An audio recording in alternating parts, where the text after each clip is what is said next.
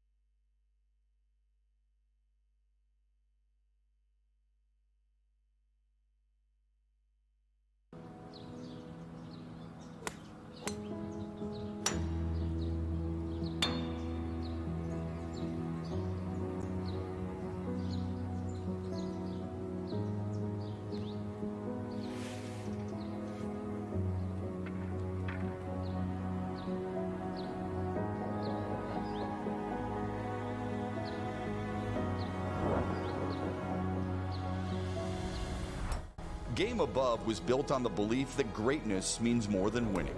It means creating opportunity, telling powerful stories, and strengthening communities through sport. Across basketball, golf, and entertainment, we invest in athletes and platforms that inspire confidence, discipline, and ambition in young people everywhere. Bring forth greatness is not a tagline.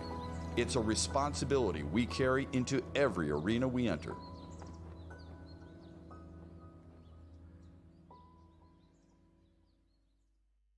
Thank you, David, the genius designer of this golf course 8 years ago. It is a wonderful venue here for this Game Above Invitational. 3 rounds of golf over 2 days. I'm David Marr with Taft, Gant, and Taft. We've got a great broadcast team with us, a major championship winner, the Women's British Open winner of 2020, Sophia Popoff, with us out on the golf course, as well as Bobby Goldstein, and it is a great group of teams playing in this tournament. Well, David, we have 11 of the best women's teams in all of college golf, including 3 of the top 4 ranked teams, such as the host of Southern California. This is actually their host golf course right here at Rolling Hills Country Club. Great course to be your home golf course. Again, halfway through the first day, first round complete. Let's check and see what's going on the leaderboards and who stands where.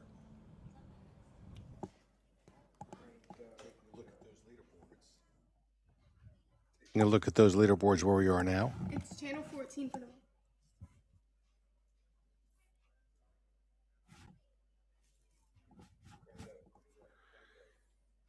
One of the two host teams, Southern California, USC, leading by 5 shots. Tulsa in second place with SMU. We'll see EMU, Eastern Michigan University, the other host of this event. Further down the leaderboard, Texas A&M, highly ranked golf program, through 4 holes today, 8 shots back. Oregon tied right there at 4th place. And Arizona, 16 shots back, but tapped. Anything can happen in these collegiate golf events that can turn around in a hurry. Oh, yeah, David. And the course is only getting harder out there as it starts to warm up. The players have been at it all morning. Tee time started at 7:50 a.m. local time, and they didn't have too much time to take a breather, grab lunch, grab some water before they had to head straight back out onto the course for the second 18 of the day. And you get 2 rounds of golf today. Tomorrow you end up having that 3rd round, the final round. So it's a long day for these collegiate golfers to be playing out in the sun. Southern California has been very sunny, very warm.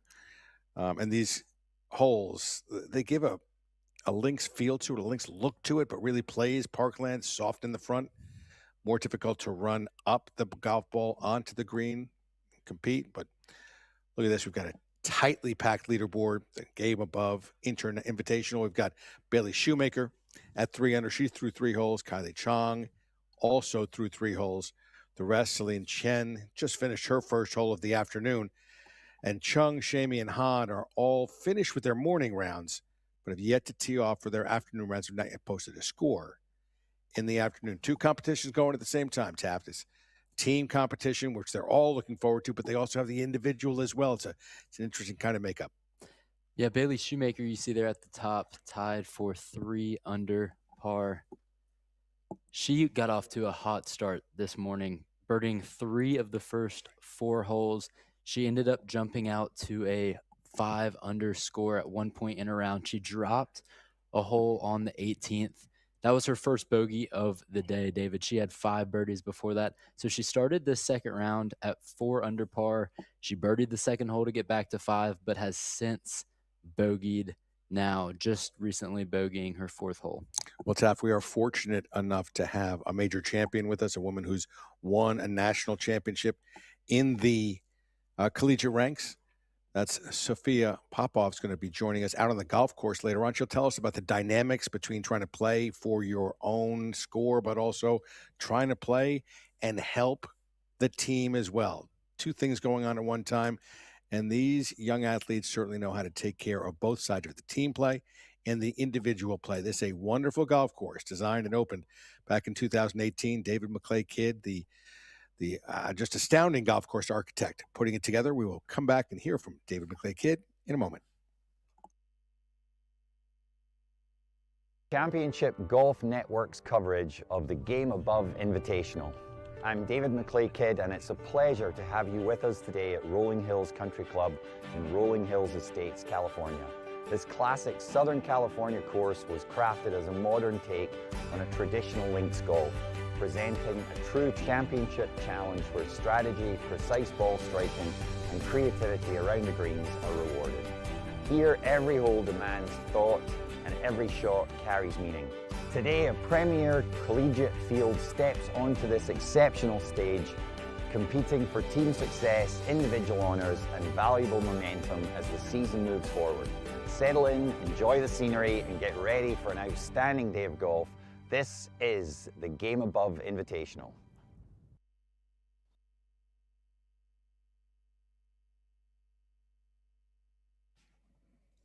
And we are back.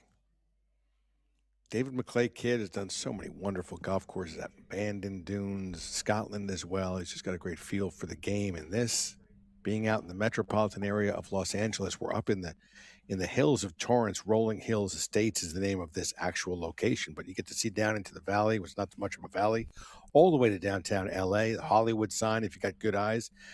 It's a pretty special place, this Rolling Hills Country Club. Are you able to spot that Hollywood sign? I actually am. Okay. I got some pretty good eyes for a 64-and-a-half-year-old. All right, good. I was just making sure you're still eating your carrots. Yeah, David Kidd said, I want to bring links golf to Los Angeles. That's exactly what he did. Just astonishing layout here. We're all guests of Rolling Hills Country Club this week, and it seems like every single person is just blown away by the setting, and to have it right here in California, it's very special. Very special because, again, you don't get to see much true links style golf here. The links land golf, links golf coming from the linking land between farmland and the beach, the sea in Scotland, Ireland, those places. So that's the specific, legitimate, ancient links land. But a lot of links type courses, Shinnecock Hills, Pebble Beach, things along those lines that look a lot like it, but you still need to play the ball in the air pretty significantly at both of those golf courses. There are some places you can run it up, and this is kind of feeling like the same thing. Sophia said it was an American links, which is a great kind of descriptor to what this golf course is and what so many others are of the ilk. Yeah, you're going to see a lot of very wide greens, wide putting surfaces. It's going to allow players to get creative in the short game department. The greens, a pure distinction bent grass, and they border right up to a very tightly mown bent grass that just makes a great image for all the golfers to say, hey, this green looks pretty big, but I need to make sure I hit it in the right spot, because if I don't, I'm going to leave myself a very long putt. Today and tomorrow on these broadcasts, we're going to see some putts from 30 to 50 feet. Players are going to have to really get creative with their speeds, with their lines. And yesterday in the practice round, we saw every single golfer out there with a putter in their hands for most of the day. Certainly how you like to play golf when it's link style, when the ground is firm and the greens are running as fast as these are. You want to be in the right position on the green. Try and give yourself the best opportunity you can to make putts or to avoid three putts, because the large greens, lots of undulation, and a fast roll to them, that'll put yourself in some pretty significant trouble for much of the day. One thing, David, when talking with USC head coach Justin Silverstein, he said it's going to be just super, super important to know those yardages, know where you can use the ground to your advantage. Some of these holes on this back nine stretch that we're going to see momentarily are very expansive, but they do have features of them that will allow a golf ball to roll down back onto the green and give yourself very good looks. And one thing that we noticed this morning, we saw it with that team leaderboard that we opened the broadcast with, USC jumping out to the lead at 7 under par. A big reason for that is they play this golf course a lot. This is one of their 3 home golf courses. They played all 90 holes of their qualifying out here, so it gave them a good week to feel comfortable for how the course is going to play this weekend. The other 10 teams in this field, they didn't get that advantage. Eastern Michigan, another co-host, they've played it a few times. Other than that, most of these players have only been out here for 18 holes that they played yesterday. Now they're on their second 18 of the day, so hopefully they'll start to settle in. And as we see, from whether you're coming from Colorado or the Buffaloes, wherever you're playing from, some subtle moves on these greens. And if you don't know where the moves are, it can get frustrating when you hit what you think is a nice putt, put a good stroke on it, and it ends up not finding its way anywhere close to the hole like that previous one we just saw.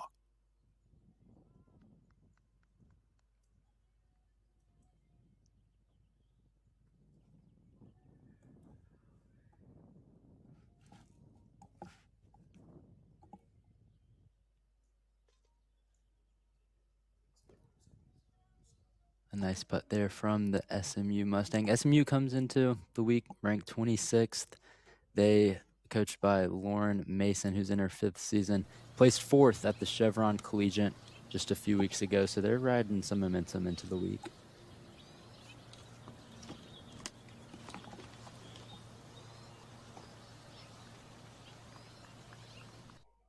We're looking at the 9th.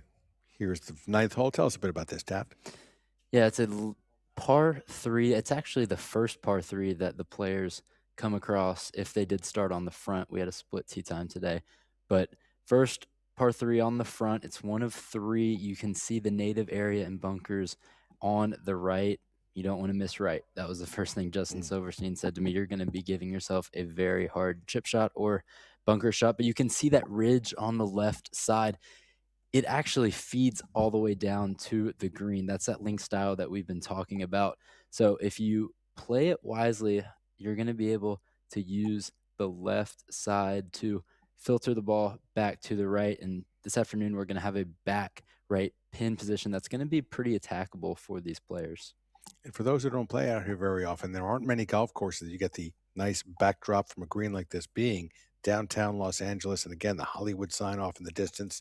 You see some houses mainly around the envelope, the outside of this golf course, not many inside the midst of the golf park itself. But wow, it's just a fantastic venue. Some great movement to all of these greens. And again, pretty hefty sized greens as far as the actual square footage is concerned. And as the players make their way to the ninth tee here, they do have that par three. You mentioned the first one they see if they start on the first hole. 3 par threes, 3 par fives on this par 72. And again, it is one that tests all manner of play. Again, distracting views as you typically find in California and some of the great courses, but these more inland views, more city metropolitan views, just a wonderful testimony to the game. And I love the fact that the golf course itself is as challenging as it is. So it's not just a great look, it's also a great place to play. And this afternoon, you're going to see the players playing from a shorter tee box. They were playing from the tips this morning. Tomorrow for the final round, they're going to be back on that back tee box. But this afternoon, they're playing from about 30 yards up, and it's going to allow this to be a much shorter hole. You're going to club down at least 2 or 3 here and hopefully see some lower scores, because this was one of the holes on the first round that presented more problems. You saw lots of bogeys this morning when I was out there just trying to figure out where to hit this green and where it's attackable. Quick little conversation with the coach will put them in a position to find out where it's attackable or what's attackable. That whole location all the way cut to the left-hand side there brings that large green into a much more narrow focus for the player.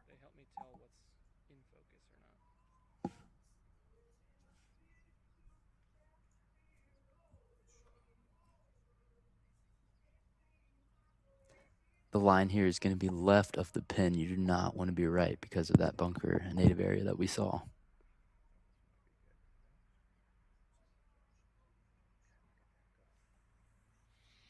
And you can see, even if you start to the left-hand side of the green, left of that whole location, the slope of this green is going to move it to the right even significantly, like that last one there.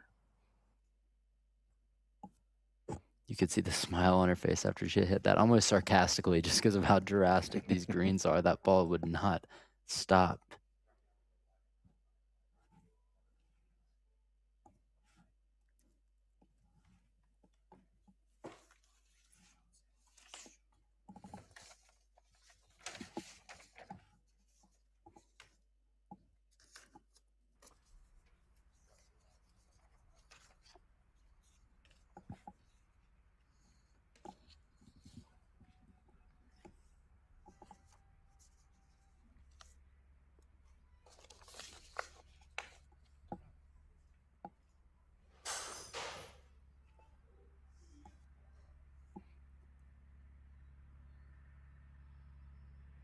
And there's nothing stopping that ball from going to that far right side of the green. You can't go too far to the left. Aiming too far to the left, you'll ricochet that ball off the slope. Won't have any chance to stop. You've got to hit a crisp shot with some spin here. You want to keep it on or near that tier where the hole is located. Got to find that happy medium. And these players, just like us here in the booth and you guys back home, are going to be learning this course as we go because it's such a new setting for most of the players. And as you mentioned earlier, that does not apply to USC. They play here more often, much more. But spring season's getting underway across much of the mainland. We have University of Hawaii women's team, the Rainbow Wahine in the group. Wahine is the Hawaiian word for women.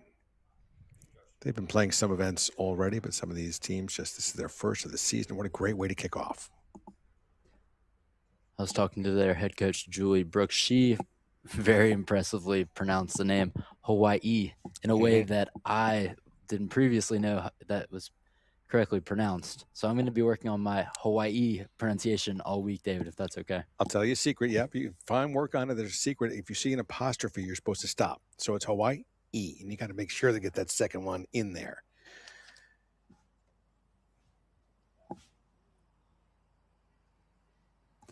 Pushcart's a good call today. Oh, it absolutely is. Yesterday during the practice round, USC and EMU, that's Eastern Michigan University, had the pleasure to hear from Suzanne Pedersen, and Adela Chernusek. Let's take a listen and a look.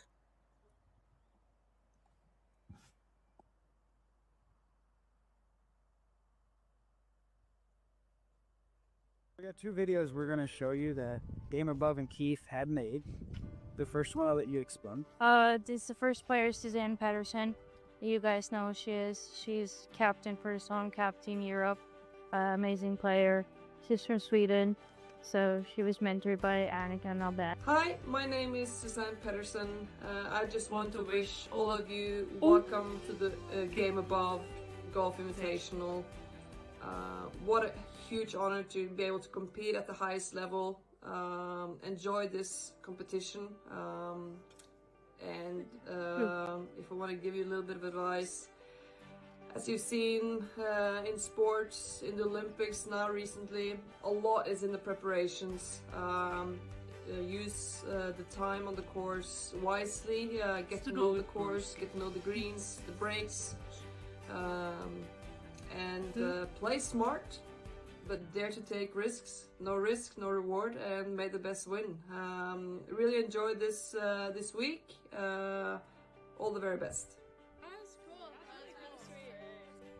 And the second lady is Adele. She won the national championship 2 years ago. Yeah, from the Testimonials. She's from France. Hi guys, it's been a few years since my national championship in San Diego, and now I'm on tour competing each week against the best players in the world. So dream big, work really hard, and honestly you can accomplish anything that you put your mind to. My college experience was amazing. It went by really fast, so make sure you enjoy every minute of it, and there is much ahead to look forward to as well. I hope everybody has a good week, and of course, as always, go Texas A&M and Giga Maggies. Adela, that's really sweet. That is very sweet to watch. She's awesome.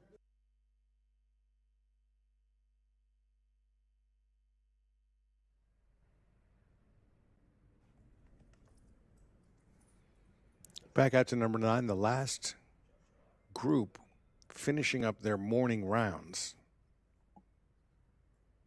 A little more than 5 hours after they started.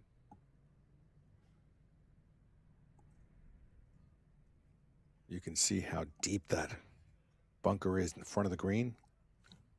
Always tough to hit those shots when you can't see the bottom of the flagstick. You know where you're going, but don't exactly get a great feel for it.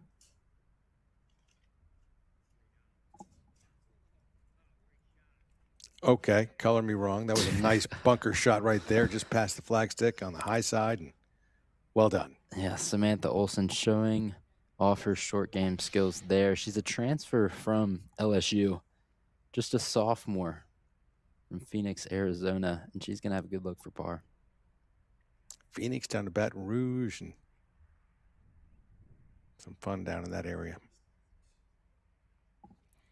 Now we'll see a lot of golfers here with this hole location. Again, this is the last time we'll see this hole location today.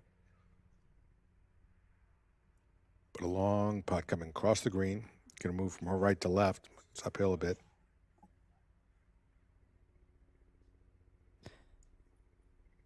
Angelica Holman, she's playing as an individual this time. She plays for Eastern Michigan, but won't be one of the 5 on their roster.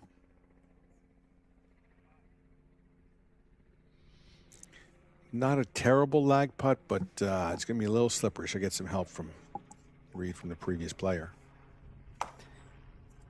And once we come back to 9 after this group, we're going to see a completely different pin. It's going to be about 20 feet further back and to the right.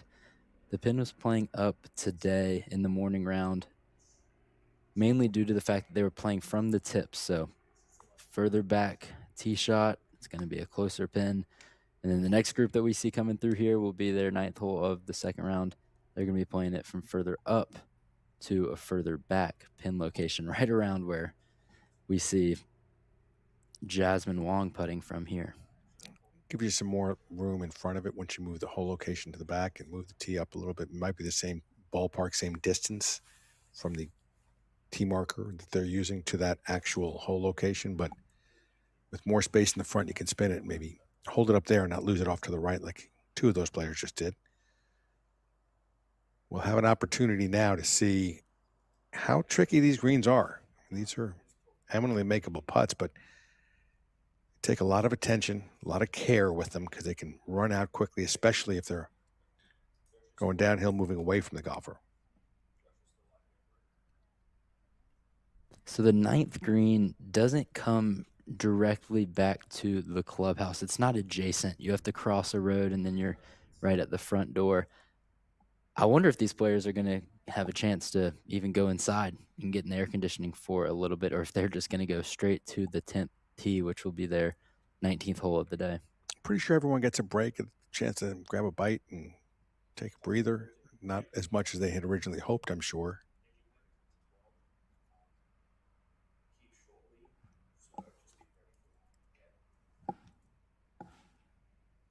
Jasmine Wong, a transfer from Gonzaga. You're going to see a lot of that from this Hawaii Rainbow Warriors squad. Transfers from other schools pretty much down the board.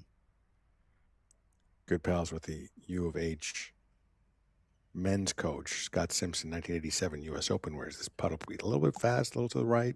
Missed it on the high side.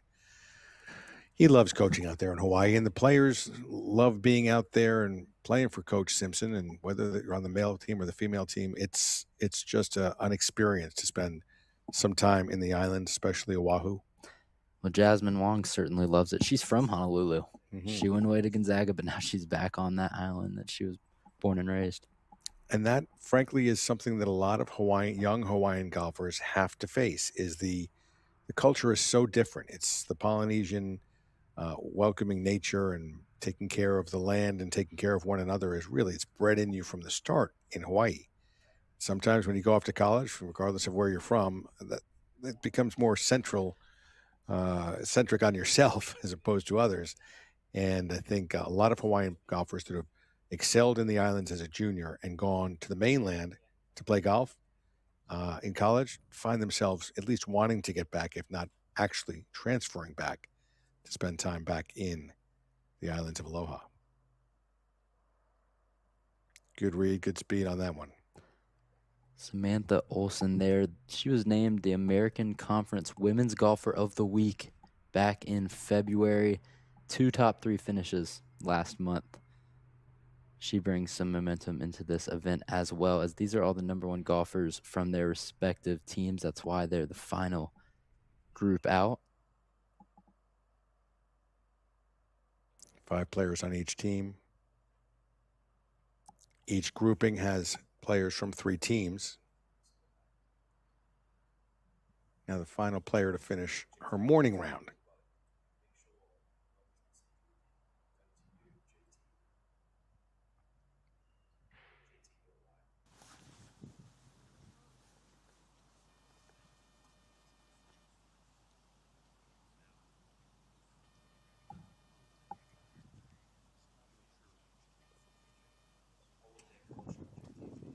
With authority there, she is ready to hopefully grab a quick bite before the afternoon round. Certainly seems to be. And it is a little toasty out there. 70 degrees. I'd say it feels a little hotter. There's not much cloud coverage, so they're going to be in the sun all day. Now we take a look at number 12. Again, in the sun all day, and again, not a lot of cloud cover or tree cover.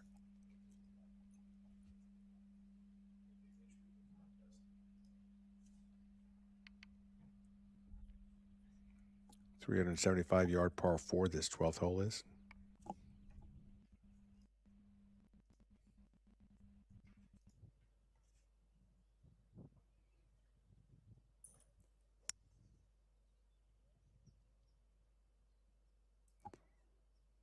You see that native area short of the green, you're going to have to carry that. Anything short or left will feed into it, or one of those two green side bunkers.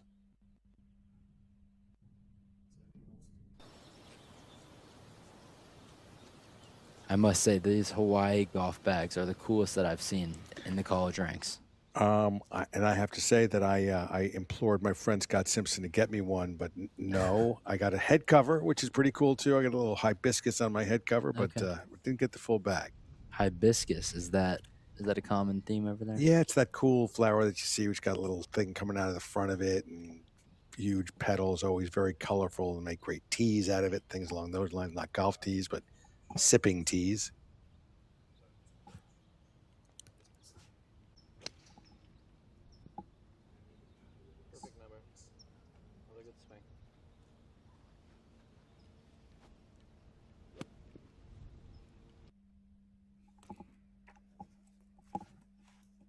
And that was Chloe Kim with her approach on the 12th.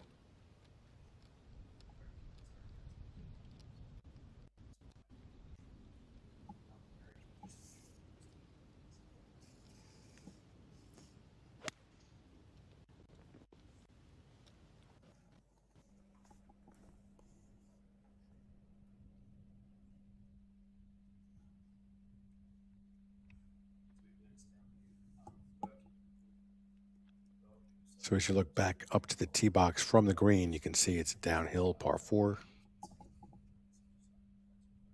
It's a shorter par 4. It's Justin Silverstein's favorite par 4 on the course, the USC head coach. It really presents a scoreable hole if you're able to hit that second shot the way you want to, but it also can bring in a lot of trouble just because it's not the biggest green complex on the course where you do see some very large, the tightly mown bent grass can expand very far, but on this one on the 12th, if you're short, you're going to be in the bunker. If you're long, you're going to be in the native area. So it's important to be as accurate as possible on that second shot. You want to be right off the tee to give yourself an angle into the green. You can see how the fairway opens up to the right. That's going to allow you to have an angle that avoids those two bunkers on the left. There's a backstop behind the green that can feed the ball back down to the left.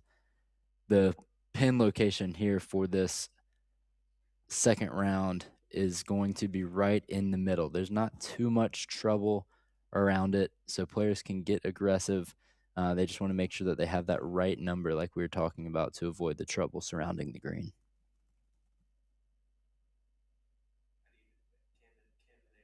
And again, not a usual view of golf holes in the Southern California area, not as parkland, but again shows the dry nature of some climate, some parts of this climate.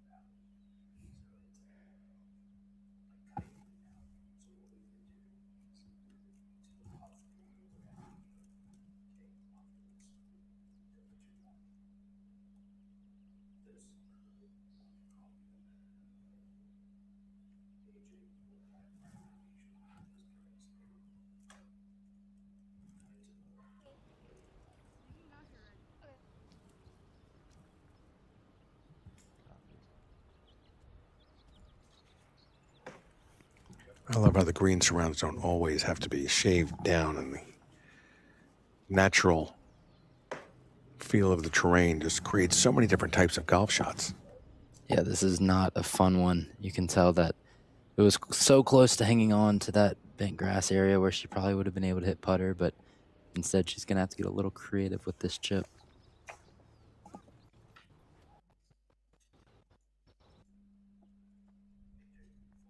And look at that ball just keep rolling.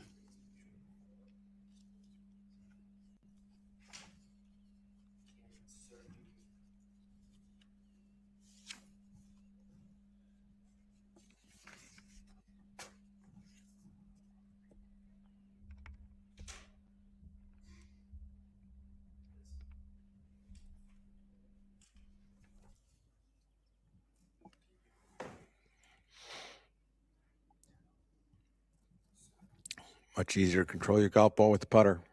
You can see where she's aiming. Just a big swing from left to right.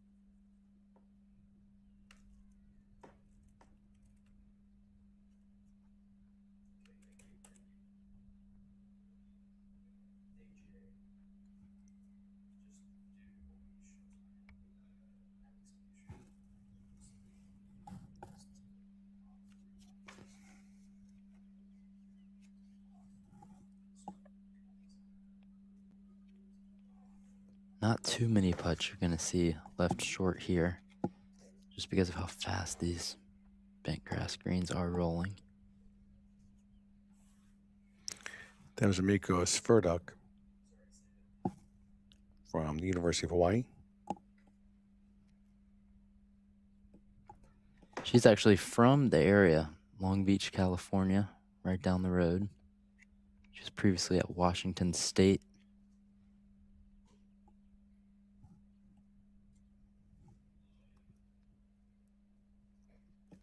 Competed in all 9 tournaments last season as a junior. She's now one of the veteran leaders of this Rainbow Warrior squad.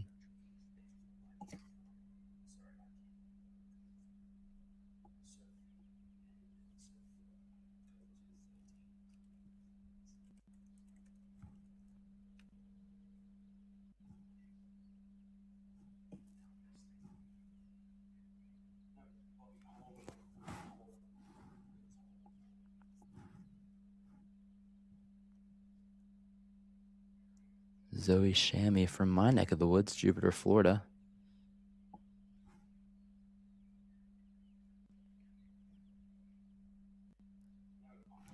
Not so sure it's a day you want to be doing the Gary Player all black. I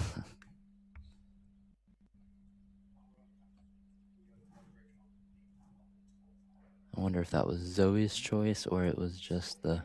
I think that's team colors. You got to go with what the team's wearing that day. But, you know, if you're Tulsa, you have some options. You have the red, you have the blue.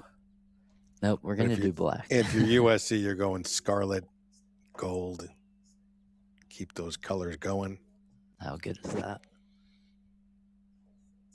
Great programs turned out. Major champions on so many different tours. Dave Stockton, Al Geiberger, Scott Simpson, Craig Stadler. Flip to the other side, to the women's side. You've got Donna Capone Burns, World Golf Hall of Fame member. Our own Sophia Popov. Mm-hmm.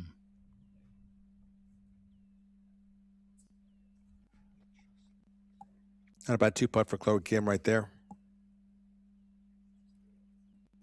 No, you'll take par on this hole, that's for sure. Mm-hmm. Reach the green in 2. A nice, easy 2 putt. Kick in par here is going to do just fine.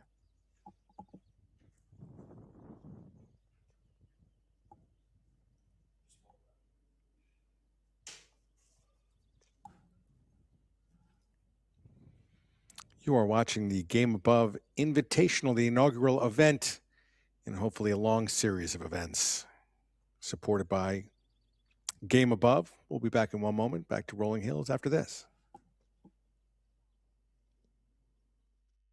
More than a degree. You want the job that comes after it. That's what we're built for. Internships that turn into offers. Professors who bring the field into the classroom. Career services that work for you. At Eastern Michigan University, real-world experience is part of your degree, with programs that have nearly 100% job placement.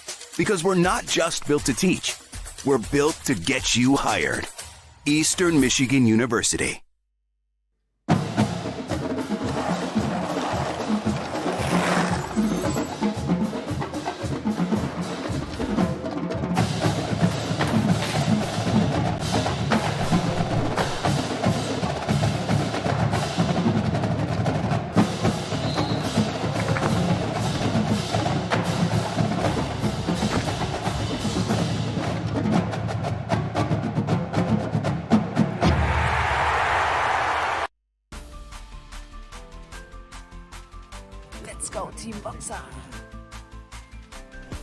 Vamos!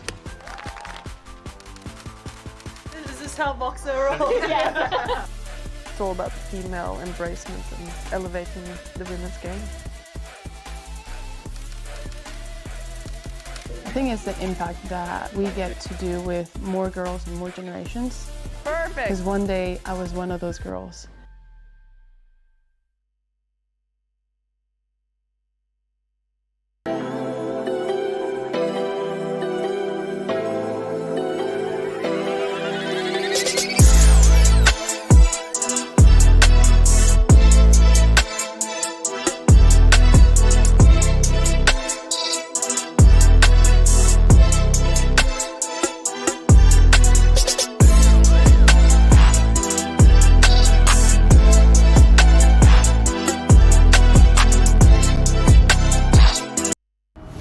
GameAbove Sports is building Motor City's next champions, Australia's finest, new traditions, elite facilities, world-class experiences, the next adventure, the next champions, the next generation. GameAbove Sports. Bring forth greatness.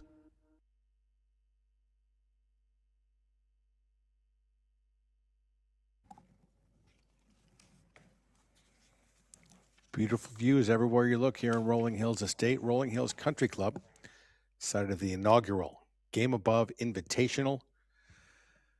The ancient Chinese philosopher Lao Tzu said that every great journey begins with a single step, and if there's going to be another great tournament in the women's collegiate ranks, there's already been a great leap so far by GameAbove, and this tournament right here.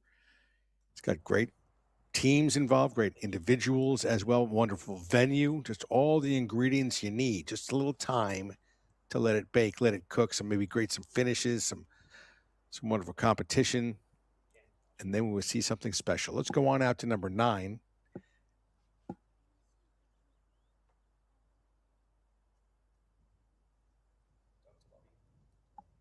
And we'll welcome in our colleague out on the golf course, out on number 9, Bobby Goldstein.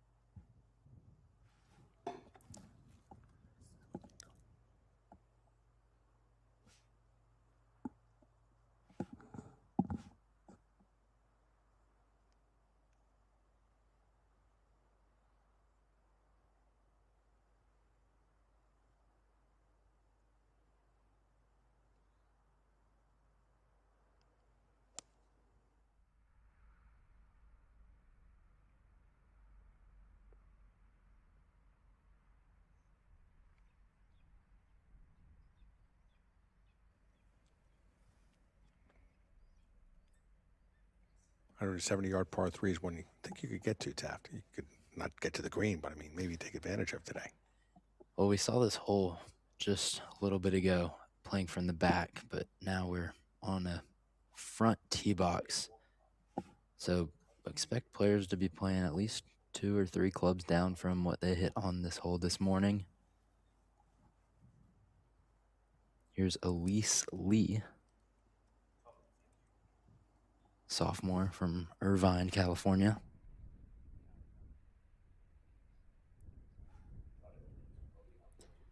Justin Silverstein said that he wanted his players to be aggressive on this pin because it's in the middle of the green, because it's playing more up. That's exactly what we saw Elise Lee do there.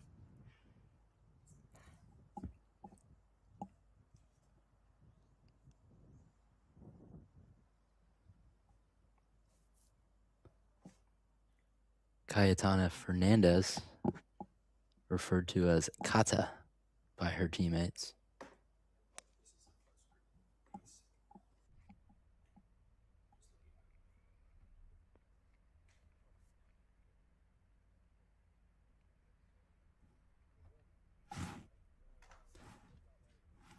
Everything moves from left to right. You have that slope to work from left of the green, and that's what Kata did there.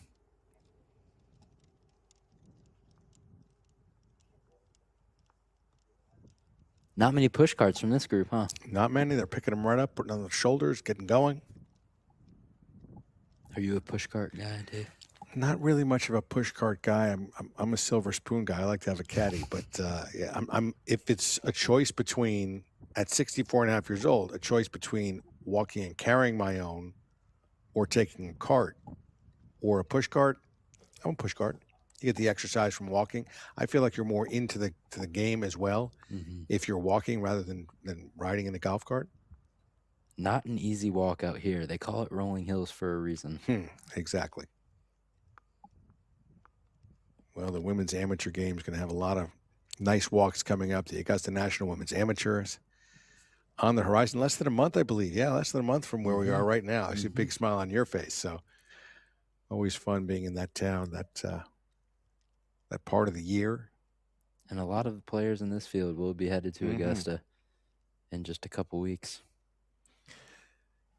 Not sure they'll all get to have too many rounds at Augusta National because you've got to earn that final round. Got to make the cut.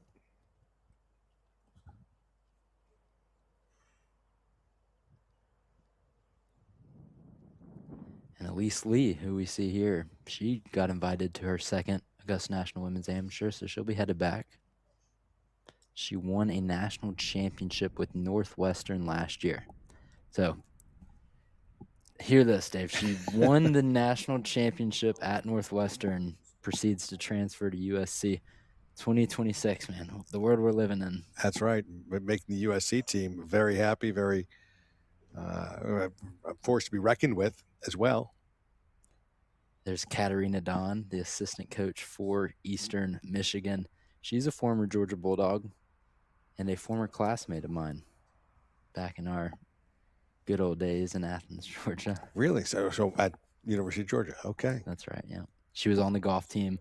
I was studying journalism, so I actually covered a lot of her collegiate career. Now she's back with head coach Josh Brewster, who was the Georgia women's coach before joining the Eagles. Looks like the Eagles are trying to step their game up as much as they can, and with the current, I guess, culture going on in the game in all the different games of collegiate sports, make a couple of good moves, the right moves, and you can find yourself a force to be reckoned with. So not a coincidence that Katarina Don is with this group. She is right now with her freshman, Matilde Zucchi, who's about to hit her putt. They're from the same home club back in Italy. Wow.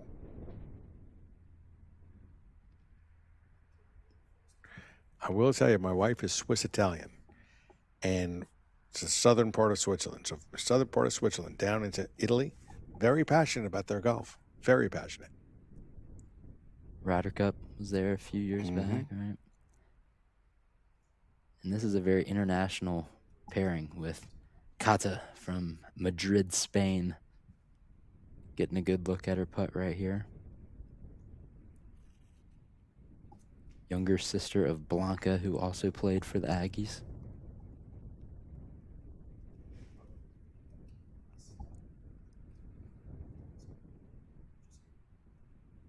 Speaking of the Augusta National Women's Amateur, she'll be headed back for her fourth one of those in April. Shot a final round 71 in 2023 to finish in fourth place. Oh. Just a brutal lip out there. But she'll still have a putt for par.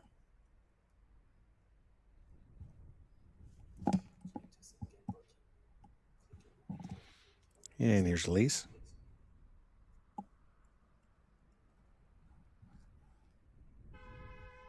She'll have a good chance to go back-to-back as a national champion playing for this Trojans team. Like I mentioned, she played for Northwestern last year, won the national championship there, and now she's on another highly touted golf squad.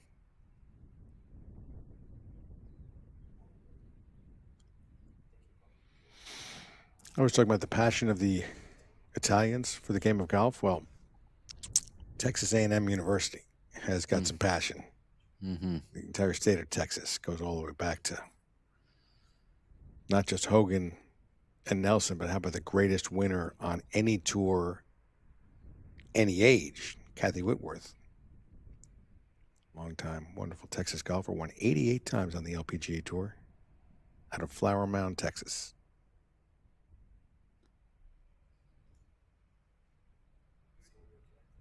You can see that strong pride in Texas with this Aggie squad here in California. I've seen a few fans, alums out on the course this week, watching their girls. Let's go down to Bobby.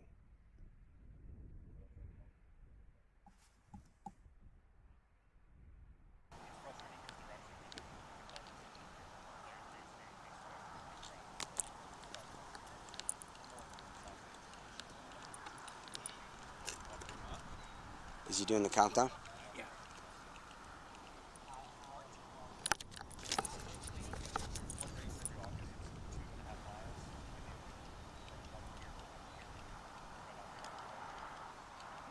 All right, what?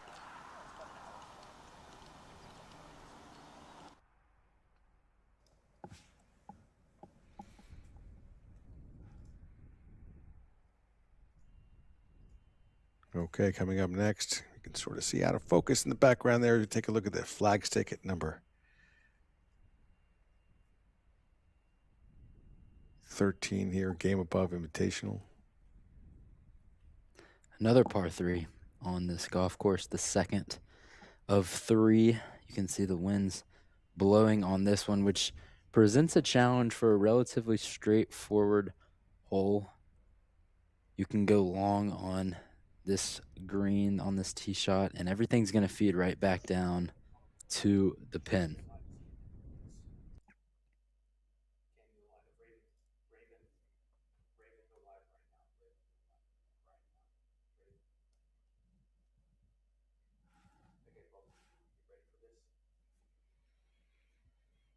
It's a beautiful day here in Southern California. Great day to play some golf. Great day to see some of the best women programs in the collegiate game out here showing their wares early in the spring season. Back to number 13 on the tee from USC, Sarah Hammett. The freshman from Gold Coast, Australia. She has made her impact felt quickly on this Trojan squad. Did not take her long to get settled. Bailey Shoemaker, a veteran for the Trojans, was injured this past fall, so Sarah Hammett filled that void and filled it well. She has been playing excellent golf since joining this USC squad.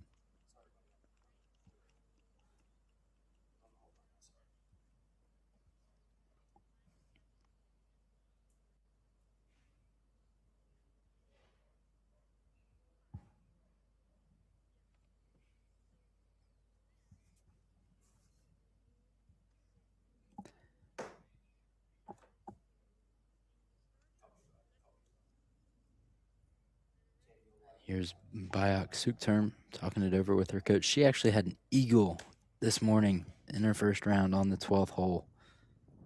Good going. Not too many of those out there just yet. But maybe we'll see one here. An eagle, a.k.a. a hole-in-one. How special would that be? It would be special. As fast as these things are running, oof. And you don't get many chances with only 3 par 3s, too. You really do not. The third par 3, which we'll get to later on, the 17th, that would probably be the most likely to get a hole-in-one on.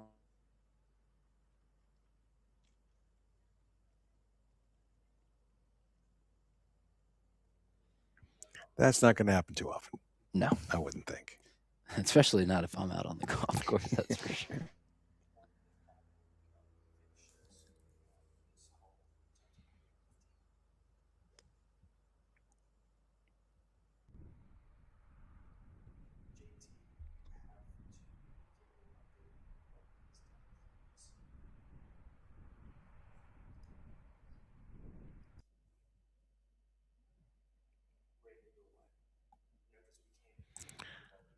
third member of this group from Texas A&M, Sky Sudbury. Sky is a proud Aggie. She's from Woodlands, Texas. She's been a member of this program since she was a freshman, and she has just seen steady growth throughout. Just a very persistent golfer. Stays at her game every single day, continues to get better.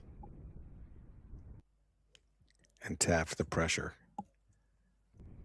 from a Texas athlete to choose UT, University of Houston, Texas A&M. I mean, there's a lot of pulls and tugs going on in that SMU. There's so many different places you can go.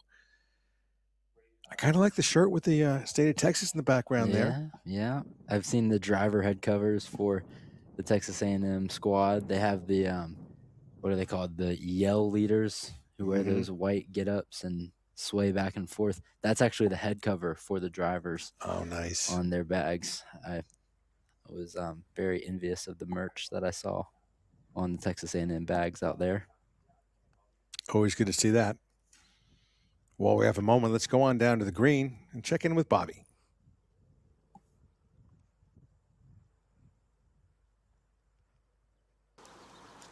So we got to walk over this way.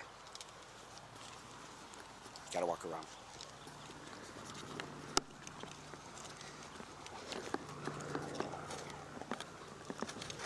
Hey guys, Bobby G here, down on the 9th green. The group that just came through was Elise Lee from USC, Matilde Zokchi, and Katiana Fernandez from Texas A&M. All 3 pars to start off our coverage here today at the GameAbove Invitational. 3 now, there are no balls on the green. So it's going to be a really fun hole to watch. Really excited to work with you guys. Back to you.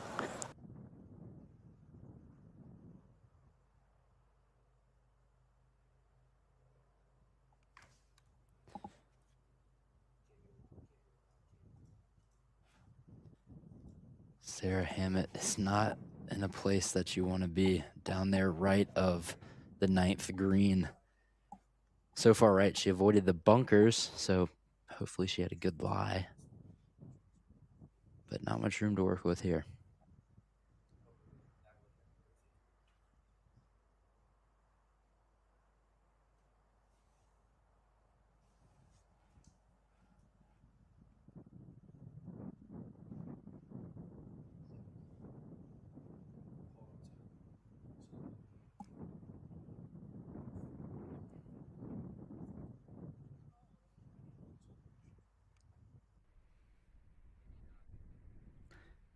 And that green does slope from left to right, so she was going into a little bit of a slope there.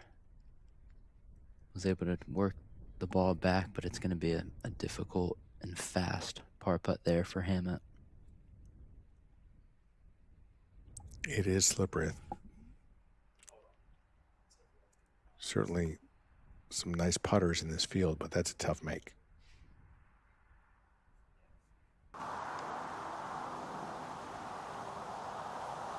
And look at this lie for Sudbury. 1 foot in, 1 foot out of the bunker. She made bogey on this hole this morning.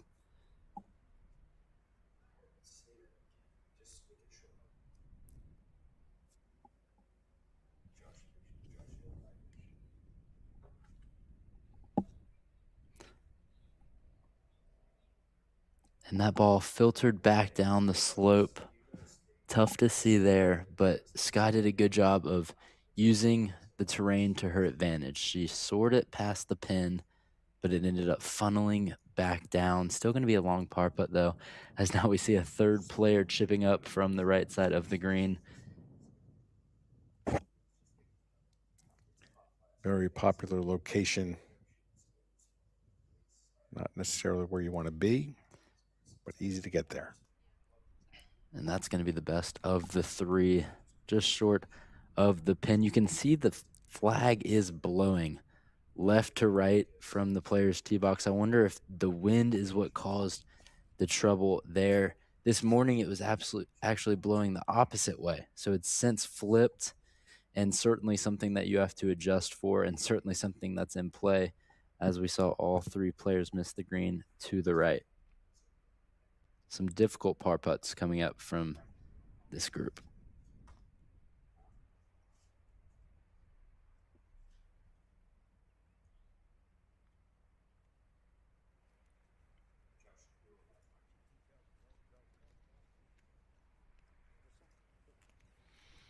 We saw earlier in our broadcast how hard or how fast the putt was coming down this hill, or how slow they were going back up this hill. Again, going to be some very ticklish putts here. Good length, but still good speed.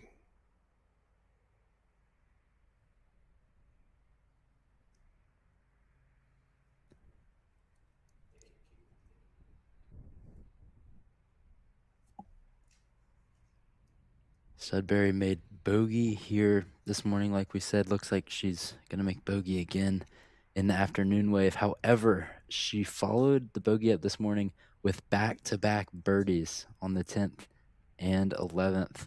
So you never want a bogey, but maybe it's going to remind her of what she did this morning and can turn it into a 1-under stretch through the 3 holes. Sparked her on to get a couple of bounce backs. Now Sarah Hammett.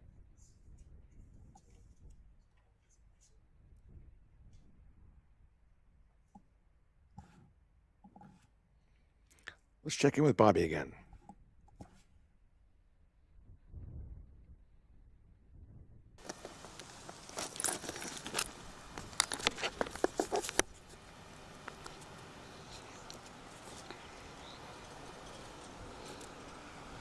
Thanks, Doug. Thanks, guys. I am back on the 9th green. Dave and Taft, I don't know if you saw these approach shots or not. I apologize, but I can tell you that there was not a single ball that landed on the green. All 3 players are struggling to stave bogey.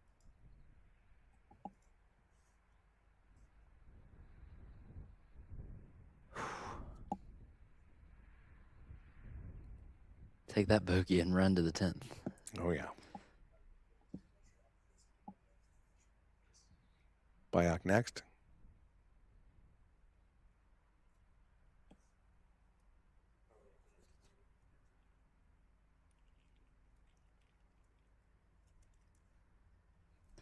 The junior from Thailand. She's had a interesting collegiate career, has gone from place to place, starting at Barton Community College, then transferring to Lindsey Wilson, where she was for 1 season, now in her 3rd season, and with Eastern Michigan. A great putt there.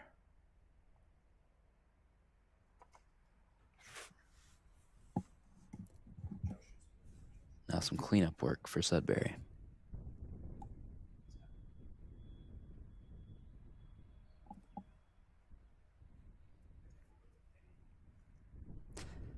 Two bogeys and a par from that group. A very difficult 9th hole. Very difficult indeed. Game Above had the opportunity to chat with one of the co-hosting team's head coach from USC. Here's how that went.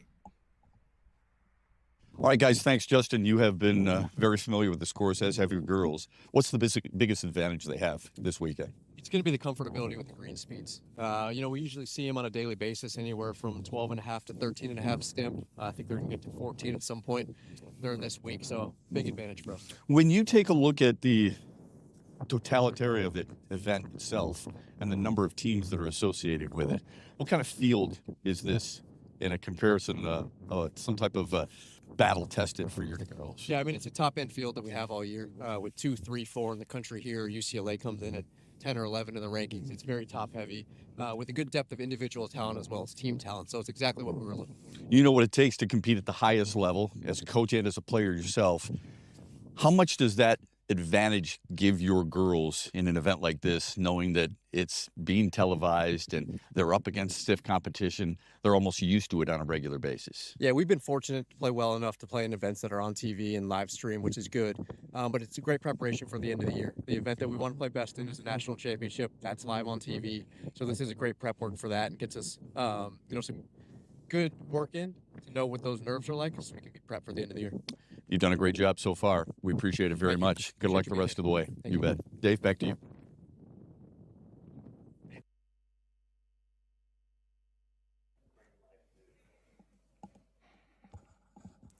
So many great vistas here in the hills of Rolling Estates. Rolling Hills Estates, the name of this town. Beautiful beyond those houses. More of this valley stretching all the way out to LA, Los Angeles, and the hills, the Hollywood Hills. You'll see the Hollywood sign off in the distance. All from this David McClay kid, masterpiece of only 8 years old. Tell you what, Taft, this is going to become a well-known golf course, a well-known club itself. Quickly. I think the only place on this piece of property that you can beat the view that you have from the back of the clubhouse is up on that 17th tee, which we are looking at. It's one of the highest points of the property. You can see down to downtown. You can watch the Goodyear blimp flying by, and it's just breathtaking. It's interesting how spread out Los Angeles is and LA County. There aren't many places in LA County where you get a chance to really get on top of the Griffith Observatory up by the Hollywood sign, to get a chance to see just the expanse of Los Angeles. This is one of those places. Man, just a great view looking back to the 17th tee, the third and final par 3.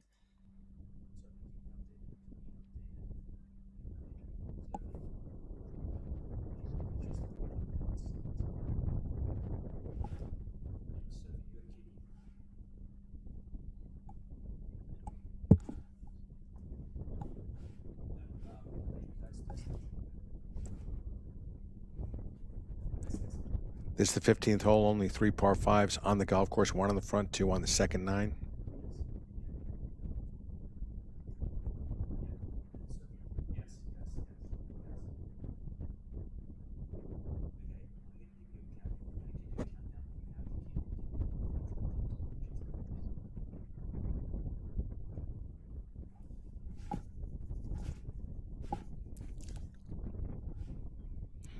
Nice putt. We have the opportunity of sharing our broadcast with a major champion, halfway between Henrik Stenson's win at Troon in 2016 and Xander Schauffele's in 2024. It was Sophia Popov who won her major championship at Royal Troon back in 2020. She also played for USC at college, not just a Trojan, but a national champion. Twice runners-up as well, so that was a strong team with Sophia. She sees one of her, well, I guess they're not teammates really. She's an alma mater. She's at her alma mater. She's an alumni, but seeing that missed putt, let's go on down to number 15 and welcome in Sophia Popov.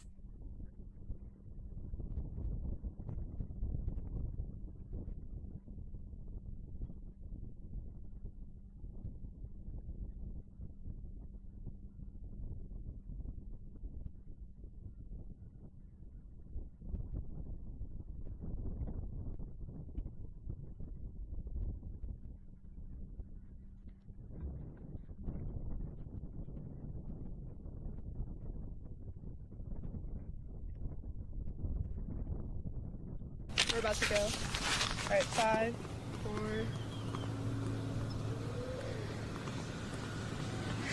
Hi, Sophia Popov here, and I'm on 15. A super fun par 5 reachable downwind today. Looking forward to a lot of groups coming through here and seeing some great action, especially as the last groups come through with the leaders. And excited to give you guys some intel, some input, and I'll see you for the rest of the remainder of the round. Back to you guys. 3, 2, 1, done.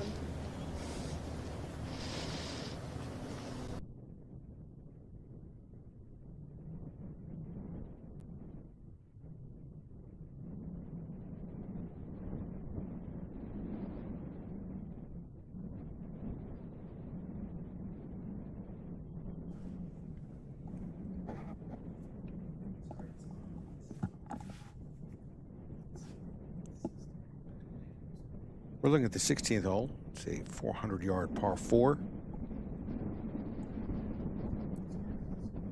As far as par 4s are concerned on this golf course, only one longer, number 8.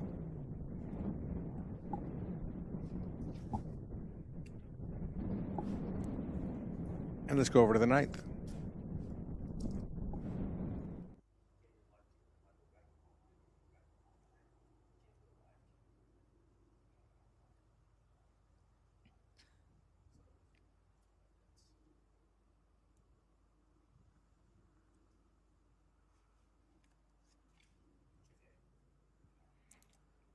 I believe that's Bailey Shoemaker. It's one of the Leoval twins there on the left. Oh, it is. It'll be our mission to find out which one it is. There's Bailey Shoemaker on the green.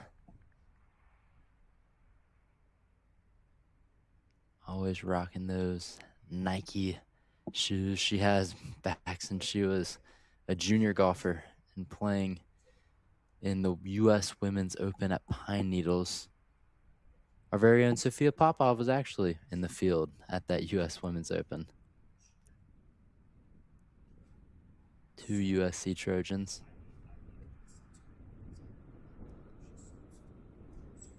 Bailey Shoemaker has had a share of the lead for almost the entire day. It's a great putt there. You can tell that she is walking with confidence now. That is a confident gait. I know Justin Silverstein is excited to have her back in his lineup. Missed the fall with a wrist injury.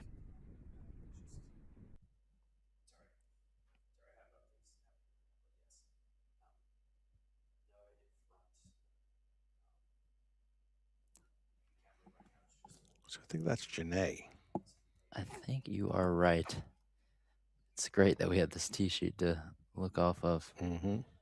Because it is very tough to tell the difference between Janae and her identical twin Jasmine, both transferring from Long Beach to Eastern Michigan this past offseason, and just what an acquisition from Josh Brewer and the Eagles.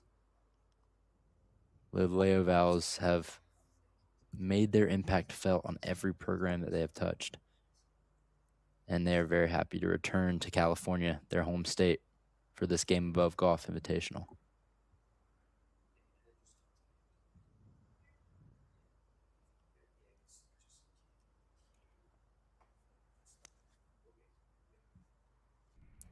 Kylie Chong.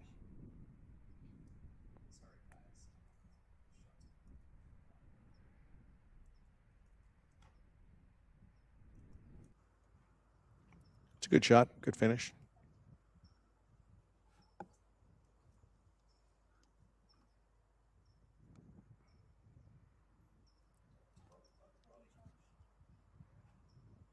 So a pair of California natives with Leoval and Chong, and then Natalie Yin from neighboring state Oregon on the tee. Neighboring, but a long way from SoCal. That is right. Beautiful part of the world here on this West Coast. And a great line by Natalie to go left of the pin. And she's going to have a birdie look on this 9th green, which we have not seen many of. It's a rarity for sure.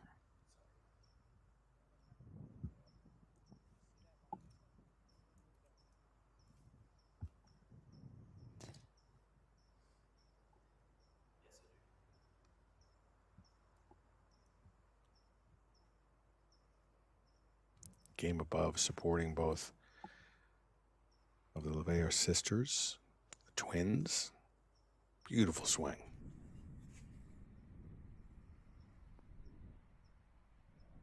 Oh. Going right at it. She's got some game. A MAC co-golfer of the week. Can you guess who was the other MAC golfer of the week with her? Let me think. Do they share like 100% DNA? Yep, her and Jasmine just last month after an incredible performance at the Allison John Wallace Women's Golf Classic. Janae finished in a tie for 4th there, one of 7 players in the field to shoot even par or better across the 3 rounds.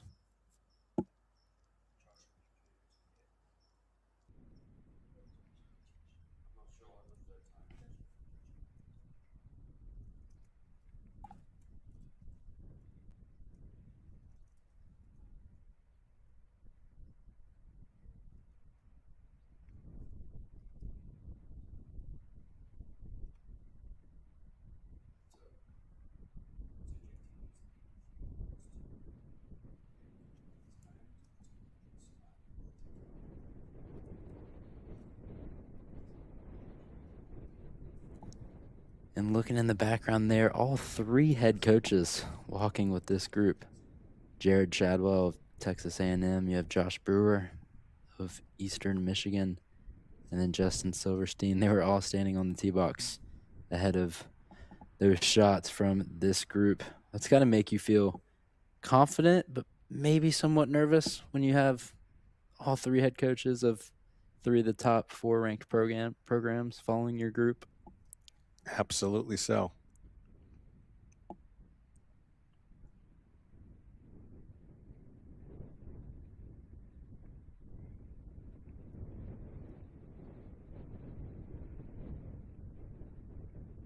Conley with a good look.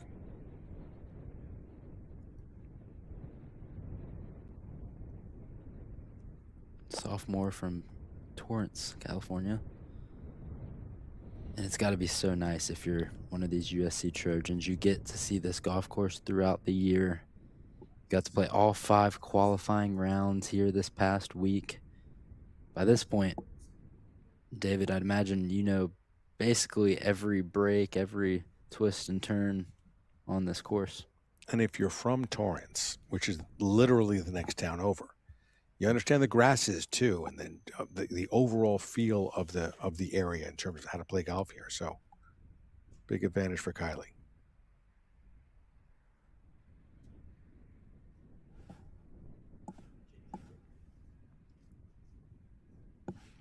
While we have a moment, let's check in again with Bobby.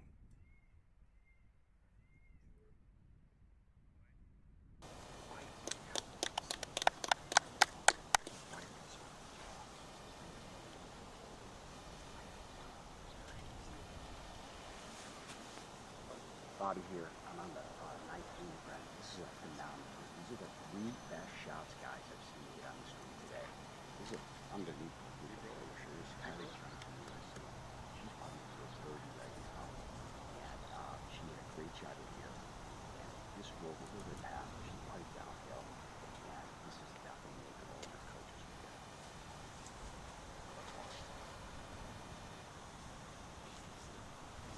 Looks really good. Oh, just 2 other players in this group real quickly. There's Janae Rioba from Eastern Michigan. She now is up for 40. Her coach is with her as well. These are the 2 most girls guys in Eastern Michigan. They are battling out on this course big time. Both have beautiful big cuts. And the last player is Maddie Young from Texas A&M. So, thanks. Back to you.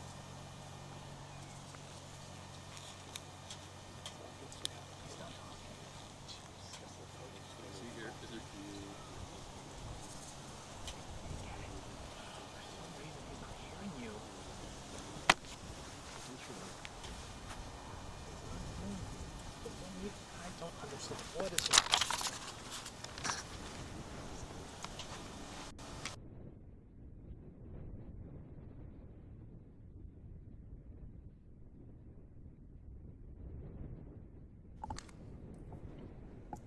And now Janae. Oh, great birdie there. Coming off the double bogey on 8. Just a great way to respond, and she's sending her love back to her identical twin Jasmine, who's watching from afar on the tee box. Was that love, or was that, hey, sis, I made a little deuce right here. Let's see what you can do. Well, they said that the only person that makes them more competitive than anyone else is their sister. I guess that's how sisters work. Especially twins.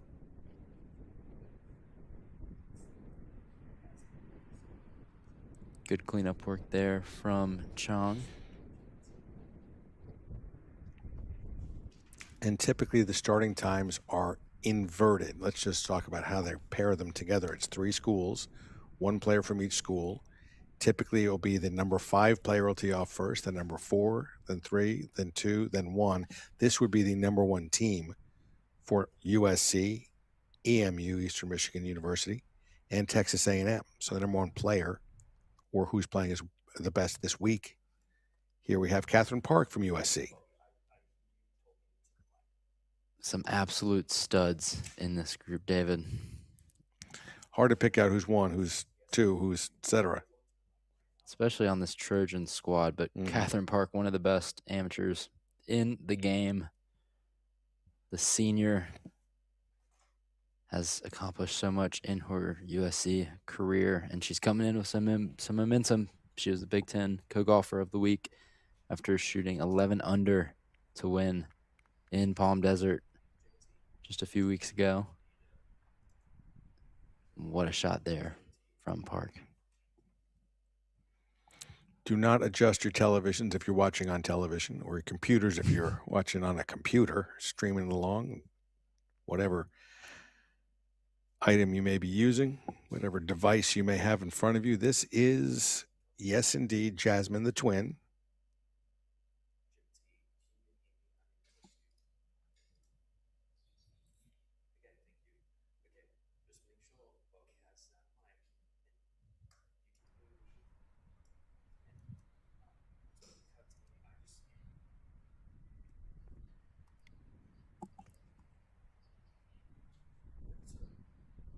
Decent position. And that ball's working in her favor there, trickling down to the right. Similar position to where her twin Janae was, isn't it? Mm-hmm. That's one of those things where it just gives telepathic energy, where one follows up the other by hitting their tee shots in the same exact spot. Let's see if Jasmine will end up making her birdies as well. Now Vanessa Borovilos. The sophomore out of Canada, she has really taken over this Aggies team, playing such good golf and really being a very strong spot for Jared Chadwell's lineup.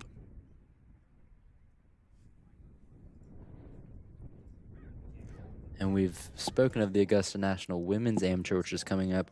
Vanessa is a 4-time drive, chip, and putt national finalist. Wow.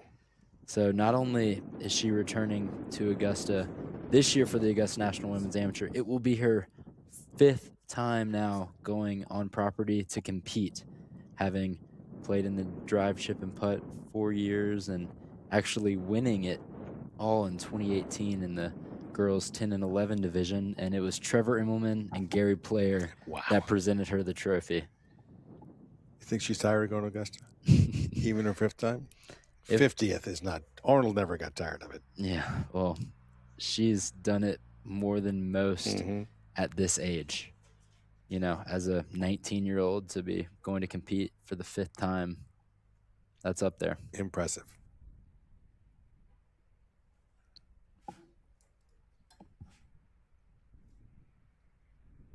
You are watching the GameAbove Invitational. Wonderful event in Southern California. Some of the top women's collegiate golf teams competing, 11 total teams, 3 rounds. We're about halfway through our competition, and we will be back after this. Platform golf, the only system that lets you hit full shots from uneven lies and step forward and sink a real breaking putt. No gimmicks, just the most complete simulator experience in golf.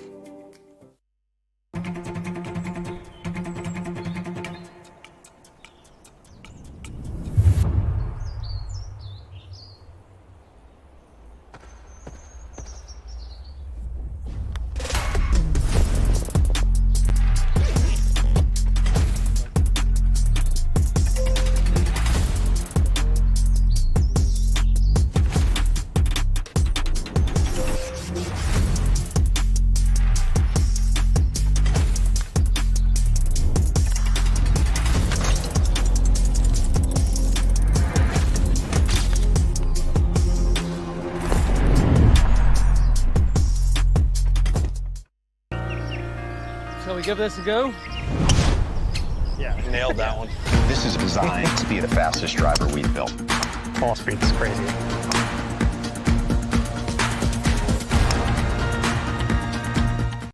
Spent the last dozen years reimagining how a golf shoe is made, feels, how it looks, and where they could take you.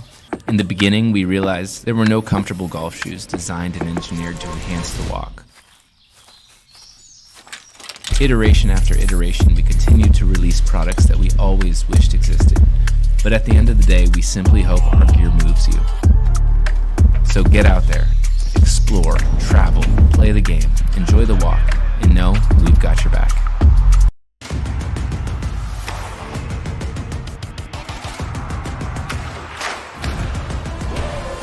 You know, every kid grows up, they want to be like Sidney Crosby, but now kind of took my money and said, hey, I want to do something post-hockey. The team right now, we're in first place overall in the league. Our goal is to be in the playoffs every year and to compete for a Kelly Cup.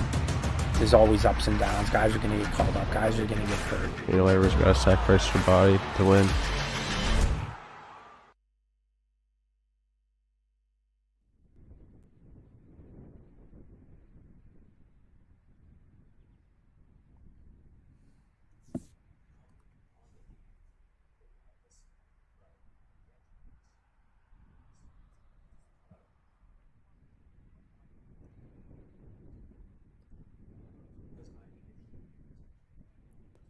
Back out to Leo Val, trying to follow up what her twin just did prior with the birdie putt on 9. Easier said than done. I think she's got a more difficult putt coming from this direction. It's going to be working to her left. It'll flatten out at the end.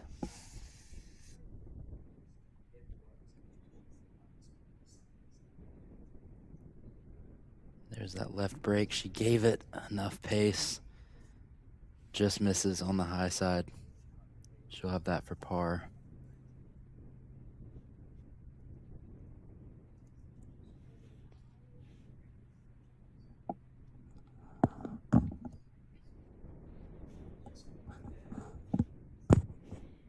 Park next to play. Her birdie putt, excuse me.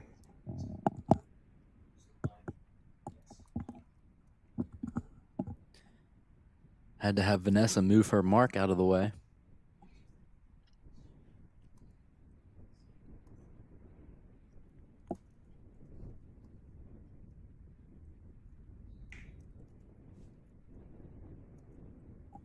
Ranked 10th in the women's amateur golf rankings.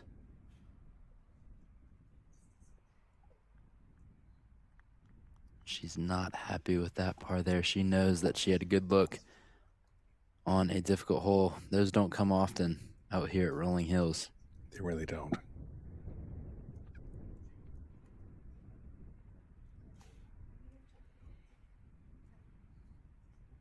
And now Vanessa Borovilos. Actually.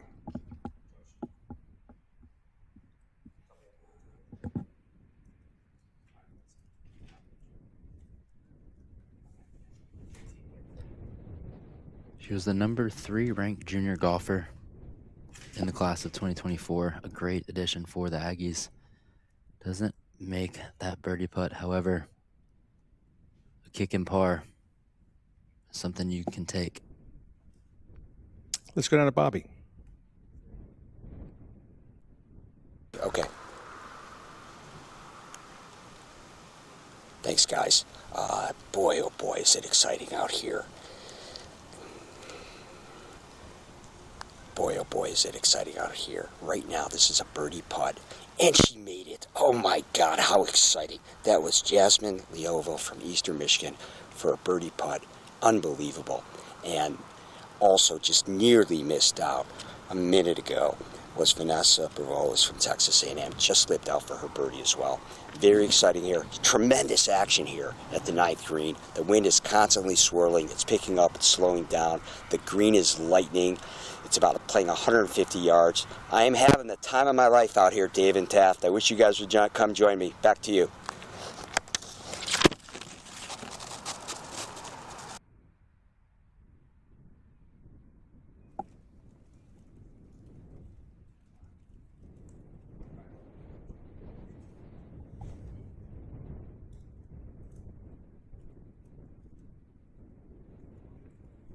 Rolling Hills Country Club, the site of the inaugural GameAbove Invitational.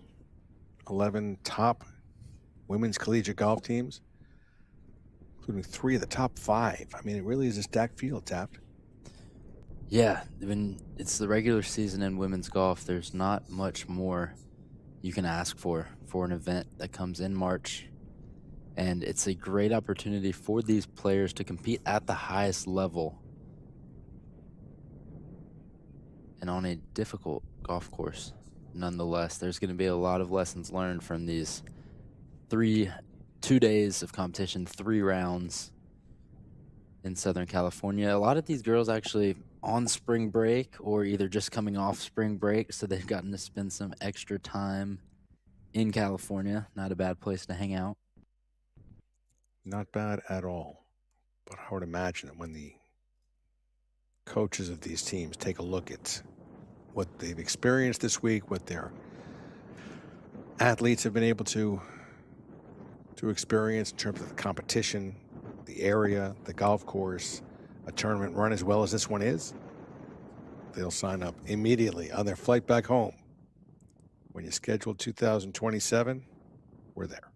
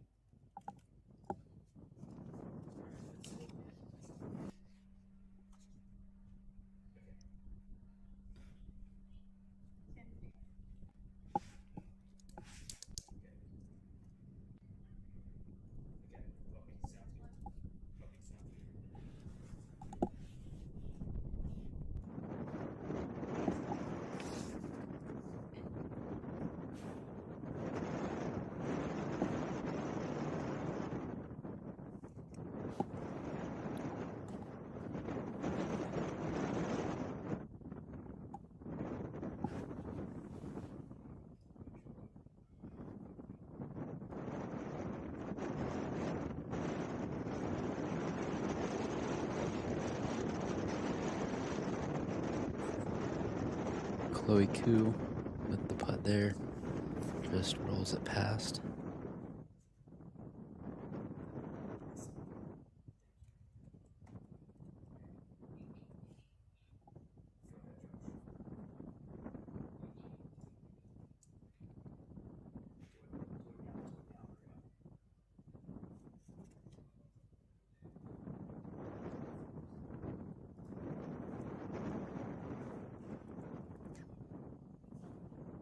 And here is the freshman from Thailand, Amy Remuang, plays for Eastern Michigan. She's competing as an alternate this week, having not made the top 5. And with Eastern Michigan being a co-host to this event alongside USC, they were able to bring some extra golfers to compete and fill in the open spots, Amy being one of them. And Amy proving her spot in this field, rolling that putt in.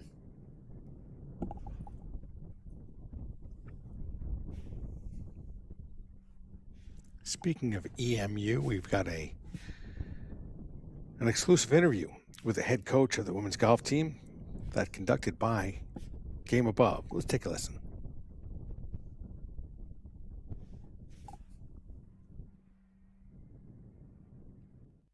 Guys, Josh Brewer has been visioning this for a long, long time, and now that it's here, how do you feel about the event? How does your team feel, do you think? I mean, I'm looking over and I see downtown LA, I see the mountains, blue sky, amazing golf course. So how can you not just be excited, and just a chance to represent Eastern Michigan and show off, how far we've come in less than 2 years of, this vision that, we saw back in June of 2024.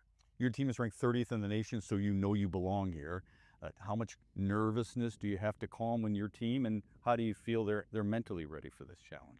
I don't think there's any nervous, just pure excitement. Again, Bayuk was just in New Zealand 3 weeks ago. I'm playing against the best amateurs in the world. Our twins made it through Q School, where they're going to see Nelly Korda in 6 months. So again, Savannah's played everywhere. So for us, we know we belong, and we've been proving that all year. People just have to get past what Eastern Michigan used to be. Your team's been out here on the West Coast for a while now, and you've played this course enough, but what's the biggest challenge at Rolling Hills for your team? It's the greens. I mean, we have tried to putt and chip as much as we can. They're amazing. They're firm and fast, but again, you just have to kind of enjoy, what they offer you. But it'll be a fun challenge, but it'll be fair, and the best team, best individuals will win. Josh, you're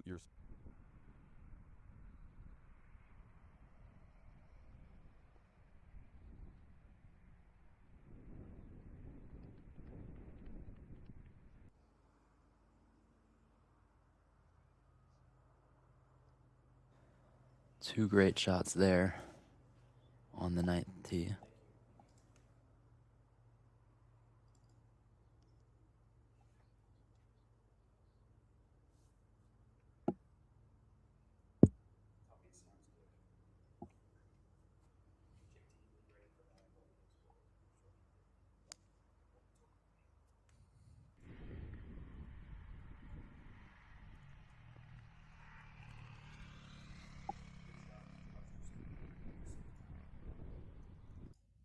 And look at that ball just keep going. There's a runoff past this green. It's a narrow green.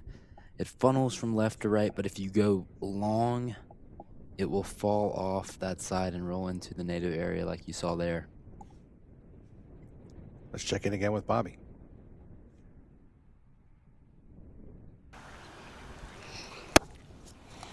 I'm ready.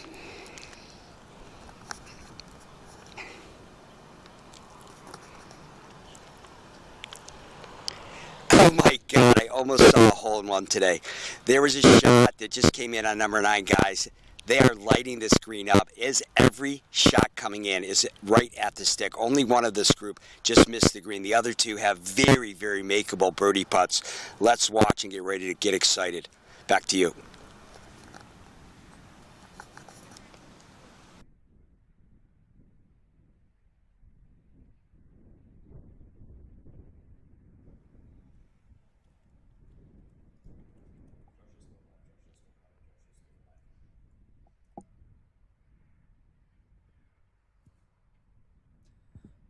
There you see Sarah Vidasek, the freshman from Naples, Florida. Interesting week for her so far.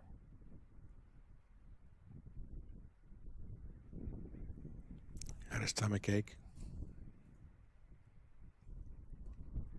Did not finish her morning round. So she found herself now not a part of the individual competition, but she can help her team, focusing on helping the team. Yeah, she was fighting through a stomach bug on the front 9. And by the time she got to the 8th hole, she had to say, "Coach, I'm not feeling the best. Let me head back in, try and regroup, and see if I can make it out for the afternoon wave," which is going to allow her to, keep earning points keep scoring for her team. Because there's only 5 golfers in a lineup. You take the best 4 scores.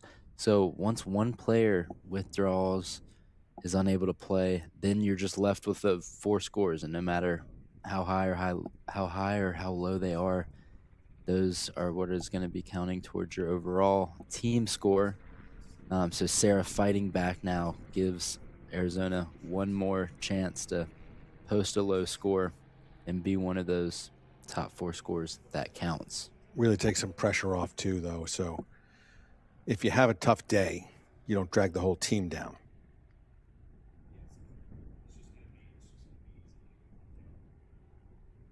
Megan Royal using the slope there to her advantage, but the ball does get caught up.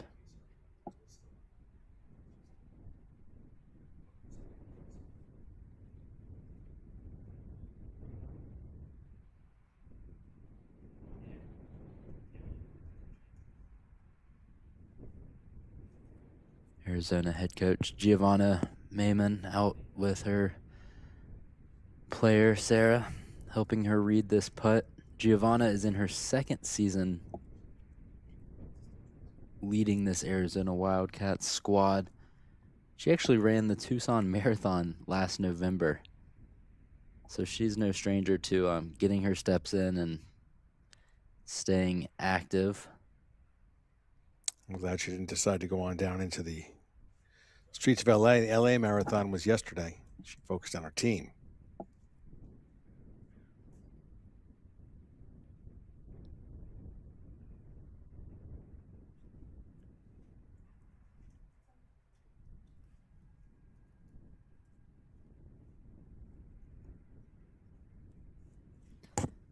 Vitasek is going to roll that putt past. She's had a good second round. She's 1 under through 8 holes, coming off back-to-back birdies on the 7th and 8th. And that would just be true resiliency for her to come out and finish this second round after not feeling well this morning. Real team player.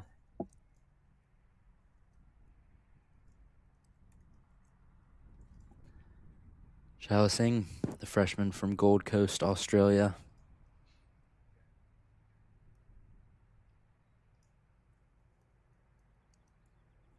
Has a bogey putt coming back. She's going to mark it.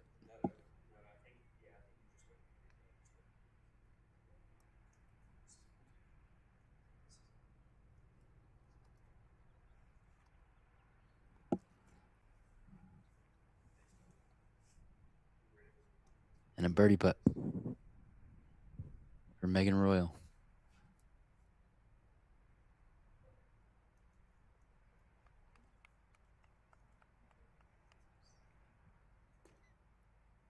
The senior knocks it in with a fist bump to follow.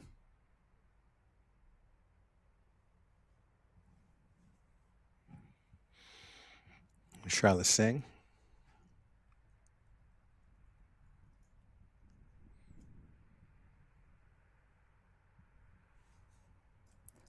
And she's a lefty. David, are you a lefty golfer? I'm not. Only occasionally when I'm up against a tree or something along those lines.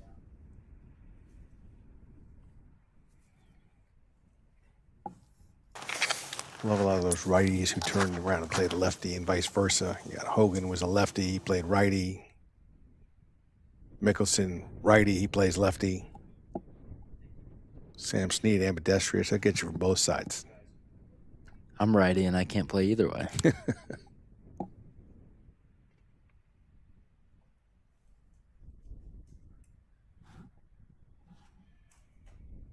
While we have a moment, let's step away. We'll be back in just a bit to the inaugural GameAbove Invitational. The True Slope platform, with real-time ball tracking and full integration with the top simulators in the game. Platform golf doesn't just simulate golf, it replicates it, with every lie and every roll. I spent the last dozen years reimagining how a golf shoe is made, feels, how it looks, and where they could take you. In the beginning, we realized there were no comfortable golf shoes designed and engineered to enhance the walk. Iteration after iteration, we continued to release products that we always wished existed. But at the end of the day, we simply hope our gear moves you. So get out there, explore, travel, play the game, enjoy the walk, and know we've got your back. Let's go, Team Boxer. Vamos! Is this how Boxer rolls? Yeah. It's all about the female embracement and elevating the women's game. I think it's the impact that we get to do with more girls and more generations. Perfect! Because one day I was one of those girls.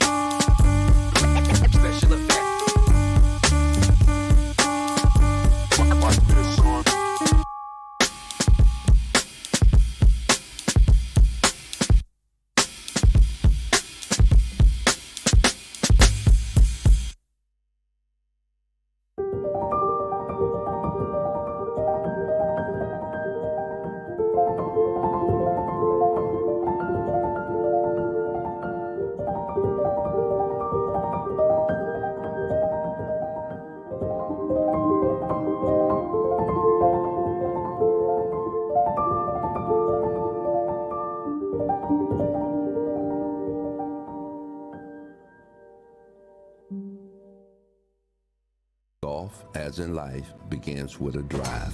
You aim far, swing with purpose, and chase success. This game, this life, starts with your drive. Are you ready for greatness? Game Above, bring forth greatness.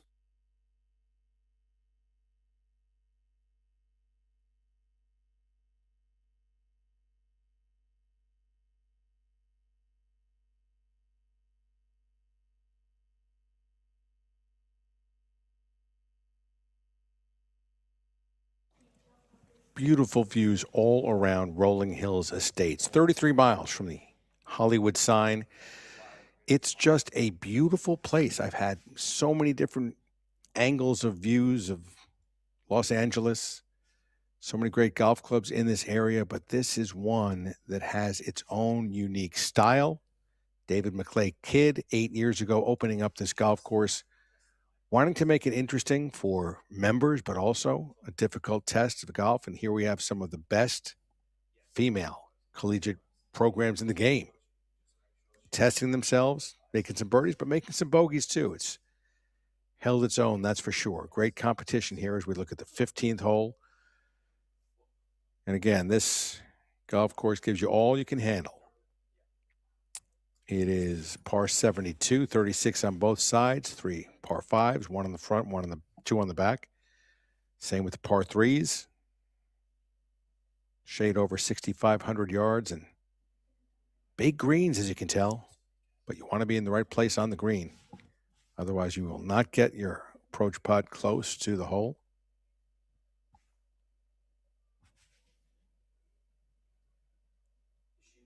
And water can come into play wherever you look. Eastern Michigan University and USC, University of Southern California. The co-host for this event, USC, this happens to be their home course. DMU, their home course, may still be under some snow, but springtime is on the way, Taft, and golf is going to be played more than just in these sunny spots, Southern California, Arizona, Florida, Texas. Your area, North Carolina. Got some there? Yeah, it's been a cold winter, but certainly warming up.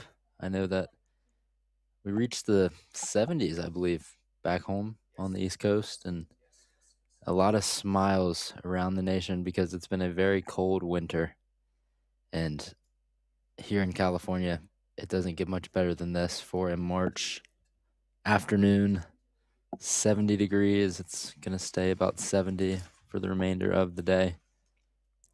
And early in the spring, when these athletes get an opportunity to compete against some of the best individual and team competition you can have, it's a great way to start off or begin the early part of their seasons. Some of these teams have already competed in tournaments, but this is this is the inaugural Game Above, but I think in the future, folks will be circling this as a date on their calendar that they want to be a part of. Not just a great place to come and spend time and experience Southern California, Rolling Hills Estates and this Rolling Hills Country Club, but also just a competition to hone your game this early. Make sure you get ready as you go towards the NCAAs. Without question. And then you look at what these players have gotten to experience off the golf course as well.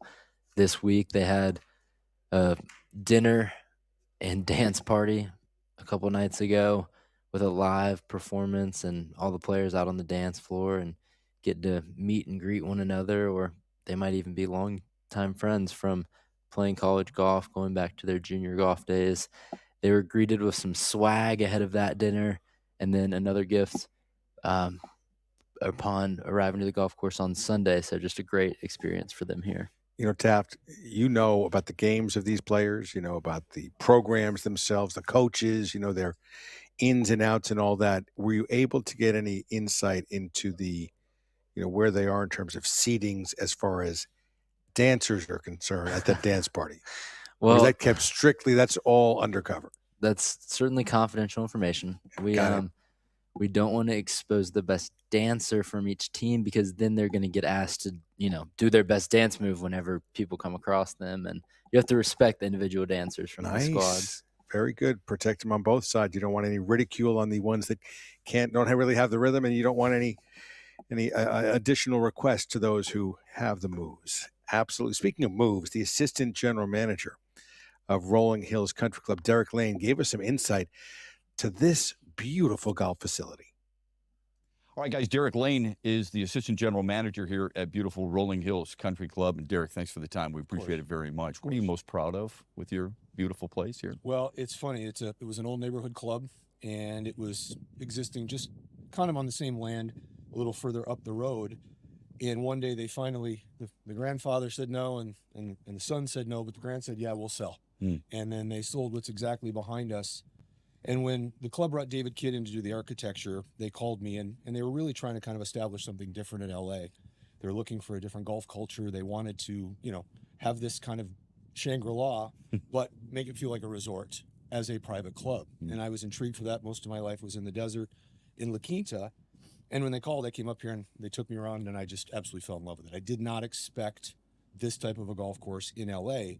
And as it's matured through our director of agronomy, Bob Voy, and the membership, and we've got a very progressive board, I can't tell you that in 8 years how far it's come. Yeah. Right? The golf club is a golf club. And even though we are a true country club, golf is the driver here. And it was important when I started, I was the director of golf, and we really wanted to stay in touch with amateur golf. That was always the point. So we were out here, and Chris Zambri, former USC men's coach, and Justin Silverstein, the current ladies coach, came up and they said, hey, this is also an opportunity for us to be something we've never been, and that's a member at a club in LA. Yeah. And so it ended up this partnership. We found a way to do this, and over time, I think the thing I'm absolutely the most proud of is our membership is just such a welcoming, unbelievably kind, but very family-oriented membership. It's not like your West LA clubs with 100, 120 years of history.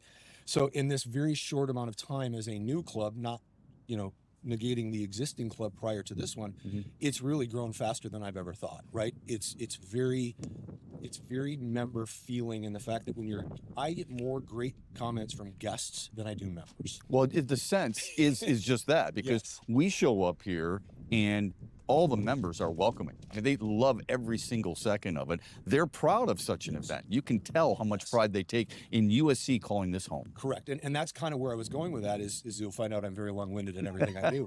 And just ask around all the other people, you'll see the same thing. But my point was just like exactly that. They've welcomed it. We're going to have this event. It's got unbelievable, it feels like a tour event, right? As you look out, there's flags and there's scoreboards and there's signage and there's all of these partnerships. And our club absolutely benefits from USC. A partnership, and we were talking earlier, a partner has to be a partner. I say that all the time, but I mean it because USC they're the #2 ranked team in the country. They have an unbelievable history. They've got 2 of the top 20 ranked women in the world playing for them that are members of ours. And if you go back, Gabby Ruffles, who was an honorary LPGA member here, she won the USAM. And think about what that does, right? And they go on television, they're saying, how are you ready for these competitions? And Justin or Gabby or Amari or Kathy Parker, all these, they say, well, we play up Rolling Hills. The speeds are 13 to 14 every day. Right. It's a firm golf course. It's wedge dominant, but a lot of time you can't hit a wedge because of their length. You got to find different ways to score and become creative. And that partnership just blossomed to the point where our members and they play all the time. As I tell every person that plays for USC, if you don't play professionally, there's going to be an enormous chance one of our members wants you to come to work for them or work with them. And it's just fostered this amazing relationship to the point where 8 years later, we're on a streaming television with you guys and everything else, and it's all behind us. And it's such a great thing, but the only thing I promise that will always be associated with Rolling Hills, we won't be that typical stuffy golf club, right? We will always be formal. We'll always be informal if it's possible, but we'll also be respectful. And that's the big thing about this. And I'm really proud of our membership because they have absolutely thrown their arms around this. And our volunteer sheet is full because they get to come to their own club and they're volunteering at their own club. I just love saying that. You should be very proud. We're very proud. We hope this is the start of a very budding and long relationship. We appreciate it very much. All right, all the best. Dave, back to you.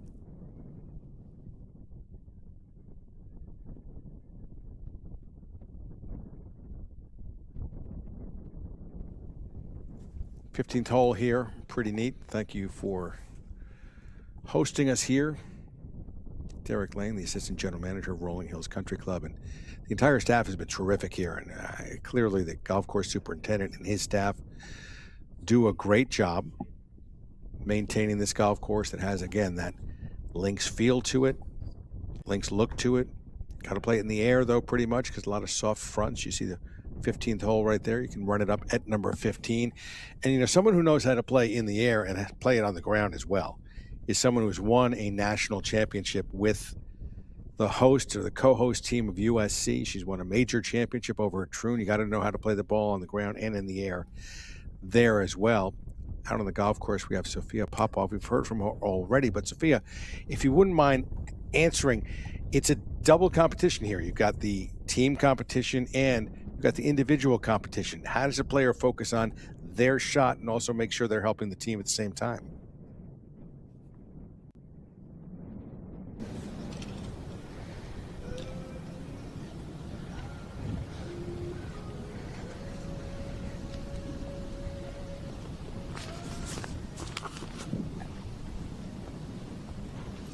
Okay, it is brutally windy right here. I'm on the 15th green, and that shot almost went in. I'm with a group of Samantha Olson, Jasmine Wong, and Angelica Holman, and actually this is huge for Samantha Olson.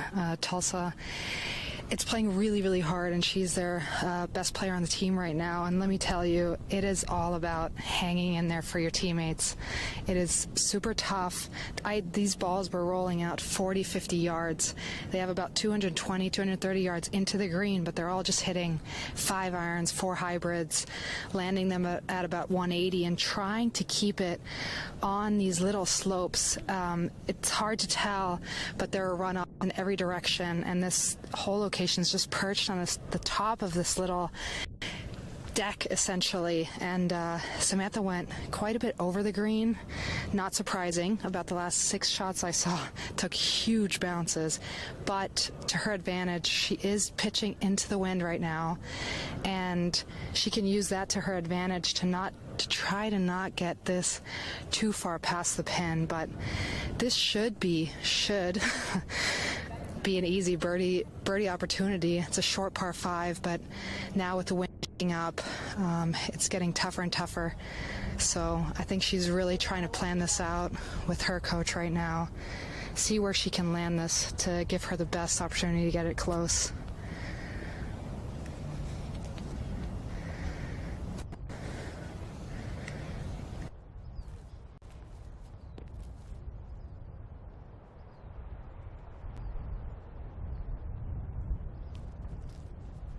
Great insight from someone who won an Open Championship, Women's Open Championship. Royal Troon. Again, everywhere you look here in Southern California, you don't see those lush greens you'll see over Riviera here. Much of this golf course feels like it's a link-style course, or this hole playing downwind and down breeze, as Sophia told us. Players landing at 40 yards short or so, letting it run up. Trying to avoid some of those runoffs. Samantha with a decent first part of her up and down. See if she can get in there.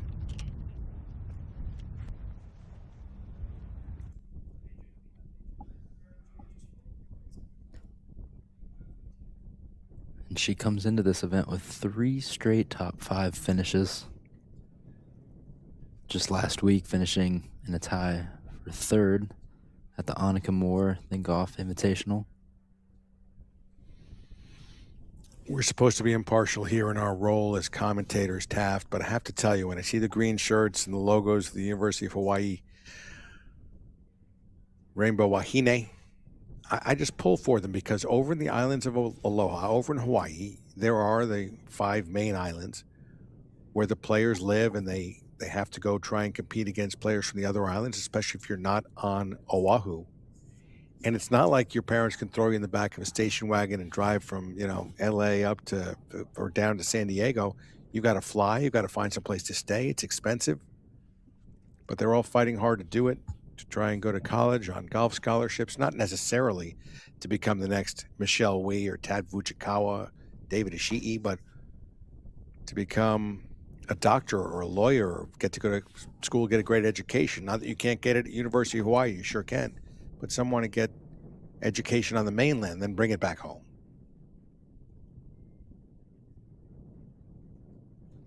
That was just Jasmine Wong. Do you have a favorite from U of H among the Hawaiian Islands? I live on Kauai, so I got to pull for the Garden Island. It's the northernmost island. It's the one that's 100 miles away from Oahu, which was the main island. And it was never conquered by King Kamehameha. King Kamehameha came from Hawaii. That's why the state is named. Hawaii came from that island and conquered all the way up, but couldn't get to Kauai. So there's that independent feeling of the island of Kauai. Some great golf courses there, including the Mackay course at Princeville.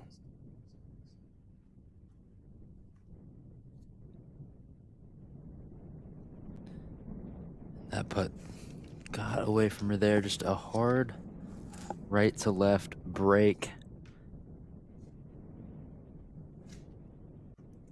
And to compete at USC as Sophia did, and to win an women's open championship, you've got to be able to play the ball in the air and on the ground. You get the breezes in the air. You got to be able to control the bounces on the air. And she's out there here at 15 watching this group.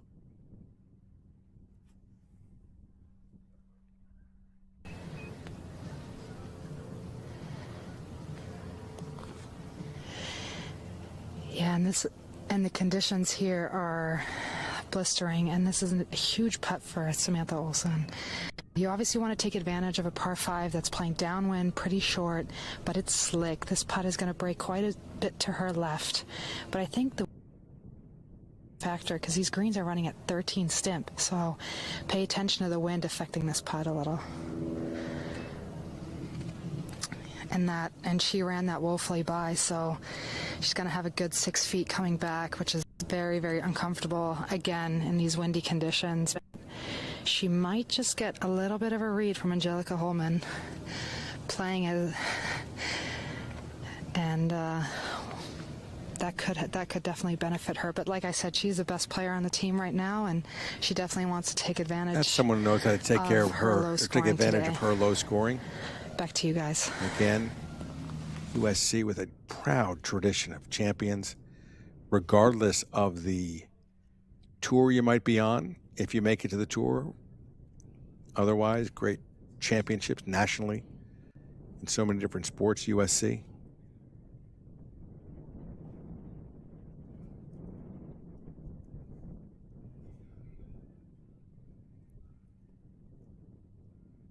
Angelica Holman has had a good start to her back nine. Birdie's on 10 and 11. And is able to roll that putt in there.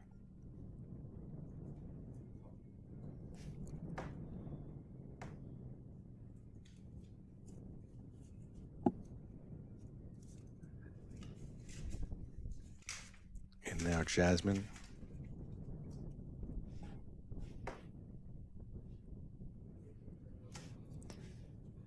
One of 3 Jasmines in the field.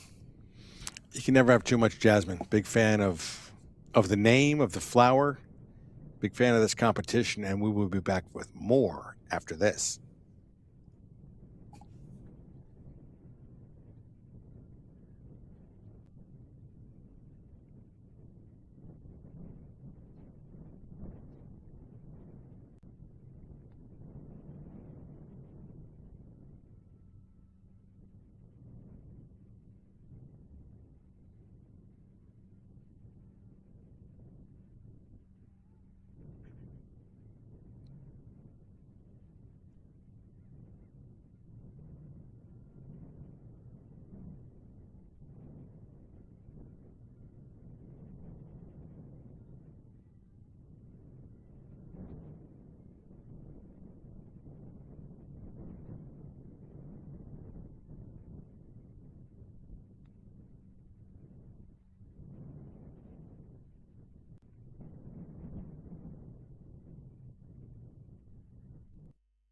World of opportunity, an anything is possible world, and a smaller world, or at least a more connected one. People from every corner of the globe collaborating, creating tomorrow together.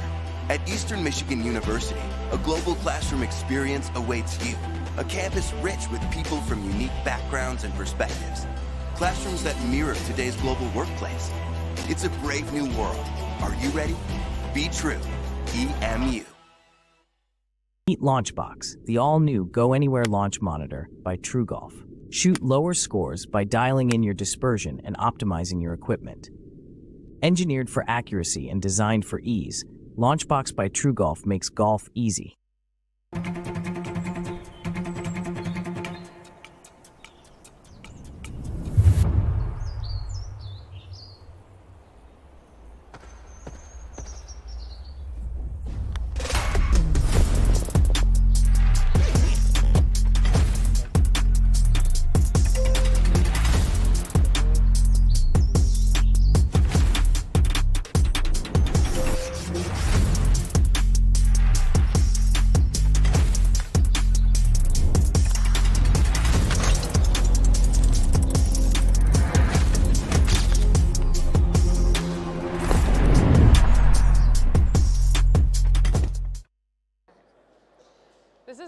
Platform Golf True Slope platform, which is bringing breaking putts and uneven lies to the playing experience in simulator golf. So what we can do is hit off of a flat lie on our tee shot, and then the platform will adjust to the uneven lie that we see on the screen. And then we step forward right here, and we hit our breaking putt. So we can play a full hole in completion, which has never been done before. And we have our partners at True Golf and TrackMan that are bringing this to the globe so we can connect golf from the off-course and the on-course experience.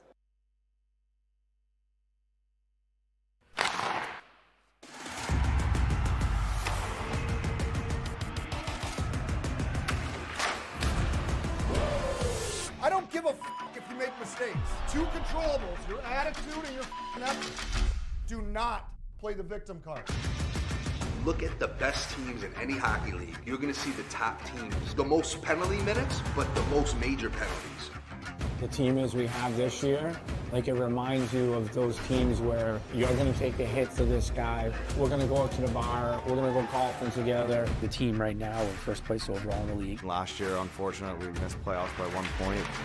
You know, every kid grows up, they want to be like Sidney Crosby, but now kind of took my money and said, hey, I want to do something post-hockey. So my whole family came down to see him play in Virginia Beach, and Jacob got traded right before. Less than 24 hours after I bought the wedding ring, I got traded. I think the rivalries definitely fuel the physicality of the games, especially the Stingrays Everblades rivalry. There's a clear hatred between the two teams. He's got it. Any opportunity you get, you got to scratch and claw it. There's always ups and downs. Guys are going to get called up. Guys are going to get hurt. You got to find a way. Our goal is to be in the playoffs every year and to compete for a Kelly Cup. No matter what kind of player you are, everyone's got to sacrifice your body to win. We have success when we play with jam, piss, and vinegar. Show the crowd, show each other that you care.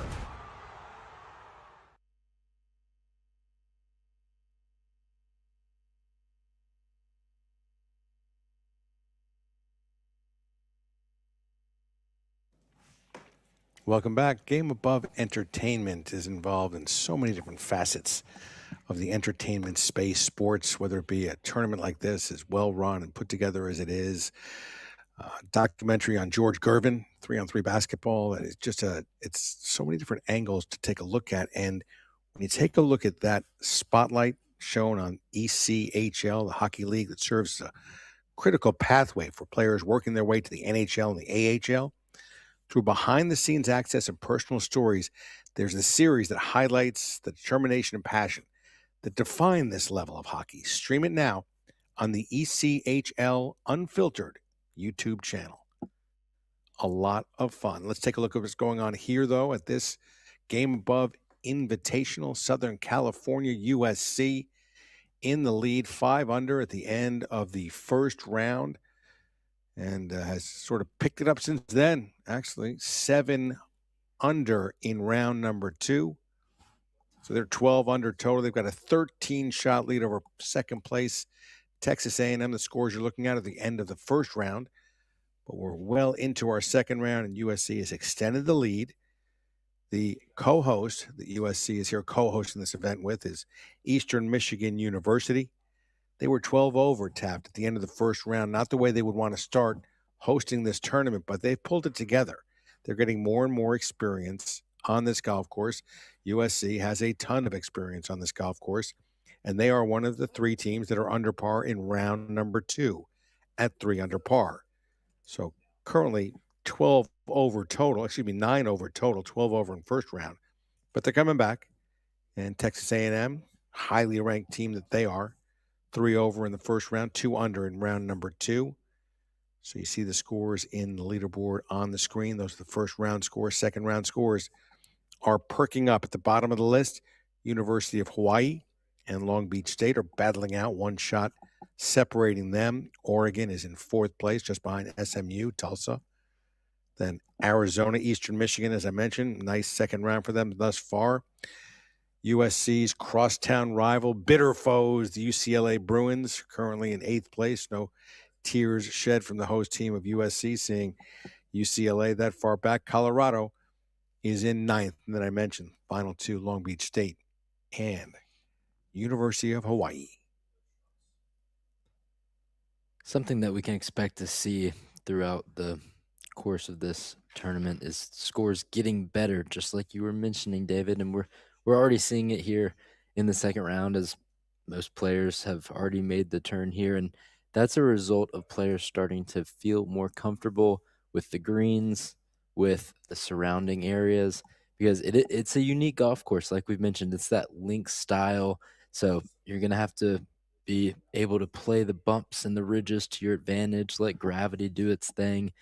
And most of these golfers coming from their respective parts of the country or of the world don't see this type of layout on a day-to-day basis. So let them settle in and then let them show you what they got.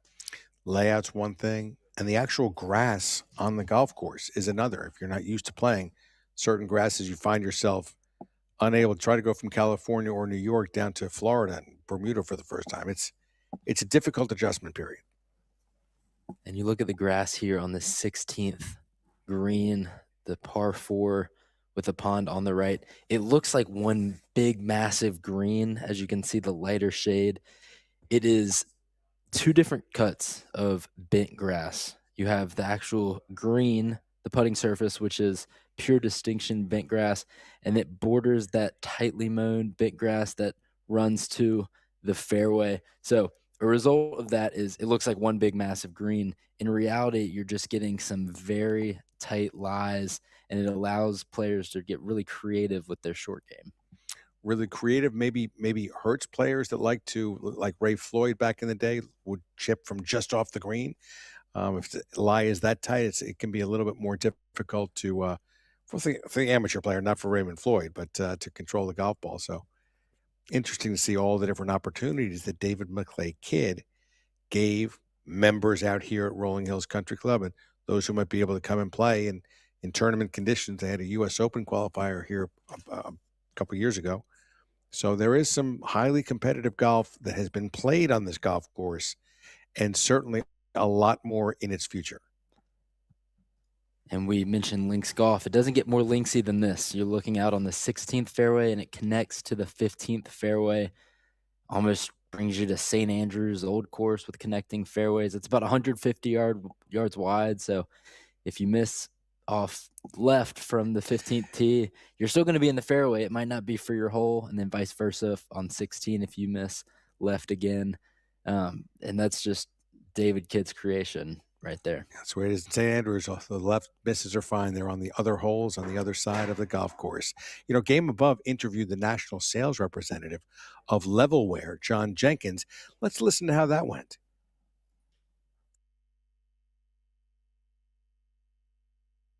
National sales rep for Levelware, which is an important sponsor of this Game Above Golf Invitational.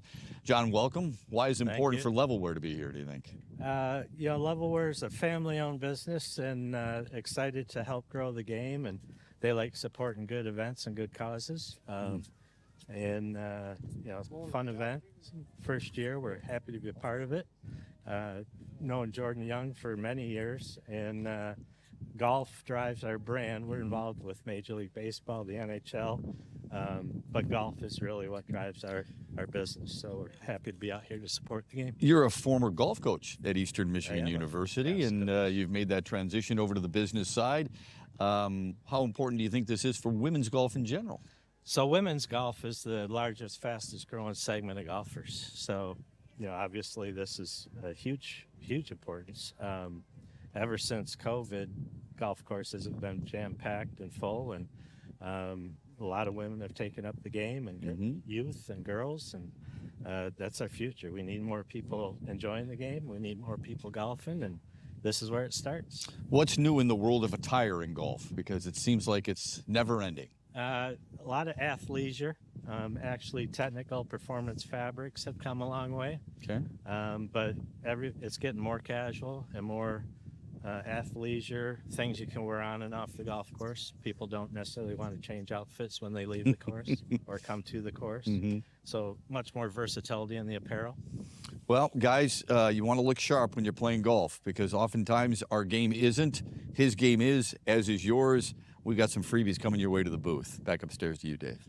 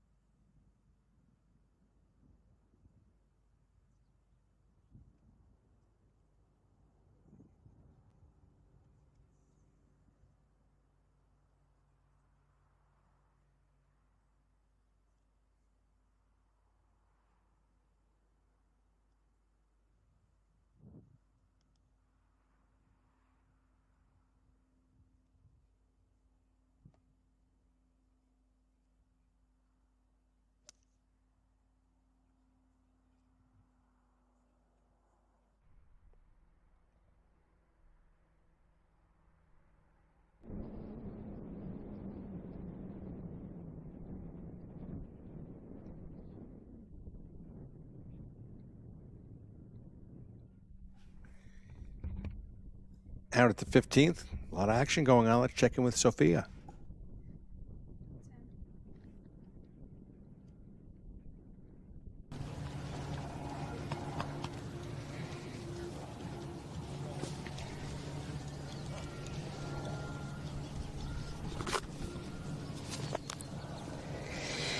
And I'm here with Elise Lee's group. That is not easy to say.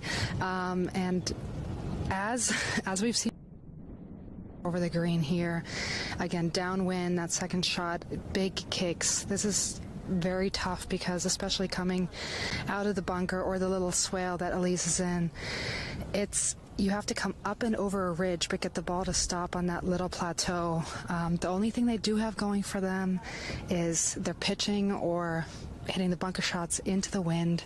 So I think it might be Cayetana first, playing for Texas A&M. She's coming out of that back bunker. And let me see, is it Elise? Or Elise might go ahead. It's a tough chip. She has to get it over, otherwise it'll come right back to her feet. The fringes are not fringes.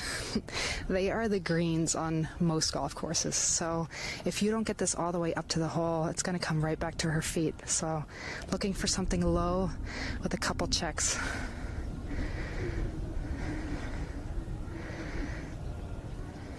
And she got that just up top. That was actually pretty close, but exactly what I was talking about. A couple feet shorter, it would have been right down to her feet again. So now Cayetana going out of the back bunker. Maybe one of the hardest bunker shots right here. 20 yards onto that little plateau.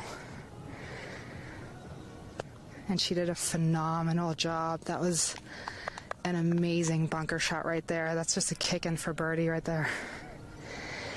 And just earlier on, actually, I watched Mathilde hit it from Eastern Michigan, and she came out of that same bunker, and she caught a little thin, and she is all the way back in that front part of the green, and now has a uphill downwind putt to that pin, which is going to be really hard. So I think just showcasing how these swales can actually help you, but they can also hurt you a lot. And you can use backstops, but if you don't use them to your advantage, you're actually left with extremely tough shots. So now Mathilde Sochi's going to hit next up that ridge, probably a good 60 feet downwind. And again, trying to keep it up on that plateau. And it's just not a hole that you want to drop a shot on, because coming in, you have some tough holes with the wind blowing right now. So looking to capitalize on this short par 5.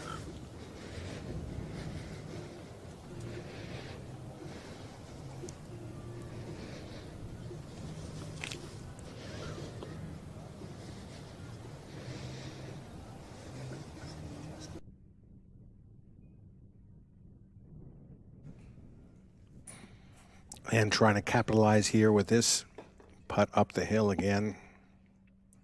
Tail of 2 bunker shots. We see the coin just short of the hole. Cayetana.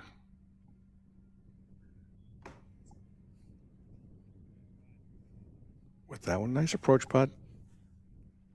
Didn't want to get it too frisky. Yeah, it's a 2-tiered green, so just lag it on up there. Worry about the speed, and it's exactly what Mathilde did on that one.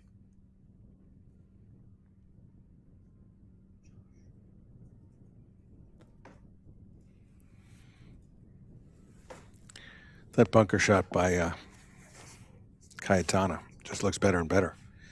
Now with Elise Lee having this opportunity.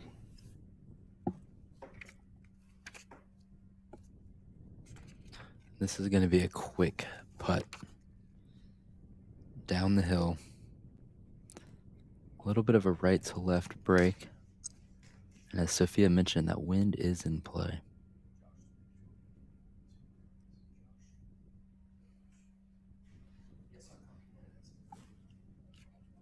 That putt just snaps on her. Not what Elise was hoping for. Shot a 1 over par round of 73 this morning. Couple bogeys in her round today. 2 5s already on her card at the par 4 fourth, par 4 11th. She had birdied the short par 4 second. She's also 1 under in the afternoon. Inside the top 20, but she'd like to be higher.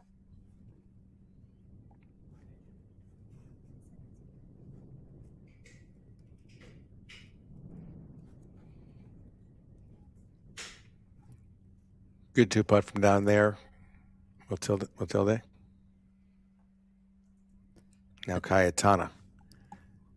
With Sophia down on that 15th green, we have a lot of Europeans. We have Kata from Madrid about to hit this birdie putt, Matilde from Italy, and then our very own Sophia Popov from Germany.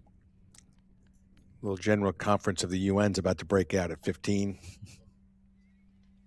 As the first group out on the first tee has finished their 15th hole,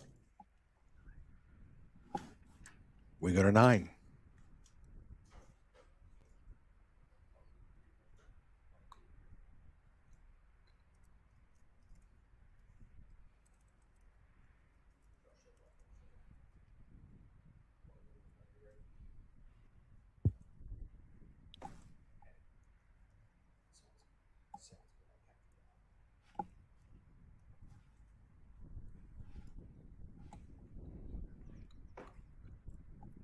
Tricky putts out at the 9th.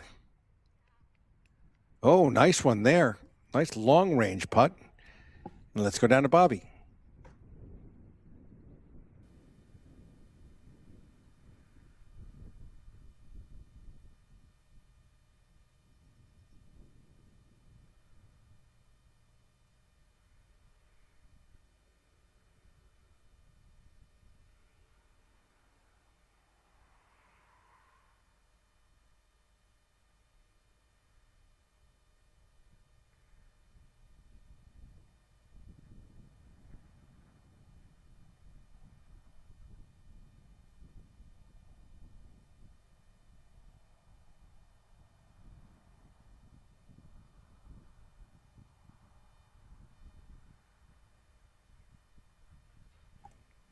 Some tremendous putting out at number 9, just sliding by on the low side right there, but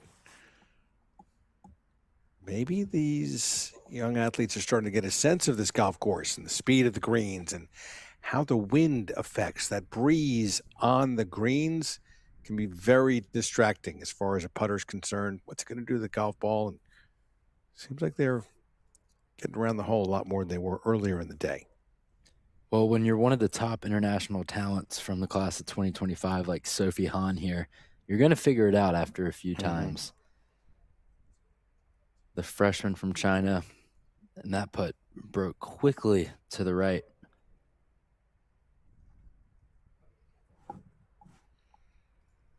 Let's go back down to Bobby. Give me a countdown.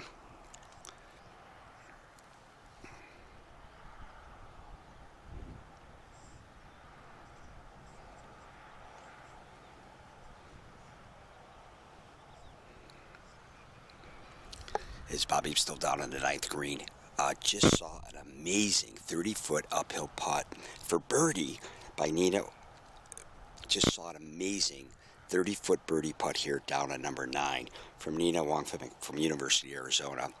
And Casey Lee just missed her birdie opportunity. So 1 birdie, 1 par. This putt now from University of Oregon, Sophie Hahn, is for par. And she made it. She had a brutal tee shot in the very thick collar of the green. She tried to hit a flop shot. It went up really high in the air, landed soft and didn't run out.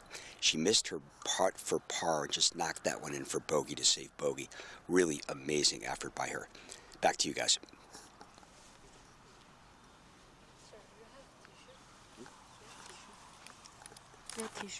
A tissue? I have a towel.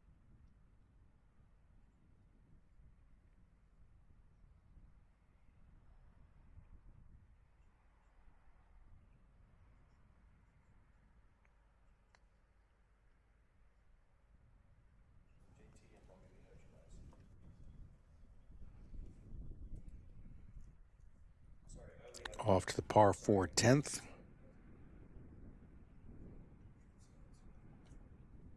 Next up here at number 9, Tong An from Oregon. Mei Huang from UCLA, and Arizona's Julia Meismer.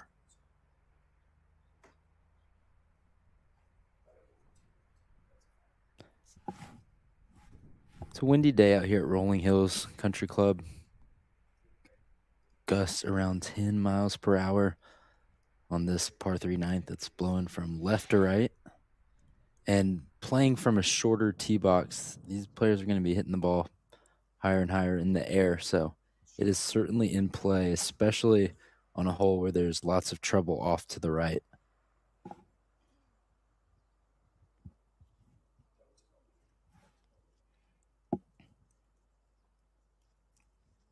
These programs really are the toasts of women's collegiate golf. And Rolling Hills Country Club has been an incredible host this week. Game Above wanted to mark the moment with something special. The club received a beautifully engraved mid-century Italian champagne bucket from Cesa, 1882. Solid silver, elegant, and designed to chill 3 bottles at once. Fittingly, it was presented with 3 remarkable champagnes. The 2011 Armoire de Dutz Blanc de Blancs, a rare Remy Massin Special Club, and the iconic Laurent Perrier Grand Siècle, a toast to the partnership and to an unforgettable championship here at Rolling Hills. It's how you toast the beginning of a wonderful ship's voyages. You smash that champagne bottle on the front, and this is the inaugural Game Above Invitational. That champagne toast at the bow of this week, certainly fitting. Back out to 9.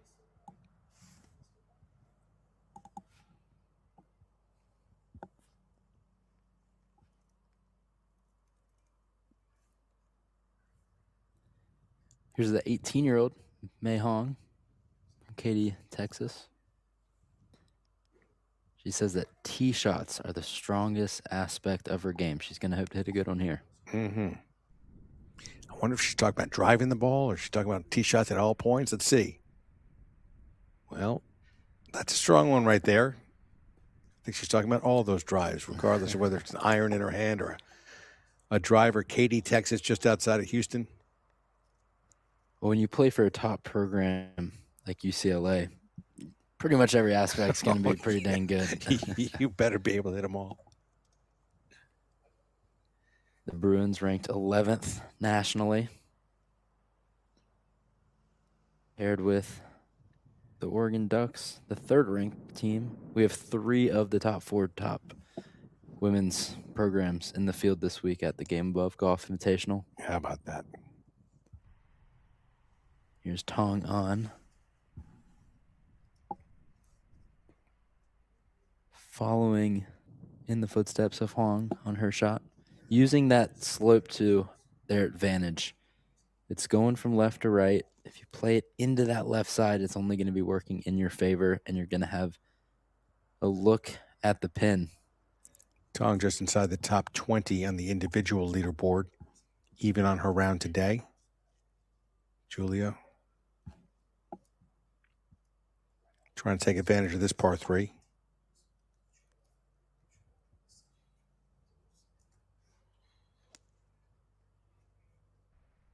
One of 2 seniors in the lineup for the Arizona Wildcats.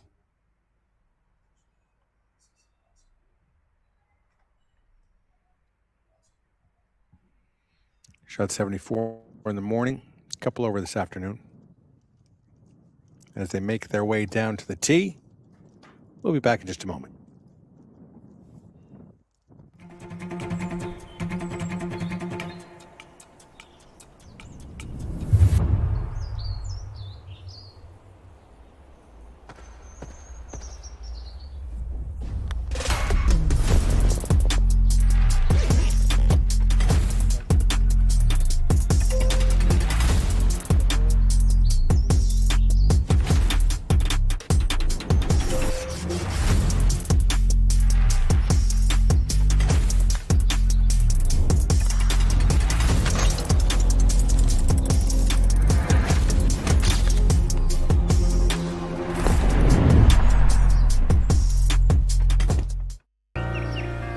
Shall we give this a go?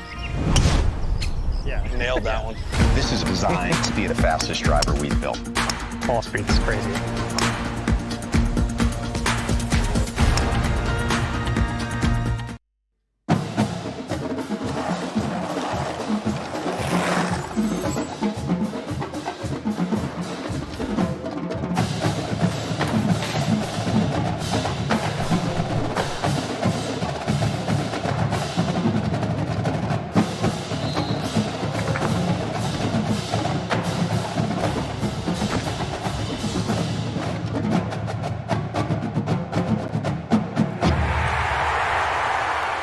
Opportunity knocks to awaken us. It's time to rise to discovery and become more you. This is Eastern Michigan University, with future-focused centers of innovation, new modern student housing, and academic programs that connect to the careers of tomorrow. This university is built for discovery, the greatest discovery we can make together, who you will become next. Eastern Michigan University. Be true. EMU.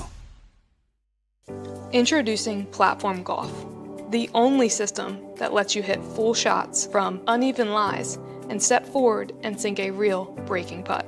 No gimmicks, just the most complete simulator experience in golf.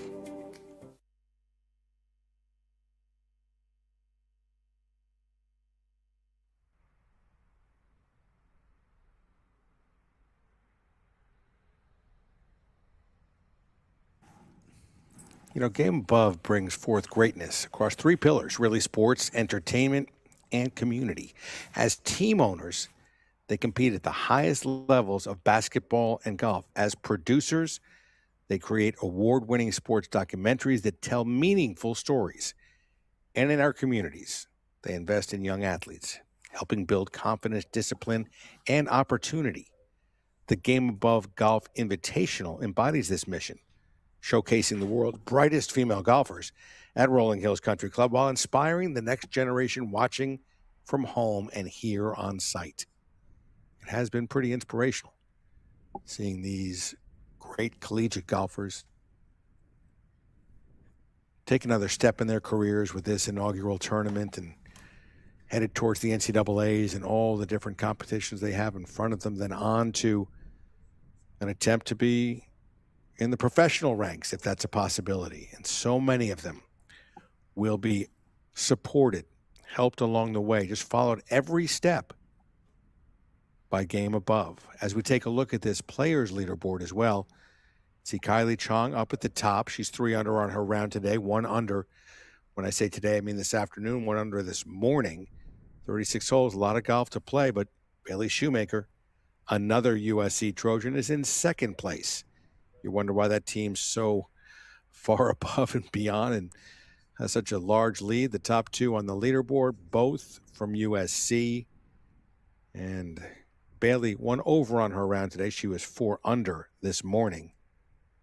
Cayetana Fernandez Garcia Poggio is just 1 shot back, tied with Celine Chen from SMU. So you've got a couple players from Texas, albeit 2 different schools, in third place. And in fifth by herself, actually, now tied with Sophie Hahn from Oregon, is another USC Trojan. That's Catherine Park. So Chong, Shoemaker, Park, 1, 2, 5, T5. That's how you're going to separate yourself or your school from the rest of those who are out there. The lowest on the co-hosting team of Eastern Michigan, Payak Sukterm. She's currently even. She shot 72 this morning. Even par today, round of consistency, day of consistency. She's currently tied for 8th. That's a great birdie putt there for Julia Messimer. We've been watching this 9th hole a lot this afternoon. Not too many birdies.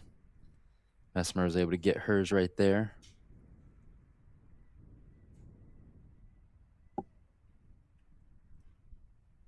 Tang An, the sophomore from China, will have a tap-in par. They call her AT on the team. AT, I like it. Yeah.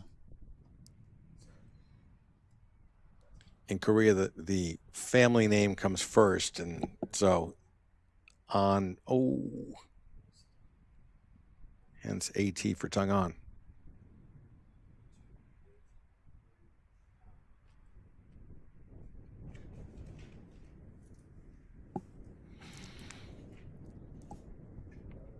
As they head up the hill to the 10th tee, we will now see the top seeds from UCLA, Oregon, and Arizona. A strong bunch. Charlotte Bach is the Wildcat representing. Jin Lee is the Bruin. And then the top-ranked amateur in the world, Kiara Romero. And Romero missed her morning round. She had to withdraw, wasn't feeling well, didn't even step onto the first tee. So that took her out of the individual competition. However, she was able to feel better and said, hey, coach, I can play. Put me back out there. And now she will compete for the second round. She's competing currently. And then hopefully tomorrow for the final round. And that's going to give her a chance to shoot a low number for her team. In college golf, you have your lineup of 5 golfers. You take the 4 low scores.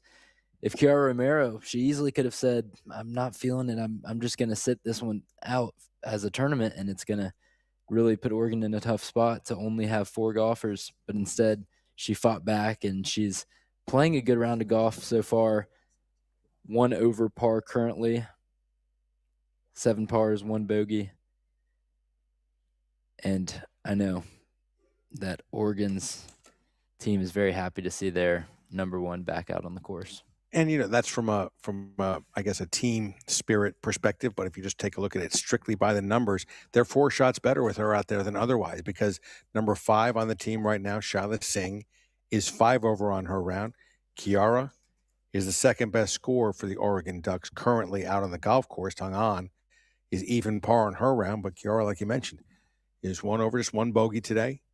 So very solid, very much a supporter of her team, not just with the spirit, but also getting out there with the golf clubs and getting it done when it doesn't mean anything to her from a personal perspective. It's all about the team spirit. And certainly when we get ourselves in a position where we get a chance to talk to Sophia again, she knows what it's like to have that team spirit, because you don't get to feel it too often again in the game of golf. You have the junior Solheim Cup, which Sophia was a part of. She was part of the broadcasting team for the Solheim Cup itself. But those international team competitions, the only opportunity you have to play any kind of team sport, team golf, again, after your collegiate days, very important days for so many of those who get a chance to experience it.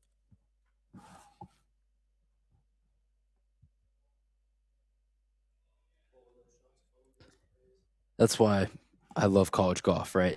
It's such an individual sport. However, when you can play it in that team atmosphere, it really brings the girls together. You can tell they're just having a lot of fun out there on the course, just seeing them around the clubhouse at Rolling Hills, out in the practice areas.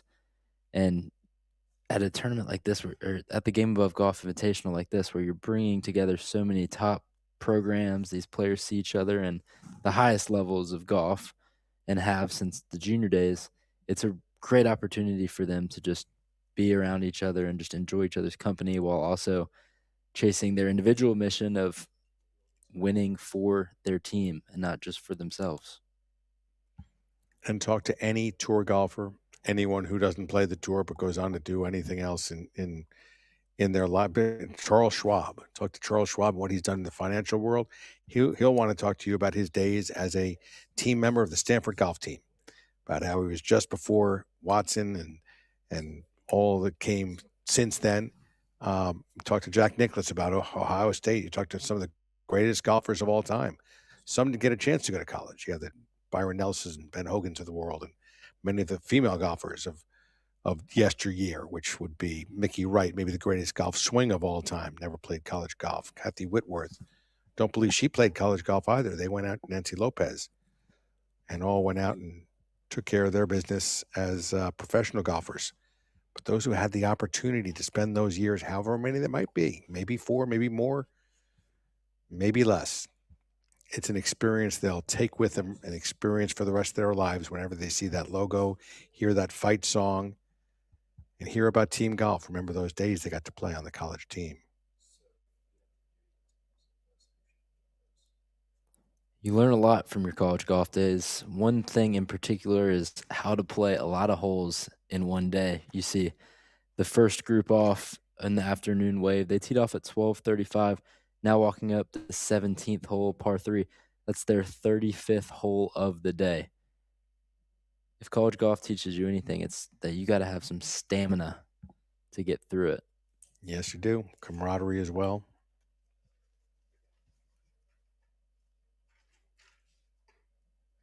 And this is one of my favorite spots on the golf course. You're looking back towards the clubhouse here from the 17th tee, and the pond that is in between 16 and 17 just is such a beautiful part of Rolling Hills.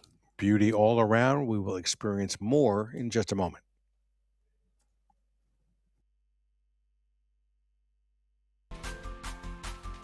Let's go, Team Boxer.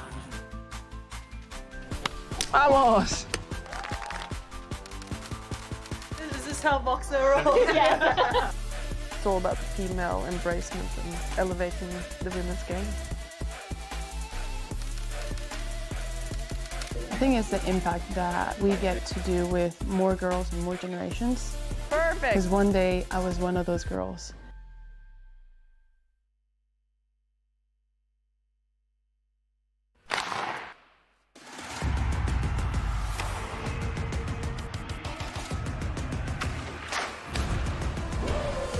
I don't give a if you make mistakes. Two controllables, your attitude and your effort. Do not play the victim card. Look at the best teams in any hockey league. You're going to see the top teams. The most penalty minutes, but the most major penalties. The team as we have this year, like it reminds you of those teams where you're going to take the hits of this guy. We're going to go out to the bar. We're going to go golfing together. The team right now in first place overall in the league. Last year, unfortunately, we missed playoffs by 1 point. You know, every kid grows up, they want to be like Sidney Crosby, but now kind of took my money and said, hey, I want to do something post-hockey. So my whole family came down to see him play in Virginia Beach, and Jacob got traded right before. Less than 24 hours after I bought the wedding ring, I got traded. I think the rivalries definitely fuel the physicality of the games, especially the Stingrays Everblades rivalry. There's a clear hatred between the two teams.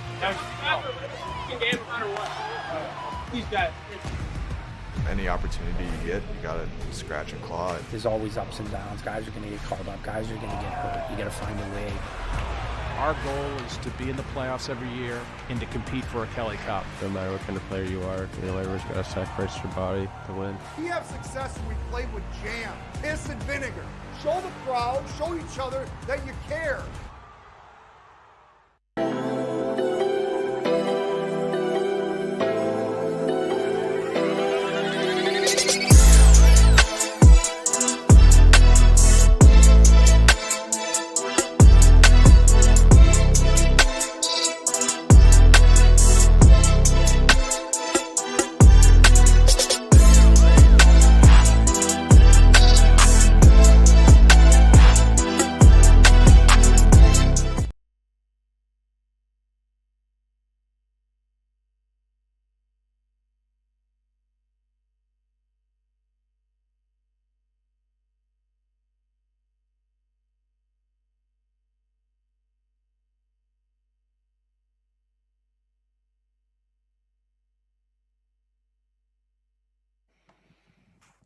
GameAbove is a performance-driven platform anchored in sports, entertainment, and community. From team ownership and elite golf partnerships to high-level documentary production, they operate at the intersection of competition and culture. Through events like the GameAbove Golf Invitational, they not only showcase world-class talent, they create pathways for the next generation to dream bigger and aim higher. You are watching the inaugural GameAbove Golf Invitational. 3 of the top 5 ranked teams in the country are competing here this week. 11 teams total at Rolling Hills Country Club, and I guarantee you'll be hearing more and more about Rolling Hills. Just a beautiful place. A great test designed by David McClay Kidd. There are the logos of the teams who are in the field. USC, Eastern Michigan, SMU, Oregon, Colorado, Arizona, Hawaii, UCLA, Texas A&M, Tulsa, and Long Beach State. Currently taking a look at the leaderboards again. Co-host USC just running away with it. Got 3 great scores out there. They're currently 12 under. Just got to 12 under. They've got an 11-shot lead over Texas A&M, who just made a bogey, drop back to even par. Got SMU in the mix as well. SMU probably overachieving. Their number 26 ranked team. Oregon, the number 3 ranked team, is in 4th place currently.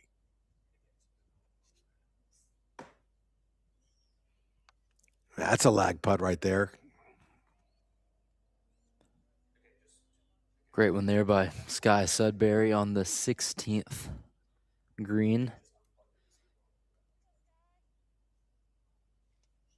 Wisely played her approach shot left of the pin. You can see you don't want to be right. It's going to go in the water if you miss too far.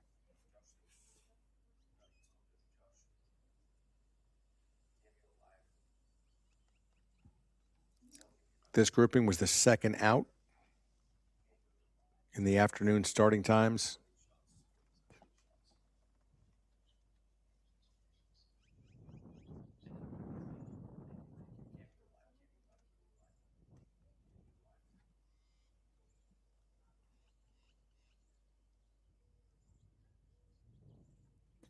Beak Sukterm trying to follow up her birdie from the 15th.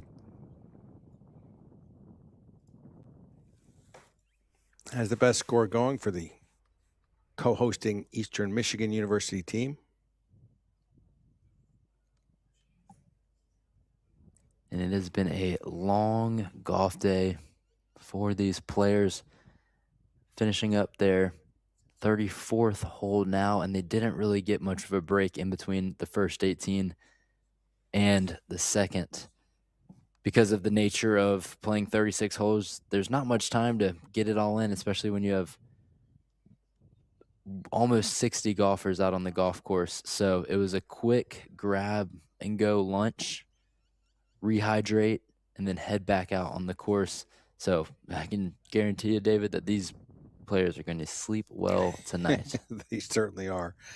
Big move from right to left on this putt right here from Sarah Hammett. Not as much of a move as she thought. Nice pacing on it, though.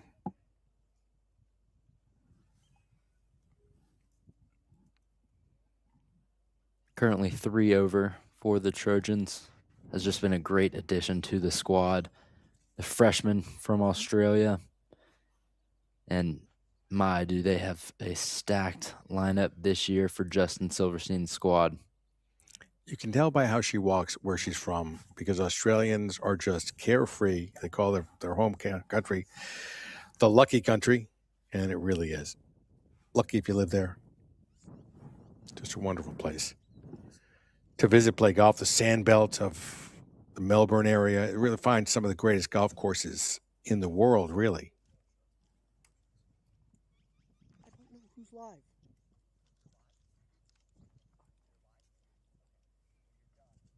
There's actually a good bit of golfers in the field from Australia. Shiloh Singh from Oregon. Sarah Hammett, like we mentioned. Celine Shin on SMU. Interesting company called Game Changer. And Jenna Bondi is the founder of Game Changer. And GameAbove had an opportunity to sit down and chat with her. Let's hear what they had to say. Guys, we have found sports royalty. Jenna Bandy is a content creator and the founder of Game Changer, and she is here at this event. She goes to all the biggest sporting events really around the world. Why is this important to you? This is so important to me because this is my chance to put influence into the term influencer. You know, it's not about me, it's about servicing others, and that's what my nonprofit is all about, is about building confidence and just kind of putting these girls on a platform that maybe not a lot of people would normally see them at. You have a Guinness Book record. What yeah, is it? Guinness World Record. What yeah. is it? It's I have the farthest football throw into a target by a female. Come on. I threw an NFL ball into a basketball hoop the length of an NBA court. Wow. Well, she played college basketball. Yeah. She's actually better at softball. Now you've really loved the game of golf. What have you enjoyed most about being a singular competitor compared to playing a team sport? Yeah.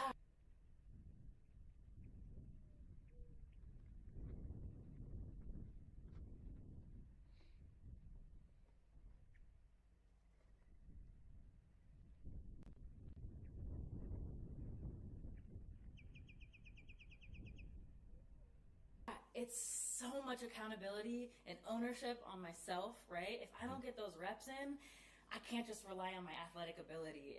That's only taken me so far, right? But yeah, I just, I find myself just doing this, just ghost swinging. I absolutely love the game of golf, and I'm trying to get more involved out here. And you'll see me at some of the, coolest golf tournaments. What's after this, after the GameAbove Golf Invitational, where do you go? I'll be going, I was just talking about this in the car. I'll be going to Trick Shot Championship, actually. Dude Perfect is having me. Okay. So I'm going to be competing in the Trick Shot World Championship that they host every year now. And then I'll be going to the People's League. It's a new golf league where they have a bunch of former pros, some celebrities, people like me, and we'll just be golfing. Final Four, All-Star Game, eventually the Super Bowl. She's at all of them, but she's here at the GameAbove Golf Invitational. We appreciate the time very much. Yeah. She can't wait to get into this sport, just like you guys have been into it almost your entire lives. Back to you, Dave. Thank you. Thank you, Matt. That's Matt Shepard with GameAbove. You're watching the inaugural GameAbove Golf Invitational. As we're getting towards the end of our second round, this is the 16th hole. It's been a long day for these 11 teams. All these golfers that are out there have played a morning round, and then now most of the way through their afternoon rounds. Currently, we have USC, co-host of this event, up at the top. They've got three of the best scorers for the week out there, three of the top five. Kylie Chong, Catherine Park, Bailey Shoemaker. They're carrying the team combined, those three. 11 under par, the team itself currently. Also 11 under par.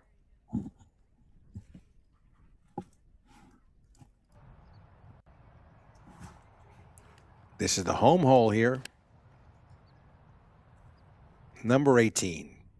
380-yard par 4.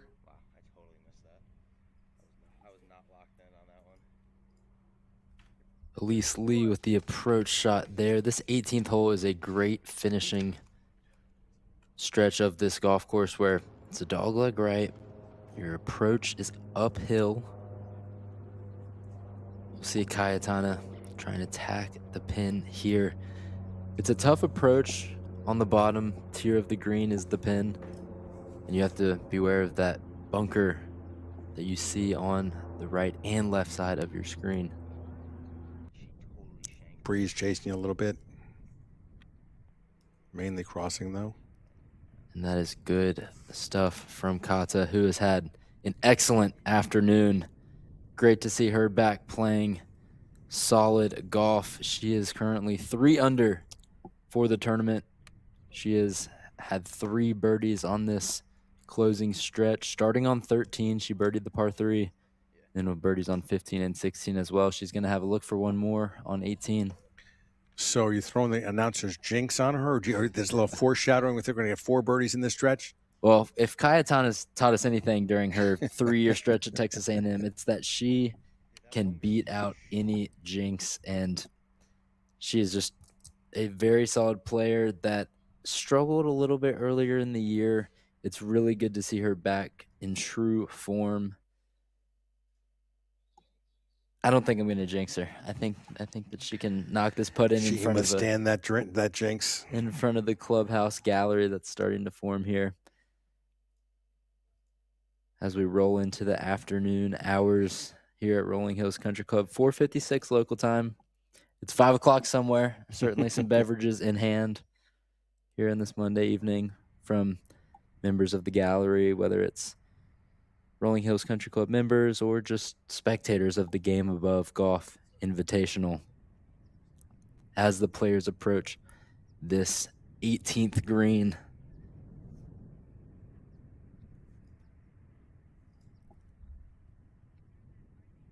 their 36th hole of the day.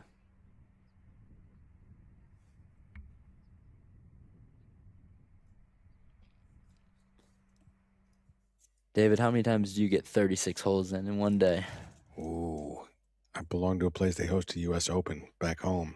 My brother and I, it was back in the late 1980s, $25 for a weekday round, and you could play as many times as you want. So we played a U.S. Open. I went 72, and I I swore myself back to 18s from then on in.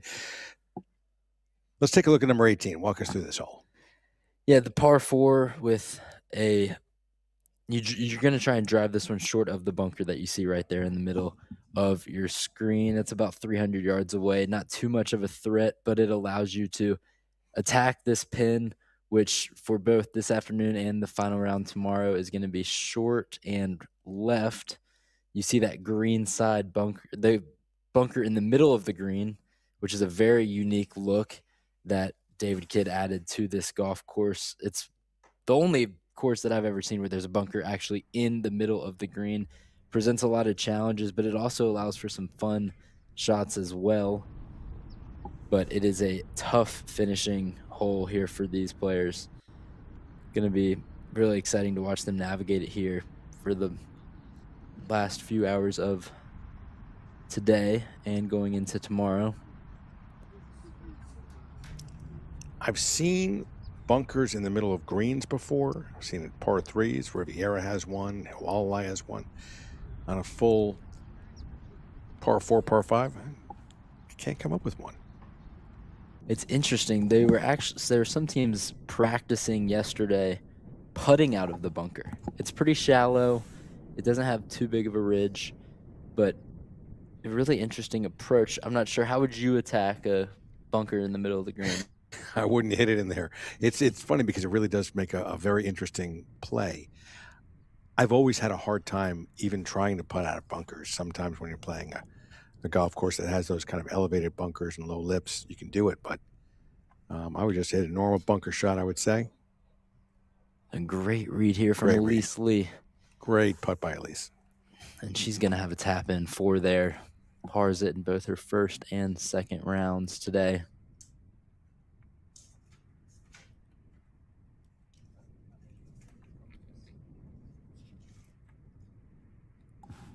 It's a green that slopes down from the top. So when you're past the pin like Elise was there, it's going to be pretty quick. Have to adjust the speed just as she does. Kata's going to ask to leave the pin in. She wants that visual as she has a birdie look for herself to get to 4 under par.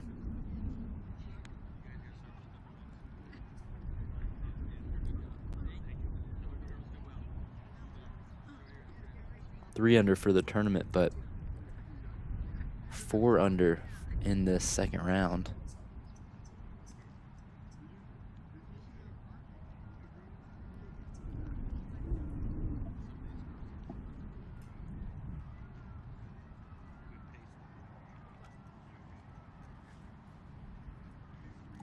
Do I need to say it?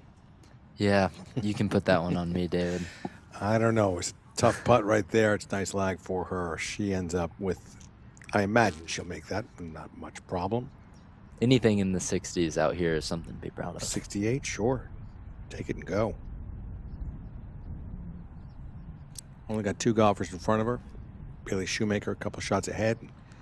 Kylie Chong, 3 shots ahead at 6 under par currently. Both of those are USC Trojans up at the top. Another USC golfer in the mix, Catherine Park. 3 under on her round today, 1 under for the tournament. And this one just slides low. That's a little bit frustrating there. And Matilda will polish that one off.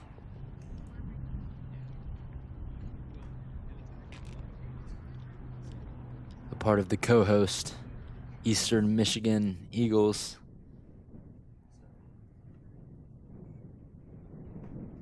As the first group off finishes their day. 36 holes in, 18 to go. And it is a gallery starting to form around this 18th green. You love to see it. All support for college golf in general is just great, especially here at the women's level. I know that there's a lot of pride in the area here in Los Angeles as you have such strong programs like USC and UCLA. There are more around. Pepperdine is up by Malibu. There's lots up and down the Pacific Coast Highway.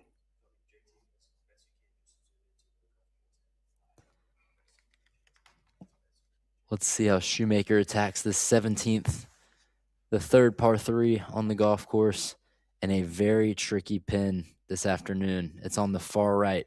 Everything feeds to the right here, so certainly going left of the pin. Bailey watching it intensely.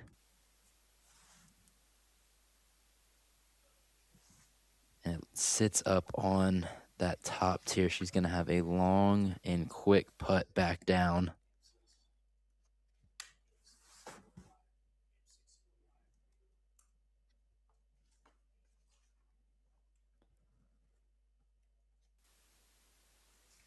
Savannah DeBach, another junior. Doesn't waste a lot of time on the tee box. I like it. Plays fast. That was quick.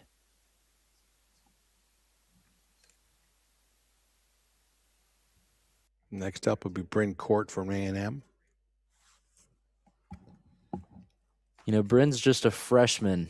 I'm sure that you learn a lot when you get to play 2 rounds with these juniors, Bailey Shoemaker and Savannah DeBach, who have both had very successful college careers.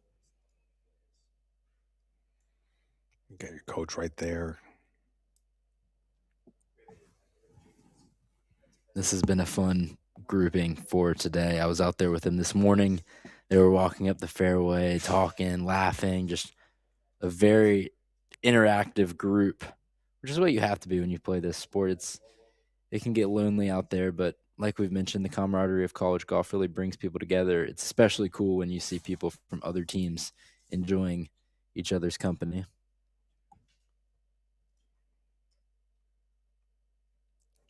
Doesn't seem very pleased with it. Her score is counting for the team. She's 1 over currently.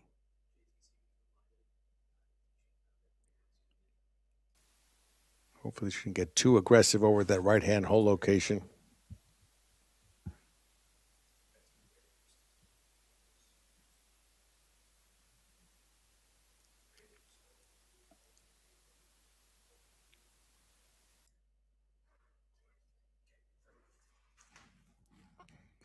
A lot of action here late in the day. Rolling Hills Estates, California site of an inaugural GameAbove Golf Invitational. We'll have more after this. New Go Anywhere Launch Monitor by TrueGolf. Shoot lower scores by dialing in your dispersion and optimizing your equipment. Engineered for accuracy and designed for ease, Launchbox by TrueGolf makes golf easy. Shall we give this a go?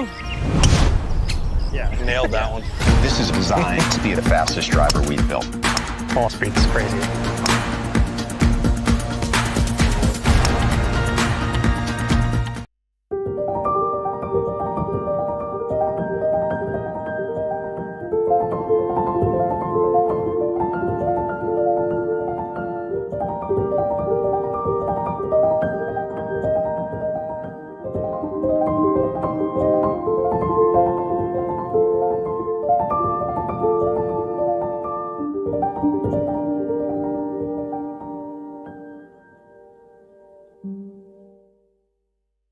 It's a mental battle like no other.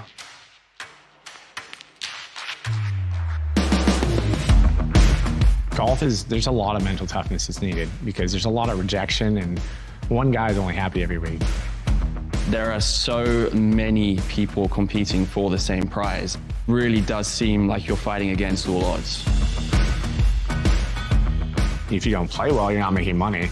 So it's kind of important to be able to budget your money and be cautious with those things. The mental task of grinding it out on the mini tours is something that I don't think I'll ever fully be able to comprehend.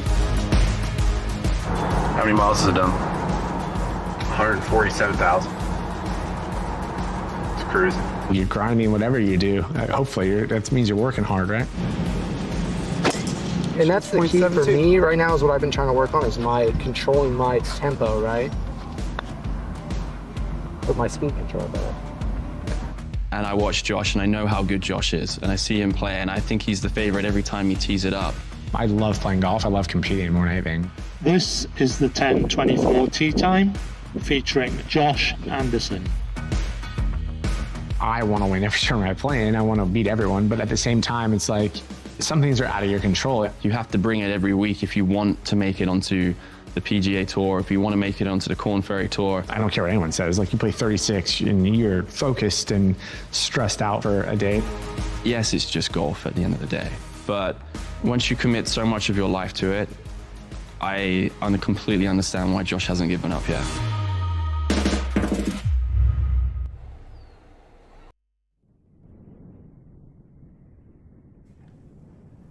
Welcome back. In one more swing, Game Above Entertainment takes you inside the journey of professional golfer Josh Anderson, a story of perseverance, setbacks, and ultimately, triumph.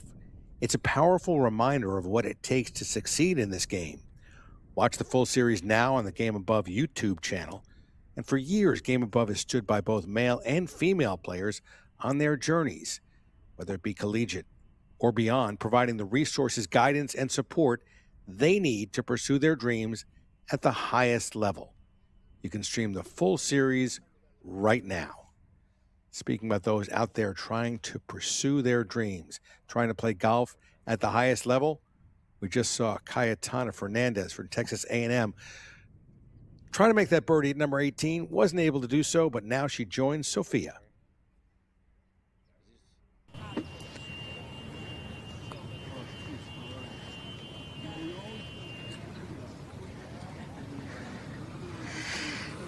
And I'm here with Katayana. I'm just going to call you Kata because you told me I can. I can call you that. A junior from Texas A&M, 68 today. Incredible this afternoon in these conditions. Are you happy with the way you played today?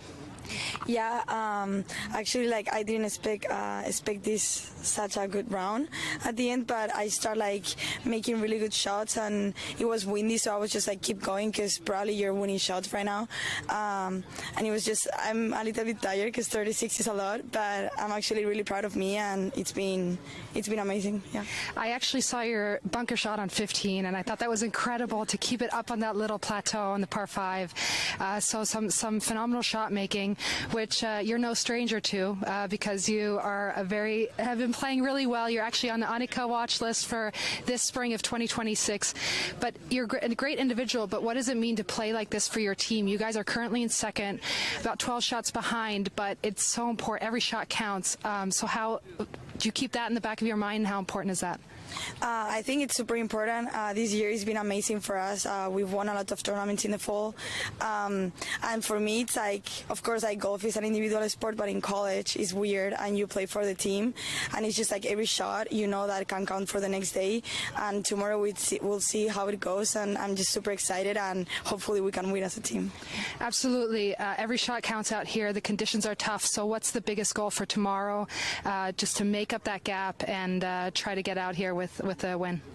I think the most important thing is the bounce, knowing the bounce. I think you have to be super smart, and if you have any chance of like looking when you're coming from another hole, looking to another hole location and just like be thinking about the strategy, I think that's the best and like the most important thing in this course. And tomorrow we just have to play better than them, and if we do, let's just try to win. Absolutely. That's a smart player right there. Good luck tomorrow. Thank you for your time. Back to you guys. Thank you so much. Thank you so much. Thank you. Well, must be fun for Katayana to be speaking with a major champion. That major championship trophy for Sophia. Big one in the trophy case, but she's got a second trophy coming in the family. You saw there, Maya is her daughter. She's got a son coming here in about a month and a half. Congratulations on both of those. Nice interview there as well, getting us a chance to peek behind the mental curtains of Texas A&M's star golfer, Catiana Fernandez. Back at the 16th, again, the second round. Winding down here, the first day of golf, again, 36 holes. You heard them talking about it in the interview. 36 holes of golf this first day at the GameAbove Golf Invitational. It's the inaugural event as far as this, hopefully, long-term series of GameAbove Golf Invitationals is concerned. Certainly for the first step out, a great effort. You go all the way back to some of the great inaugural events. Augusta, Georgia, 1934, they didn't even call it the Masters. Bobby Jones said, I want to call it the Augusta National Invitation Tournament. A few years later, they decided to, Clifford Roberts, given a lot of pressure, made it the Masters Tournament. But what they did is they started right from the very beginning and tried to make it the best it could possibly be. The Memorial Tournament, Jack Nicklaus tried to do the exact same thing on the PGA Tour. The LPGA Tour has had some similar efforts as well. And here in collegiate golf, GameAbove trying to do that with this tournament. Great venue, great teams. Put it together as if it's a top-notch tournament, and it will be considered as such. Short order, as far as I can tell. And in 2019, Augusta National also decided to start a tournament called the Augusta National Women's Amateur, which allowed many of the girls in this field to take a trip down Magnolia Lane. And that's been a special part of that week now, a week and a half, I guess, as you can say, because it starts the weekend before the Masters tournament as we look at the 18th hole, again, finishing up these second rounds.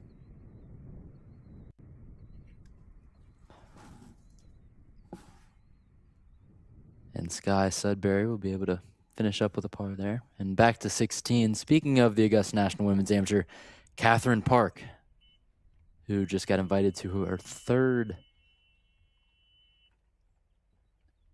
edition of it, and that's a strong approach there. She had her head coach, Justin Silverstein, walking her through that shot, and you could tell because that's exactly what he wanted her to do. Play it left of the pin. You avoid the trouble with the water on the right, and then you give yourself a good look for birdie. Well done by the senior Trojan. Now Vanessa Borovilos, Texas A&M. Even better.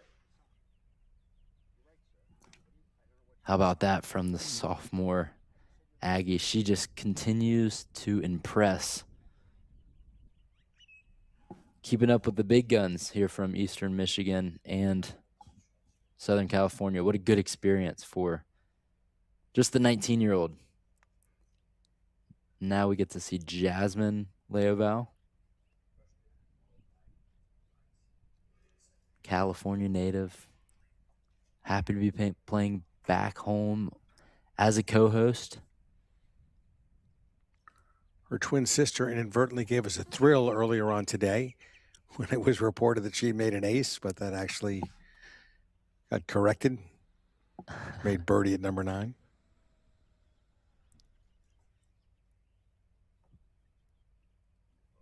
Great 3 shots there from the top seeds from USC, Eastern Michigan, and Texas A&M. USC 5 under in round 1 this morning. Currently 8 under in round number 2. Great afternoon. Team in position number 2. 3 over in the morning, 3 under in the afternoon. 13 shots back at even par. The only 2 teams that are even or better. How about Tulsa? Up there in number 3. Tulsa getting it done. 1 under in the morning. A little different afternoon. They're 8 over currently. Just made a birdie as we go back to 18.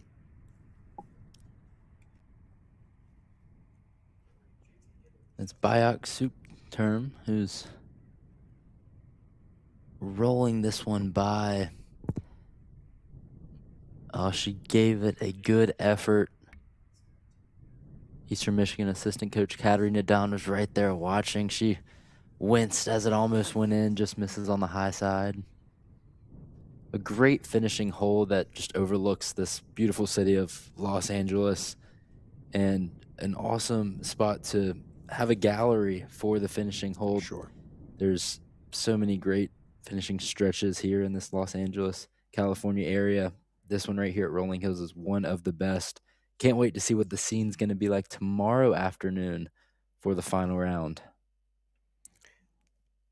And this clubhouse is similar kind of feel to Riviera, which is a beautiful, iconic Riviera clubhouse. I'm not going to say it's that much like it, but it's high above the golf course. You see the whole golf course laid out in front of you. And then LA long beyond the golf course. Just a beautiful spot. Nice 2-putt right there. And Bayak is going to finish 1 under. 17 pars and 1 birdie. That at the par 5 15th. She's the number 2 scorer on her team, actually, for this afternoon round at 1 under par. Savannah DeBach, 2 under, as we go back to 16. Catherine Park is giving herself a chance at birdie. This putt is going to be downhill, breaks right to left. And similar to how we saw her teammate Sarah Hammett miss it to the right, almost giving it too much credit for the break.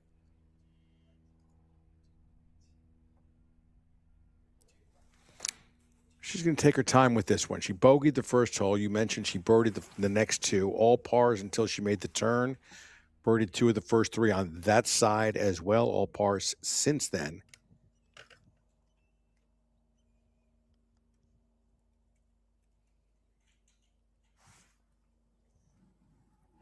Now we could see Jasmine with her birdie look. Her and her sister brought a lot of excitement to this event. Just a great game all around. And when you get not 1 but 2 players that play like the way they do, it's going to certainly add some excitement to this tournament. Misses just there on the high side. But a nice look, a nice par on the 16th. Jasmine trailing her sister by a couple of shots in today's round, or this afternoon's round. Made 3 bogeys in her first 6 holes, but calmed down after that. A couple of birdies and a bogey since. And if she can keep it where she's at right now, this back 9 in round 2 would be her first time coming in at under par for a 9-hole stretch. She was 2 over, making the turn this afternoon. Currently 1 under on the back. Now here's Vanessa.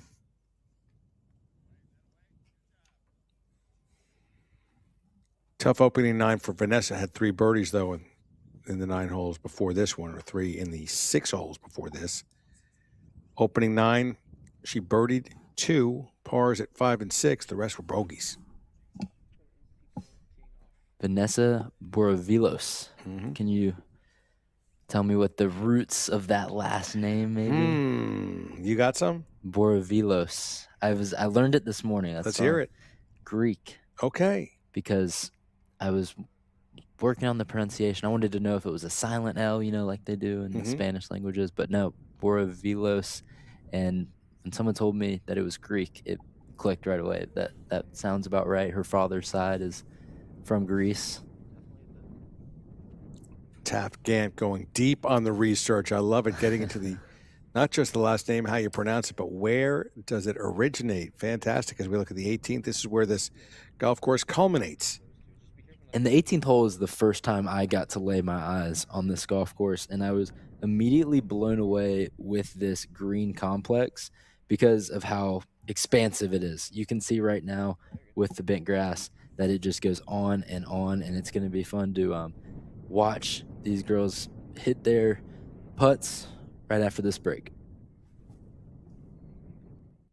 Reimagining how a golf shoe is made, feels, how it looks, and where they could take you. In the beginning, we realized there were no comfortable golf shoes designed and engineered to enhance the walk. Iteration after iteration, we continued to release products that we always wished existed. But at the end of the day, we simply hope our gear moves you. So get out there, explore, travel, play the game, enjoy the walk, and know we've got your back. GameAbove Sports is building Motor City's next champions. Australia's finest. New traditions. Elite facilities. world-class experiences. The next adventure. The next champions. The next generation. GameAbove Sports. Bring forth greatness.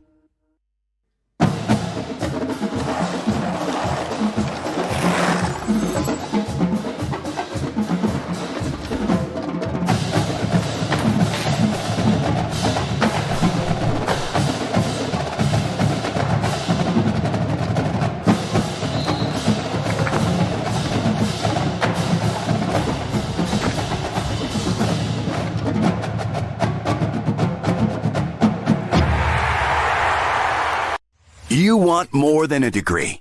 You want the job that comes after it. That's what we're built for. Internships that turn into offers. Professors who bring the field into the classroom. Career services that work for you. At Eastern Michigan University, real-world experience is part of your degree, with programs that have nearly 100% job placement. Because we're not just built to teach, we're built to get you hired. Eastern Michigan University.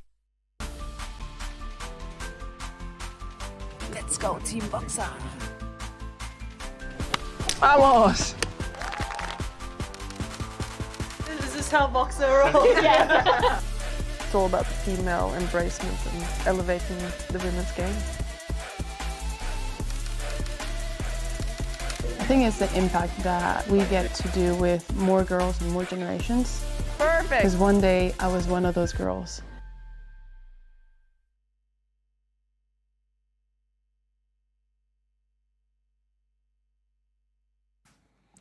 Welcome back to Rolling Hills Country Club in Rolling Hills Estates, California, just outside of Los Angeles.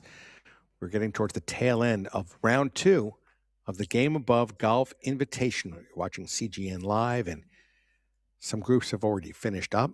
Got probably about another hour or so, maybe a hair under that in our coverage. Some of the top female golf teams, collegiate programs in the game have come here to a tournament that's co-hosted by two great programs, really. Eastern Michigan University, EMU, and USC, University of Southern California.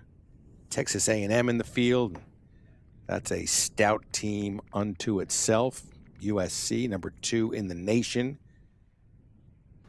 Texas A&M, number 4. Oregon, number 3.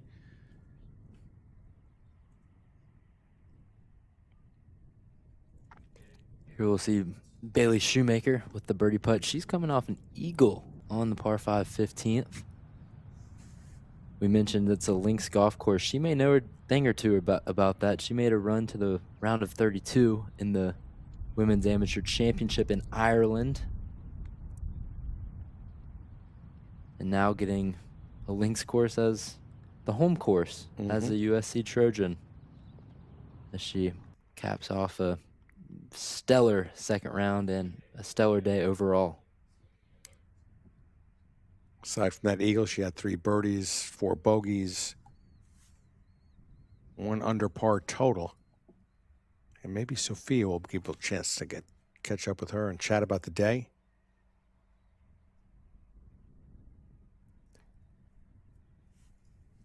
Savannah DeBach here. She had a tough stretch in the back nine this morning, but she quickly bounced back in her second round with 3 birdies on the front stretch, and she has made all pars ever since, and she'll make one here on the 18th. That's 12 straight pars for Savannah to get herself right back in the tournament as she leads the Eagles here. Can be frustrating. Birdies 3, 4, and 6. Okay, now I'm going, getting after it. Doesn't see another one the rest of the day.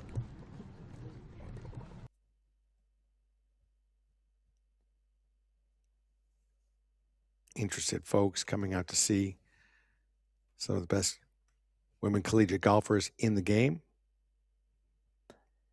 And just the aura that USC has around their women's golf program. Such a great history with so many golfers going on to the professional ranks. Our very own Sophia Popov is a great example of that. But they've also had crowds. Even yesterday in the practice round, I was out there with them, and there were people coming out to watch. There were students and staff members watching their team play. Just a lot of pride in this program. You can go to Donna Capone Burns, multiple U.S. Women's Open championship wins, World Golf Hall of Fame. Tremendous program.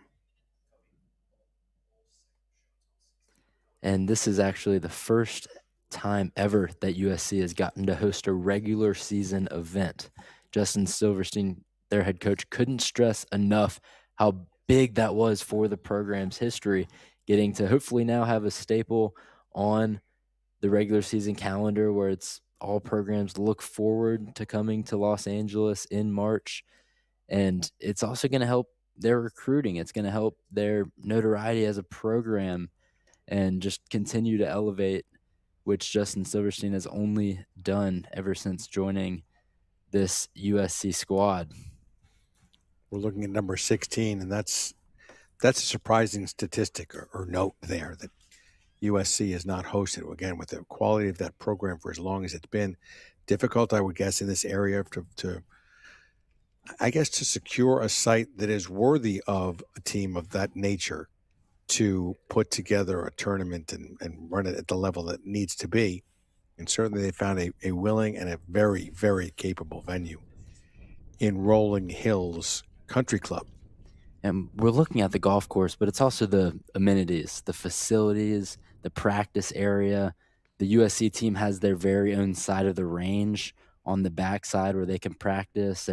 It's all Titleist Pro V1s that they're hitting, a bunch of nice new toys that they can play around with to help with their swing and their shot and their accuracy, and just a lot of things at their disposal that the Trojans can use to continue to develop their skills. There's a very high-level short game area that the players are getting to practice on this week, and I think that, or what Justin Silverstein told us, is that this is going to be their opportunity to, kind of peacock a little bit, show their feathers, show what they have, and it's going to be something that they can hopefully lean on as they continue to go forward as a program.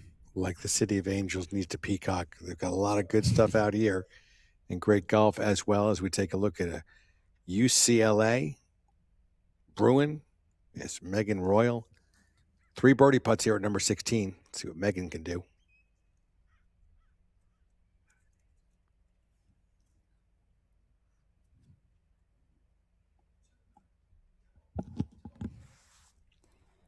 Yeah, everything's feeding down to the right towards the water that you see in the background. And that putt broke quickly on Royal. She's a senior from Carlsbad, California. I'm still working on my California geography, so David, you could probably tell me if that's close to here or not. A little bit north of San Diego, which you feel like it's closer than it is, maybe 2.5, 3 hours. A little bit north of Torrey Pines, inland a bit. From a senior to a freshman who shows her how it's done. All right, Sarah. Great birdie putt there from Sarah Vidasek, who has just been as resilient as ever. She had to withdraw from the round this morning due to some stomach aches and went back in the clubhouse, reset, said, you know what, I'm going to give it another go and play in the second round and compete for my team. And rolling in a birdie putt on 16, just showing some persistence there. Now Shyla Singh knocked down a couple of those birdies there. How about that? 16, the par 4, doesn't play too easy, but Shyla and Sarah making it look easy. You talked about Sarah going back in. Doesn't have an opportunity to win the tournament now, is out of the individual competition, yet she comes back in, and she has the low round for her team this afternoon.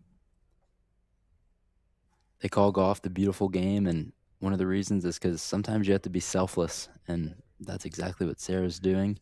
I thought soccer was the beautiful game. I'm calling golf the beautiful game. I'm going to quote you on it. When you're from Pinehurst, North Carolina, you can get away saying stuff like that. You can get away with that for certain. We just saw Bailey Shoemaker at at number 18, take a run at a birdie putt, was not able to drop that, but she's had a heck of a day. 3 birdies, an eagle, 4 bogeys on her card.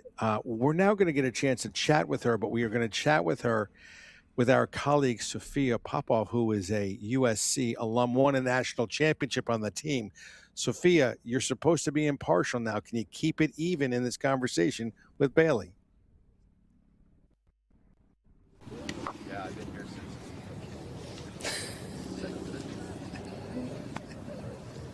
since. Okay, I have to be unbiased, but I am a Southern Cal Trojan also. But I'm here with Bailey Shoemaker, an amazing 1 under par after a 4 under par this morning, 5 under total, in second place right now. Tough conditions this afternoon. Eagle on 15. That was a momentum booster. What do you take from that for tomorrow? It was very scrappy this afternoon. I had to reconvene with myself a little bit a few times. I was just losing my brain a little bit. But I mean, it's easy to when it's tired and it's windy and hot. So, but I settled myself and kept giving myself opportunities and just tried to be as scrappy as I could, and I still got it done. So. Absolutely, and obviously you're no stranger to this place. How does it help to maybe know this course, know some of the bounces? I was out there, I saw some 30, 40-yard kicks, especially downwind.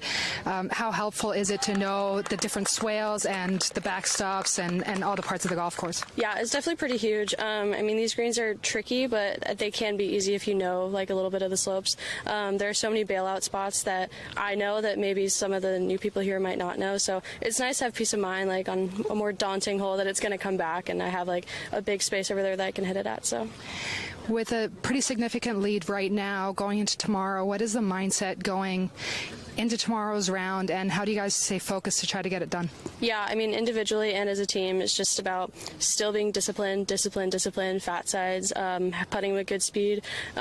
Just nothing changes. I mean, foot's still on the gas, and just because we have a lead, our plan shouldn't change. We should just stretch it as much as we possibly can. So. Absolutely. So smart play is it. And I know Dave told me to be unbiased, but I'm going to say fight on and good luck tomorrow. Fight on. Thank you. Back to you guys. A lot of fun from a couple of USC Trojans down there as Bailey Shoemaker watches her team follow her into the clubhouse as not just the host of this event, the leader of this inaugural GameAbove Golf Invitational, and the leading team by, let's just say, how about 2 touchdowns and a pair of extra points there, 14 shots above number 4 ranked team in the country, Texas A&M. Ooh. You know, when you're the host team, the co-host with Eastern Michigan, you really have an advantage because you see the golf course a lot more. Southern California has been out here all week for their qualifying rounds. They know this course in and out. And Rolling Hills Country Club is a place where the more you see it, the better you're going to be. More so than other golf courses. You can say, yeah, obviously, if they know it, they're going to play better. But at a place like this that has such interesting contours and bumps and ridges around the greens, and it plays so uniquely with its link style, Southern California has a big advantage over the field this week, and you're seeing it right off the bat with a 14-stroke lead midway through the second round. Yeah, hold that 1 second. Might even be more as Kylie Chong made that putt. No, it still is 14 shots. And the USC Trojan, the women Trojans, Lady Trojans, I'm not sure what the exact mascot name is, but as they're finishing up out on the golf course, there are a couple of USC players, actually just one, Catherine Park, left to play here at number 18, following the groupings of USC, Eastern Michigan, and Texas A&M all together. There will be the groupings of the players from Oregon, UCLA, and Arizona. That'll take us home to the end of our coverage, which is about an hour from right now, a little less maybe.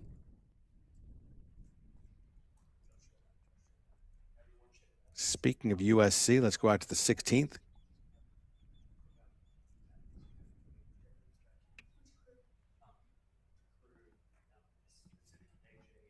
That might be Darius Chung.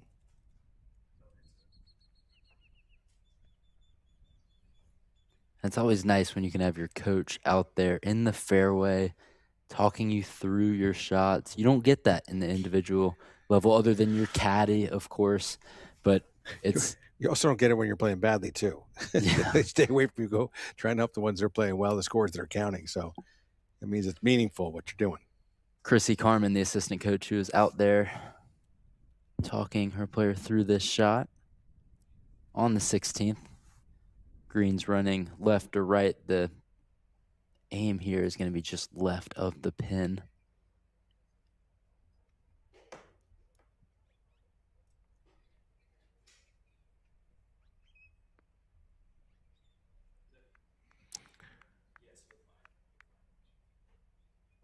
Flirting with danger there, but it's going to work out. Taking it that skinny side of the green, it did work out, but it was a little tense there for a moment.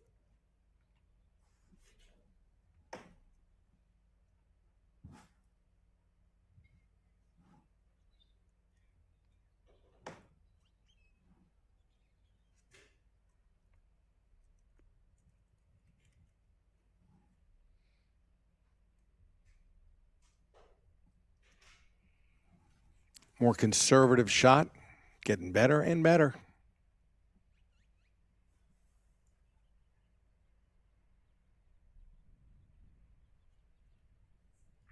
That'll be a long but basically flat-ish putt at least.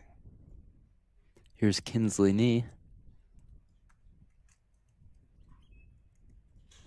Freshman from Los Angeles, playing in our hometown event. But playing for the other gals.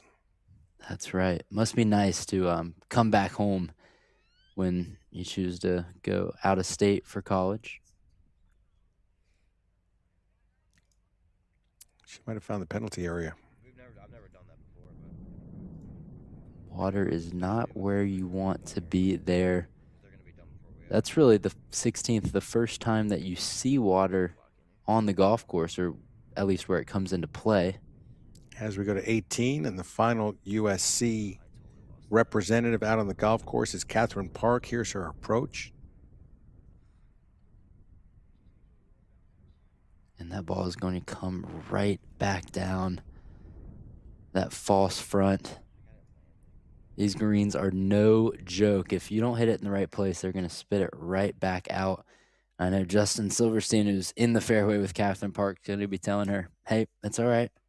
Pick your head up, but let's learn from it and not make that mistake tomorrow, because we're going to see a similar pin location for the final round.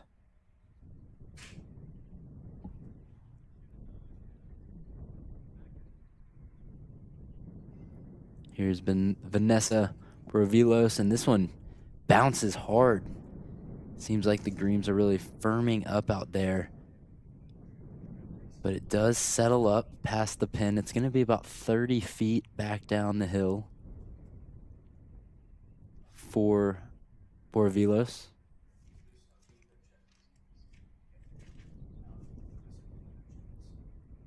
And now the co-host team, Eastern Michigan, their number 1 seed, Jasmine Leoval.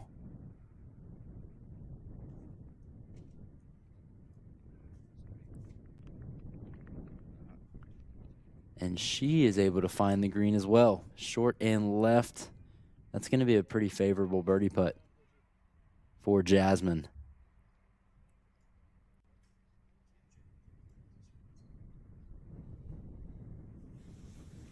Make or miss. Well, I jinxed. I'm trying to give you a chance to get back. Okay. Well, I might as well. You got to give it to Jasmine. She is an incredible putter. She is. She's got tons of support here at the GameAbove Golf Invitational and within the GameAbove Golf organization.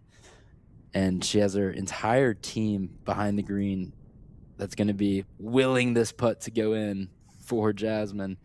Not to put another announcer's jinx on it, but I think she's got this one, David. Well, and the team, led by, her and her sister and Savannah DeBach, have been rallying pretty well here. They're 3 under par in the second round. That the afternoon round, so pretty significantly ahead of the rest of the field. Actually, 1 ahead of Texas A&M in the second round only. So as they've gotten more experienced, it has shown. Now Park. Imagine she's going to try and put this one close if it has some bite. And it does. Give herself a chance to par the last. Yeah, a little tricky, though.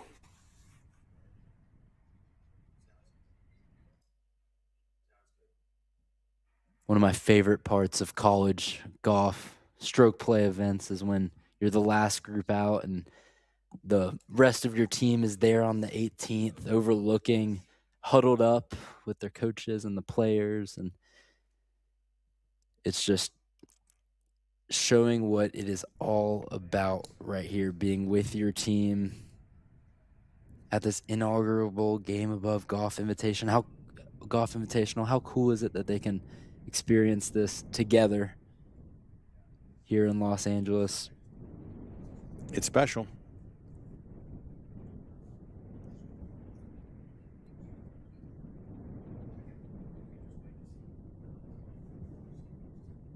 Vanessa there talking with Texas A&M head coach.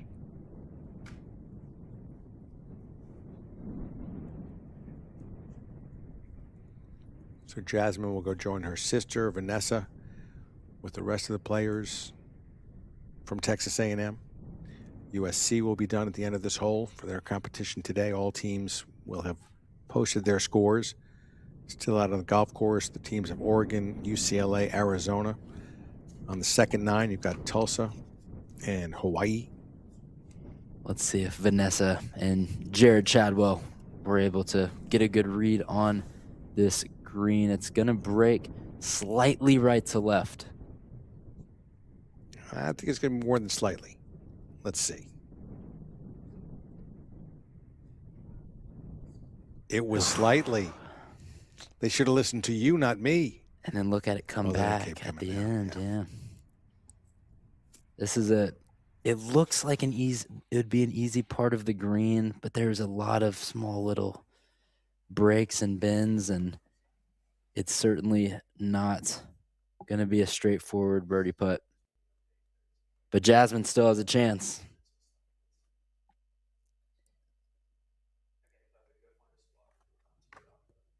Cannot say enough good things about Jasmine, who's from Oceanside, California. She transferred from Long Beach, who's in this field as well. So she's been able to get back with her former teammates, along with her identical twin, Janae.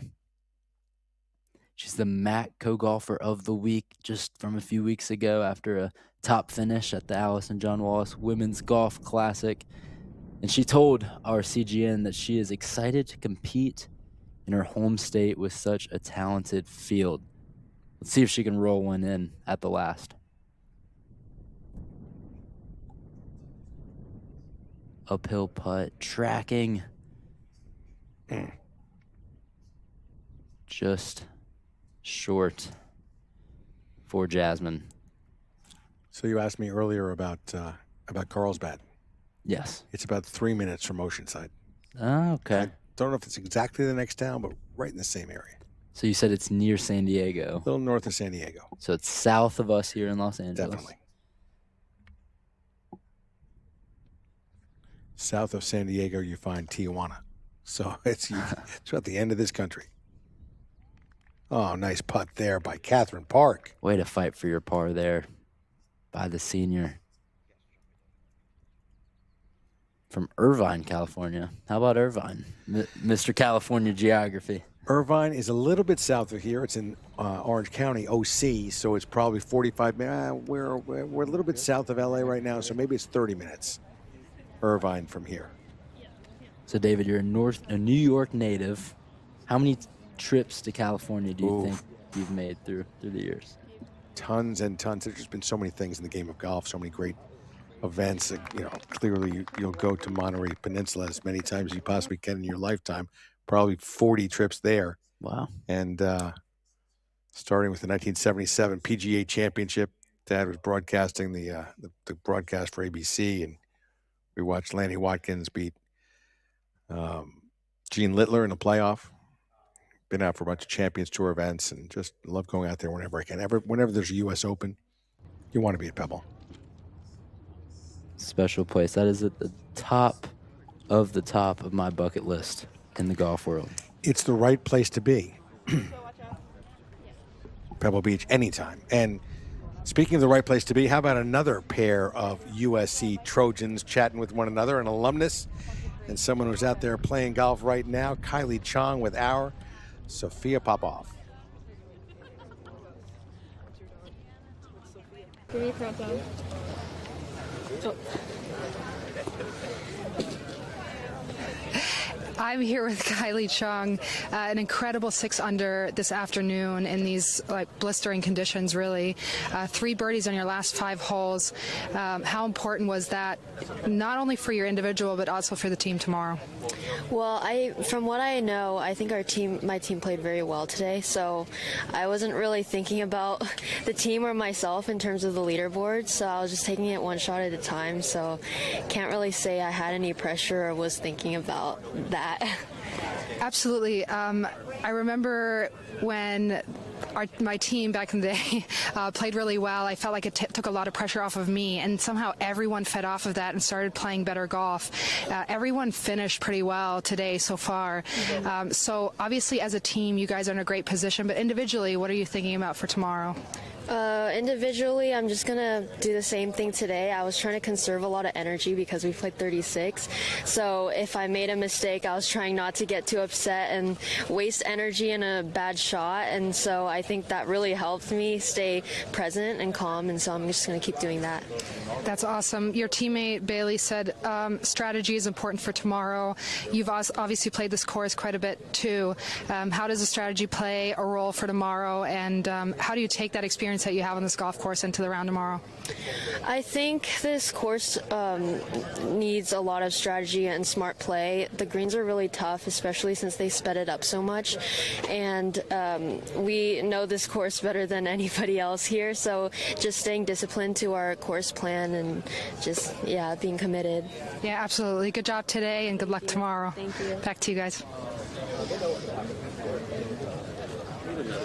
Thank you, USC Trojans, the alumni and the current competitor, and Kylie Chong. And I do appreciate the fact that our Sophia, our colleague, is not wearing scarlet and gold. You know, it's in her heart. At least it's not on her person currently. She is staying very, very impartial, as all broadcasters are supposed to, and teams are starting to gather behind the 18th here at the inaugural GameAbove Golf Invitational. Well, USC has a strong women's golf program. They also have strong academics. And Sophia studied broadcast, so she's ready to be in this business. And one thing that I was taught in Athens, Georgia, and I'm sure that she was taught the same thing here in Los Angeles, is you can't wear your team's colors when you're on broadcast day. You have to be impartial, like you said. And, she did that today. Well, if I ever broadcast a New York Giants game or a New York Yankees game, I'm going to violate that rule you were just talking about right there. That's for certain. I have to say there have been people I've rooted for in golf tournaments, pals of mine, or people I just look up to and respect. So it's hard to do, a harder thing than you might think. As the scoring area is populated now with that group we just saw come off of number 18. And again, Oregon, UCLA, Arizona. We'll see those 3 teams here for the next 40 minutes or so before we wrap up our coverage of this inaugural GameAbove Golf Invitational. Back out in the fairway at number 18. That's Megan Royal.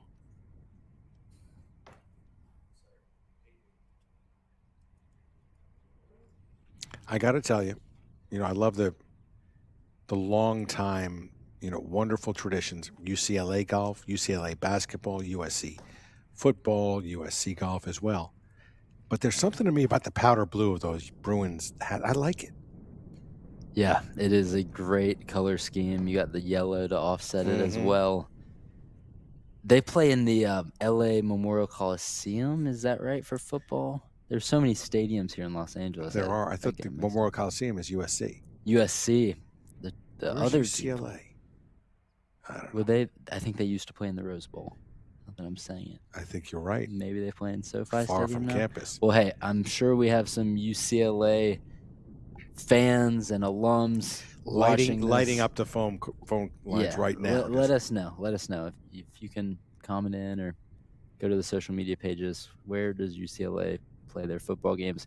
I can assure you, wherever it is, we can see it from here if you get me a pair of binoculars, because the vista from the top of this clubhouse is just absolutely stunning, and you can see for miles and miles. Speaking of the Bruins, here's Royals' approach. But if only there was something that existed where you could put a question in and it would turn around and give you an answer. You're looking at my computer screen right now. Google helps us. It is the Rose Bowl Stadium. You were right about that one. I got USC, you got UCLA in terms of where they play, but a nice approach shot right there from Megan. UCLA athletics. Where does your brain go first? Oh, one athlete. Oh, one athlete? Well, his name wasn't his name after. For me, it's Lou Alcindor, who became Kareem Abdul-Jabbar. What about you? Kareem is a good one. I'll go with another basketball player, Bill Walton. Good, really good one. Who recently passed, but just a legend also in the broadcast industry as well. You're way too young to know anything about it. There's a great documentary about him. Actually, I think it's a 30 for 30, and I think it's maybe even 4 parts or something along those lines. Just such an interesting man. And if he hadn't had the foot problems that he had, all the records he might have set and championships he might have won. He's got a lot of great Larry Bird stories. Just blown away by the athletic history here in Los Angeles, and women's golf being another part of it, and it's only growing.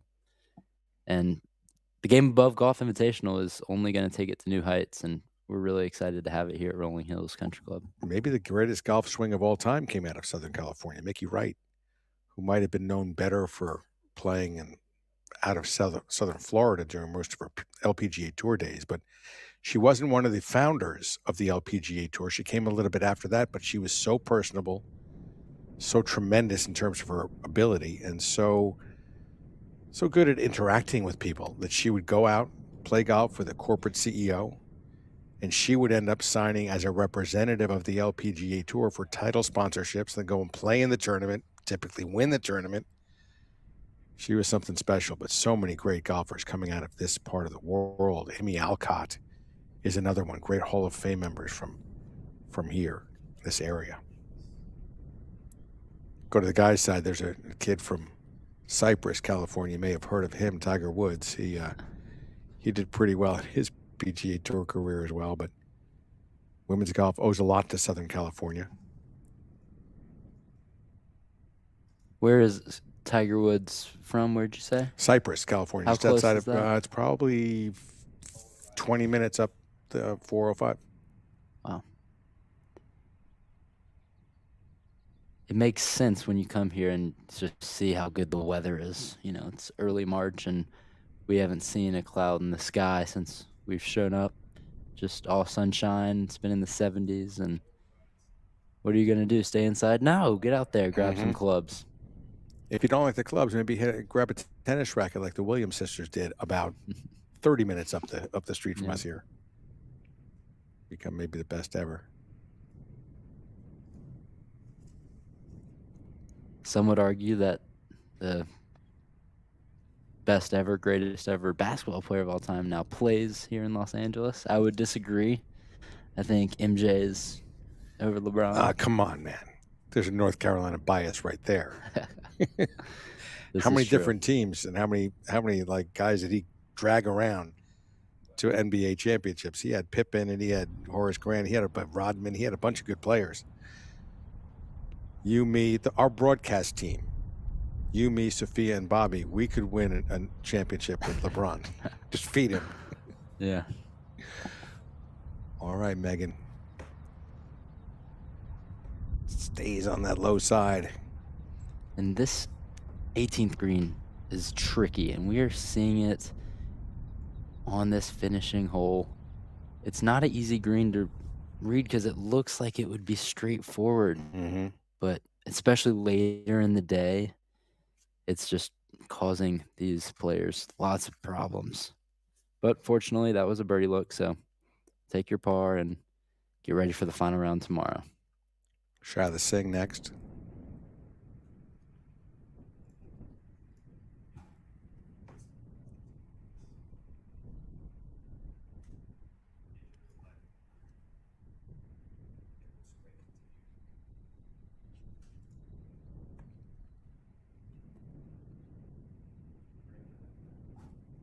as Shyla taps, that'll wrap up this group's day. They had an interesting morning with Sarah Vidasek not able to play the back nine in the first round. She had some stomach aches that caused her to withdraw from the first round and thus withdraw from the individual competition. However, she fought back and was able to play this afternoon round.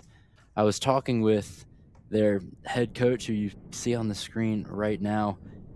I said to Giovanna Mammon, who's in her second season, is Sarah going to be able to go? Will she be able to get back out there? And she looked at me not confidently and said, I hope so, because of how important it is to have all 5 golfers out there. Well, her player did just that. She fought back, and she can be very proud of her freshmen for doing so. And I'm sure that her playing partners were happy to have her back as well, because it's a lot more fun to play with 3 than 2, especially when you're going to be waiting on the group in front of you regardless. Well, Sarah went out there and shot the best round of the day for her team, shot an even par round. And if she wasn't able to play, then the number 5 score for today, 6 over. So she saved the entire team 6 shots.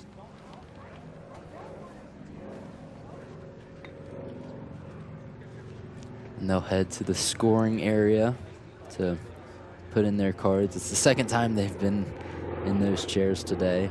They went there after the first round to turn in their scorecards, and the scorers and the lovely people from the Southern California Golf Association had to break the bad news to them earlier today and say, hey, you can go take a break, but you're going to have to be back on the first tee in 20 minutes.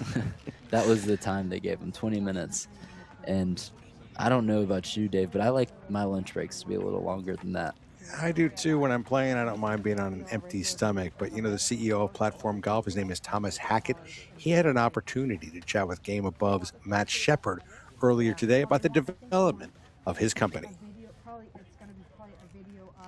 Guys, Thomas Hackett is the CEO of Platform Golf, a big sponsor of this event. Why is it so important for your company to be here, do you think? Well, our origins were really heavily in collegiate golf.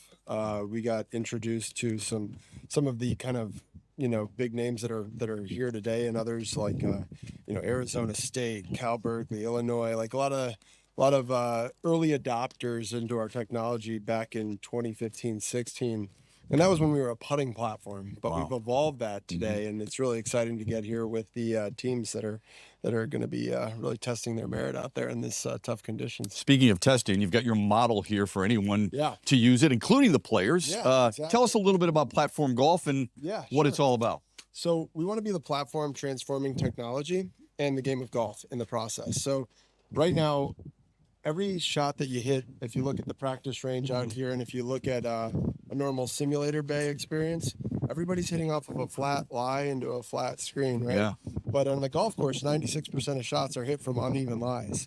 So we thought, you know, maybe we should probably add a dimension to practice. And so today we're going to actually take people out and practice the shot they're going to play into the 8th hole on the second shot. And we replicated the slope of the golf course. And we can move this around for each shot. But for the challenge we're doing with the girls, they're going to be hitting it from a 3.5% uphill and 3.5% left to right slope to the green, which is exactly what they're going to feel on the golf course. So they get to feel that out here. And we're going to ask them, okay, what was your carry distance with that uphill lie? And, what did you expect to do in terms of hitting it close to the pin? Where did you start your start line off of that uneven line? Well, this moves as you would expect your lie to move a little bit, fellas. Thomas may be able to hit off it. I cannot. I'm sure you guys could too, but this will improve your game. It may frustrate you every once in a while, but it'll definitely improve your game. Dave, back to you.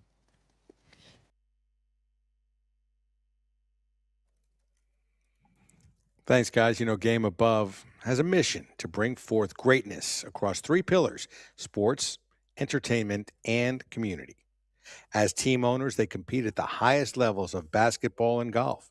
As producers, they create award-winning sports documentaries that tell meaningful stories. And in our communities, they invest in young athletes, helping build confidence, discipline, and opportunity. The GameAbove Golf Invitational embodies this mission, showcasing the world's brightest female golfers at Rolling Hill Country Club while inspiring the next generation, watching from home or here on site. And what a place to watch from.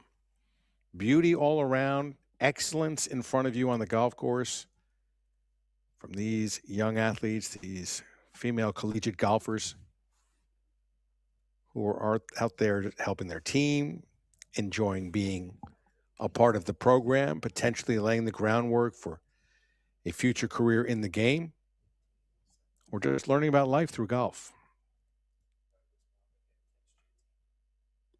And what better place to do that than here at Rolling Hills Country Club, which just provides such a unique feel for the game here in Los Angeles.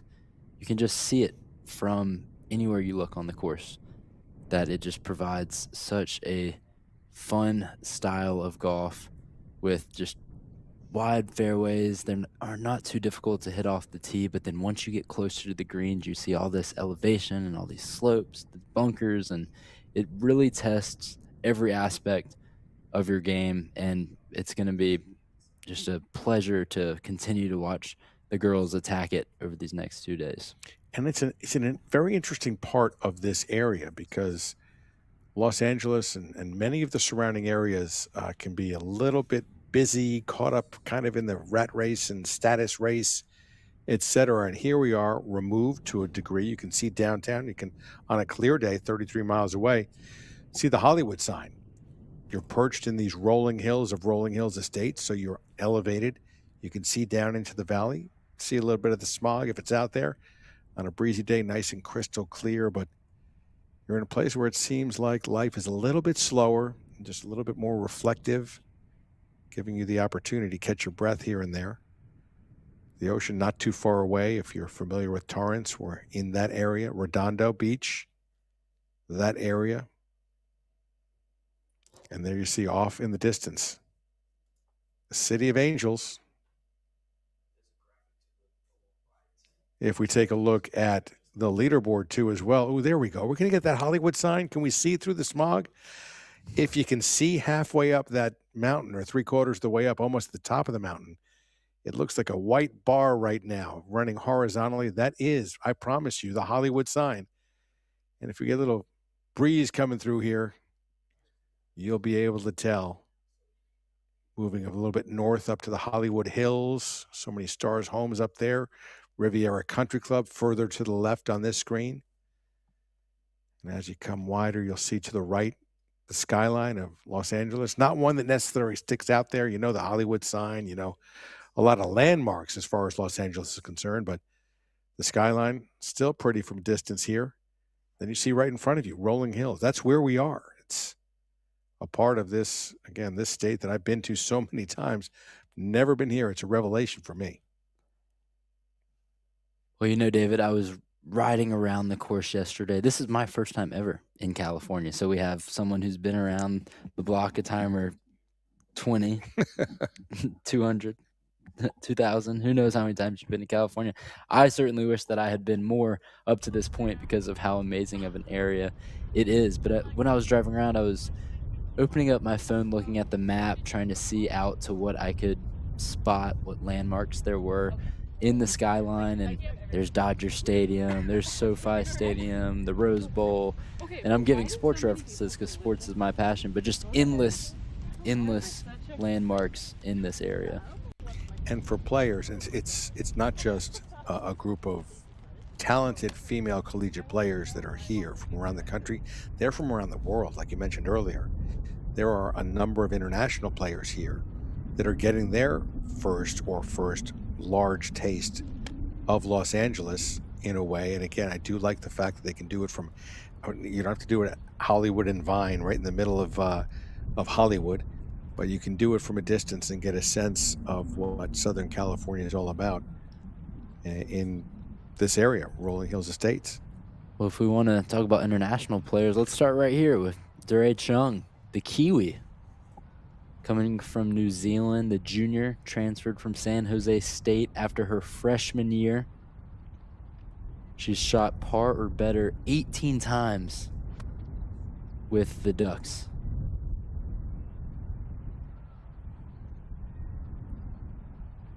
Just last month, she was the top New Zealand finisher at the Women's Amateur Asia Pacific at Royal Wellington. Got to play that one in her home country.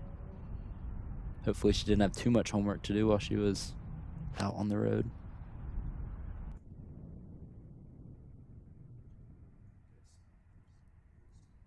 Just a great swing there as the ball rolls right past the pin. These greens are rolling fast, so it's going to roll a good 20 feet past the pin, but a good approach there from Chung. You mentioned about her homework. I can assure you, if she's Aussie or Kiwi, homework is not going to be an impediment to whatever discoveries she has in front of her as far as life is concerned. Mm-hmm.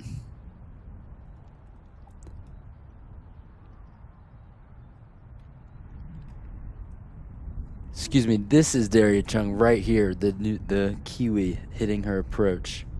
Apologies, that was Jennifer Seo from Arizona on the last shot. Now we have Chung.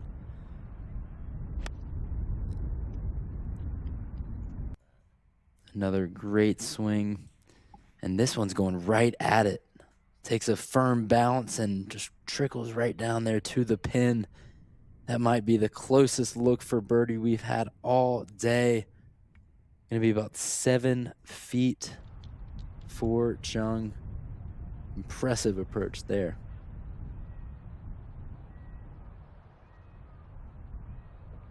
And the final member of this threesome, this grouping, is Kinsley Nee. Local. Los Angeles.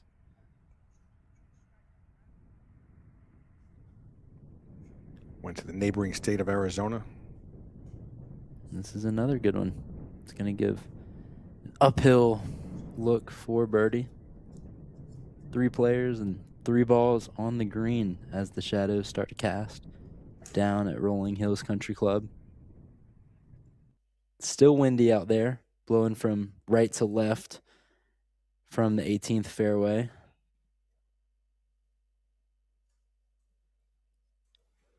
You mentioned New Zealand, where Dara Chang is from. Do you have a favorite island, north or south? I wish I've been able to visit. I love Australia, the country, but New Zealand I haven't been able to visit. Much more, I guess, Maori-based, Polynesian, etc. I hear it's just beautiful. Good pal of mine, Golf Channel for a long time. Frank Nobilo would talk about his home country. And just adored it, really. And every American I've heard who goes there absolutely thinks it's the best thing ever.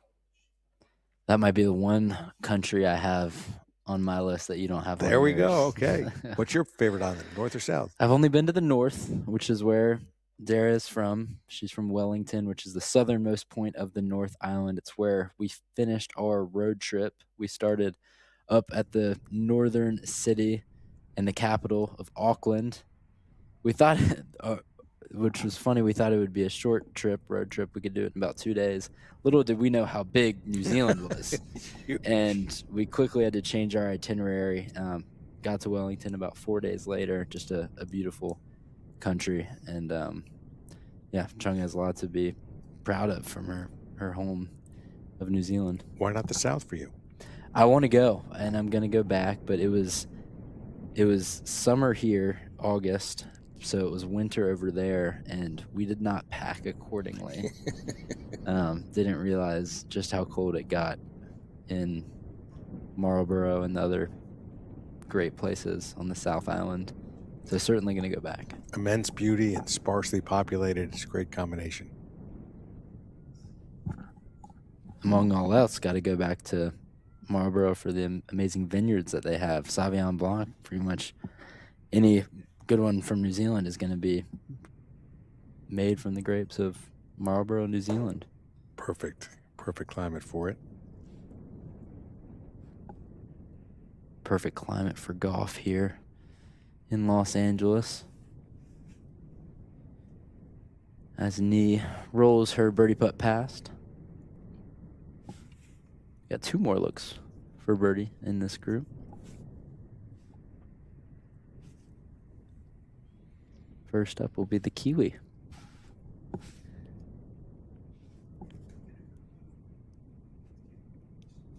While we take a look at this putt from Chung, We've been talking about the twins all day long, the Eastern Michigan University pair that has been so much fun to watch and keep track of. It's been special to see Janae and Jasmine Laveo do what they do. We had an opportunity, Game Above did at least, to chat with them. Here's what they had to say.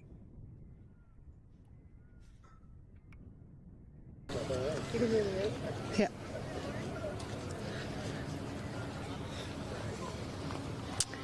I'm here with Janae and Jasmine Leovao. Thank you guys for agreeing to do this interview. I know it was a tough finish for you, Jasmine, but 3 birdies on your last 5 holes, Janae, to put your team in a great position going into tomorrow. Obviously, as a co-host of this tournament, I've made your coach proud. And what do you take into tomorrow, having finished that well? Yeah, I'm just hoping to keep the momentum going. In the front 9, first round, I really struggled with the speeds, but I knew that it was going to be a long day and I had a lot of holes left, so I just stayed patient. And this course really rewards discipline and patience and precision, so I just tried to play as smart as I could and make each decision better than the last. Absolutely. And Jasmine, I know you weren't really happy with today, but 2 over par in the second round, and it was really windy and tough, and you guys had a great second round as a team. What do you take into tomorrow with that 2 over par round today and having played better in the second 18 holes? I think I'm just really proud of the fight and being the starting one for this team and last out of the team. I mean, it just shows that our team has depth and I can count on everyone. But, yeah, our team has a lot of depth and we all have each other's back, so it's happened to me before too. It started as playing as number 1, but then finished going into the last round as number 5. But yeah, it's a team thing. So let me tell you, it's happened to a lot of us a lot of times playing college golf. And with that being said, you guys are twins. I know, not hard to tell.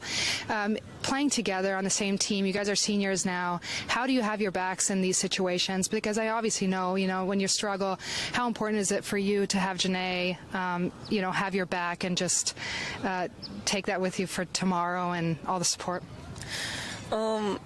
It's really hard to talk right now, but it's just really cool to see that any of us can step up and cover for others. And yeah, I know I have the potential and skill and can show up tomorrow, and I'm just really proud of my team.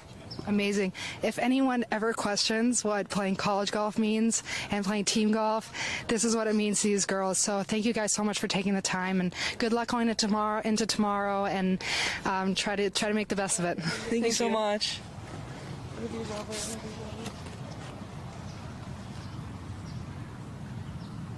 Thank you. Sophia, getting a chance to speak with someone other than a USC Trojan, an alum. Not just one, but 2. Exactly, got a pair. Evened it out. And then there were three groupings remaining out on the golf course here in the second round of the Game Above Golf Invitational.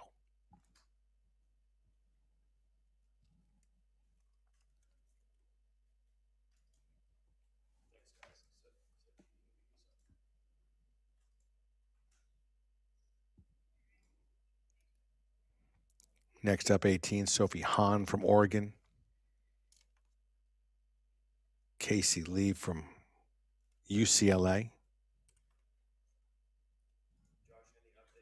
And from Arizona, Nina Wanthan of EMOC. Well done. A senior supporting the University of Arizona Wildcats alongside 2 freshmen. Casey Lee, just 18 years old, true freshman from Temple City, California.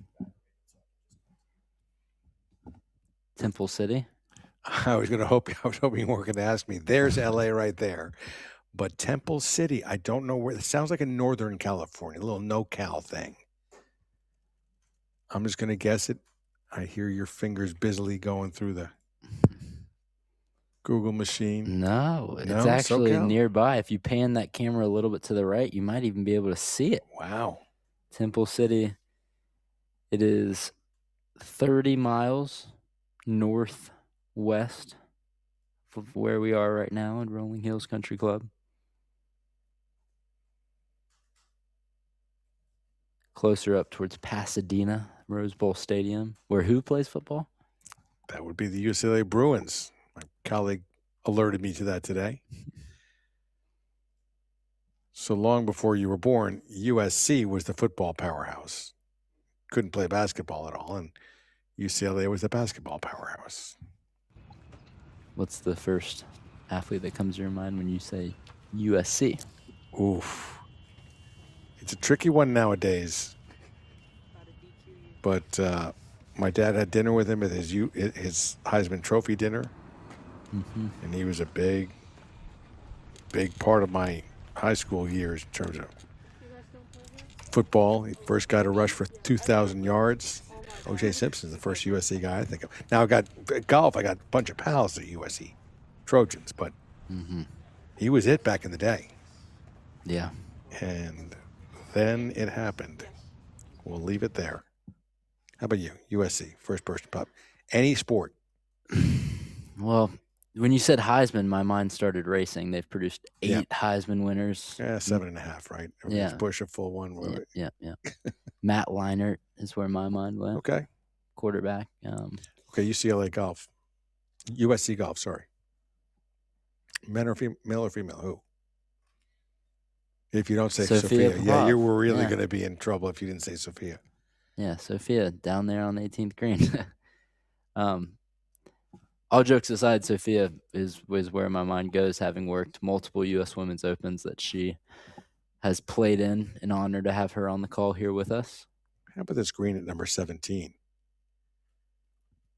Everything goes to the right, and you can have some wicked bounces if you hit one of those ridges. And it wasn't a coincidence when David Kidd put some water down there on the right and decided to slope the green that way. It's one of the presenting challenges of this hole. Not a long par 3. Yeah, 160. It's downhill as well.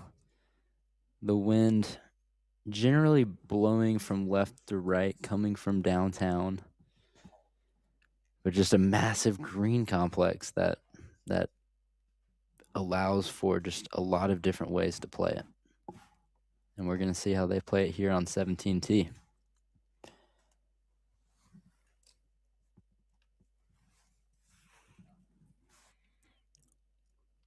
See some warm clothes coming out. It was pretty warm earlier today, and now cold weather. Yep, the shadows get long. Sleeves are coming on. My phone is telling me it's 66 degrees right now. It's going to get down to 56 overnight. That's chilly considering how warm it's been the last few days.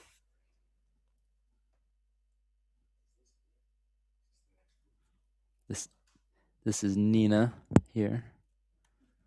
So I guess there's some space between this group and the one in front of them.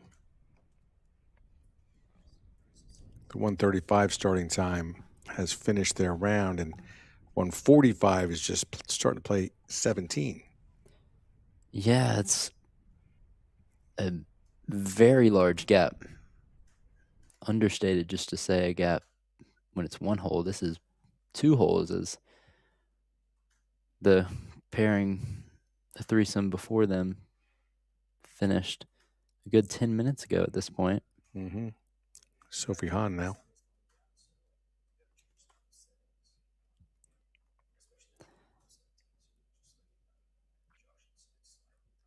Number 73 ranked woman in the World Amateur Golf Rankings. She moved up 25 spots since arriving to Oregon this past fall, and she's played all 7 of Oregon's tournaments so far as a true freshman. You don't want a one-handed finish on this hole with water off to the right.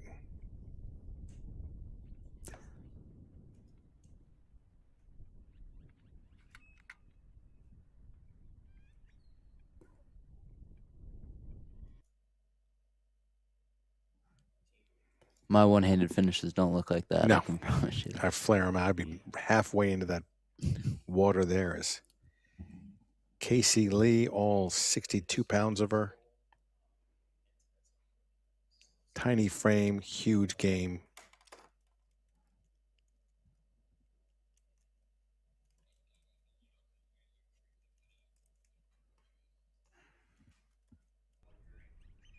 That's a confident finish right there. That really is.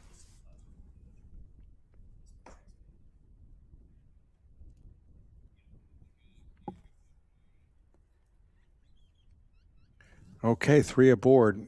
I'm not going to call them birdie putts, but if they sink, they'll be at 2. I think that's the only yellow ball that's out on the course. Can you recall another one? I can't, and they got popular for a while and went away, came back.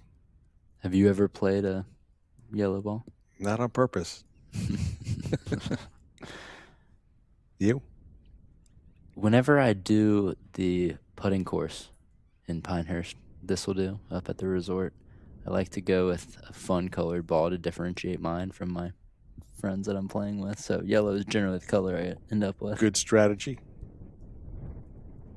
They don't seem to go in the hole that much, No. though. Yeah. I don't know. Maybe the yellow paint is makes it a little thicker, so it doesn't quite fit in the way it should. Must be. Let's take a look at where things stand currently. Got USC, who's finished up today. They're currently 13 under, 5 under at the end of the first round. That was this morning, this afternoon, 8 under par, and all finished up. Also finished Texas A&M, number 4 ranked team in the country. They shot 3 over in round 1 this morning, 2 under in round 2 this evening. Taking a look at the individuals of those top 2 teams. Kylie Chong with a heck of an afternoon, shot 6 under. Couple of birdies in her first 3 holes, 4 birdies in her first 7 holes on the second 9. Ends up shooting 34-32 for 66 today. Catherine Park, 3 shots higher, still red numbers for Catherine. Bailey Shoemaker was 1 under par today in the afternoon. 3 birdies on the front, 3 bogeys on the front, a birdie and an eagle on the second 9. She was 4 under, though, in the morning. Those are the top performers on the USC team. Over on the Texas A&M team, as far as today's round is concerned, and when I say today, I mean this afternoon, it's Cayetana Fernandez Garcia Poggio, who birdied 3 of her final 6 holes to shoot 68. She was 1 over in the morning. Good round in the afternoon, the only one to be under par in the afternoon on the Texas A&M Aggies team. Natalie Yen was even par this afternoon, and Bryn Court, Sky Sudbury, each 1 over. Surprise, probably, Tulsa, where they are right now. They're still out on the golf course, 1 under in their round this morning, 10 over in their round this afternoon. So currently in 3rd place. Tulsa, not a highly ranked team, didn't have anybody under par or even par in their afternoon round. But again, that 1 under par round in the morning gave them a good position. They're trying to hold the co-hosts, Eastern Michigan, ranked number 30 in the country. They have finished up 12 over par in round number 1, not the way they wanted to start, but 3 under in round 2, puts them currently at 9 over, 1 shot clear of Oregon, the number 3 ranked program in the country, in a tie for 3rd. Oregon by themselves at 10 over in 4th place. Still out on the golf course, though. Maybe can make some moves. Even par in the morning, turned it around, though, in the afternoon, 10 over par. SMU also even in the morning, 11 in the afternoon, and they are the 26th ranked team in the country. They are currently 11 over out on the golf course still. Some teams from Arizona, they're 8 over in round 1, 8 over in round 2, very consistent, 16 over, 6 shots clear of UCLA, number 11 program in the country. They're still out on the golf course. 15 over round 1, 7 over in round 2. And let's just take a look at what's going on at 17 as they continue to play.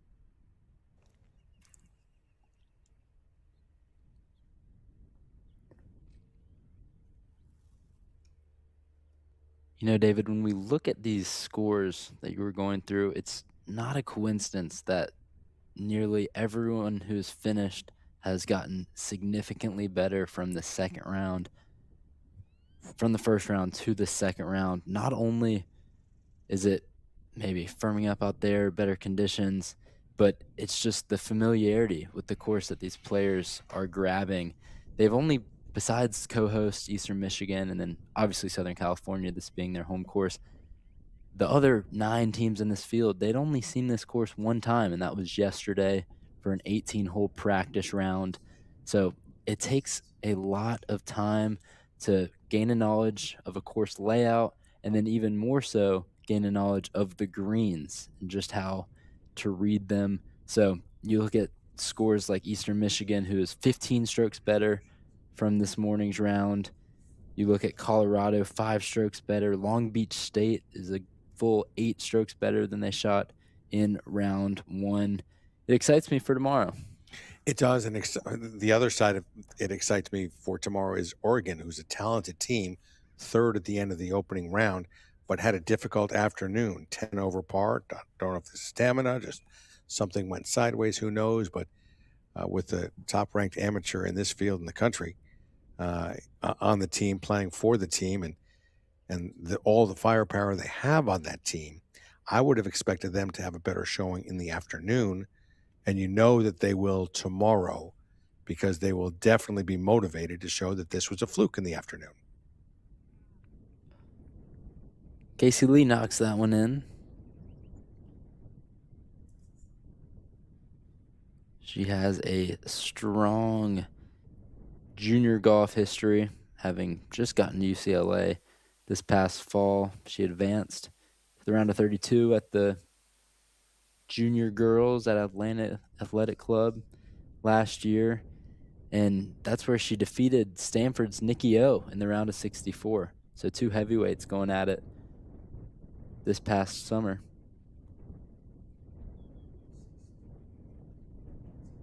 At a great venue in Atlanta. The former home of Bobby Jones. That's right. Right, before Eastlake as well, before going to make his mark. Won a U.S. Open there. Keegan Bradley, PGA Championship. How about Keegan winning in his first major championship appearance? Mm-hmm. That was something else. Texas A&M actually played at Atlanta Athletic Club for the Eastlake Cup 2 years ago. Eastlake was undergoing their renovations that you saw before October's Tour Championship, and Cayetana Fernandez, who we see at the leaderboard right now, she was playing at Atlanta Athletic Club in that event a few years back.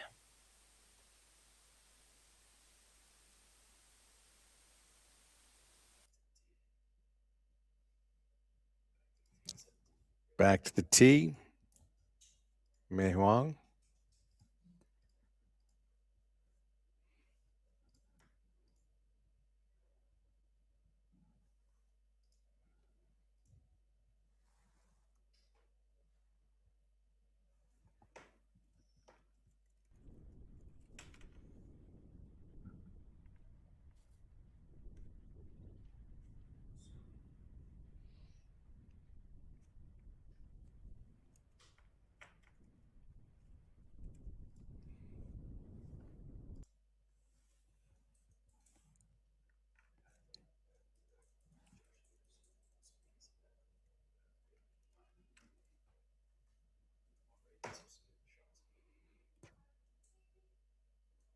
It's the Arizona Wildcats' turn.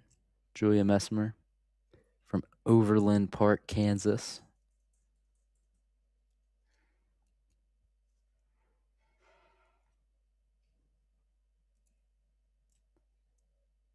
Been on this squad now for 4 years.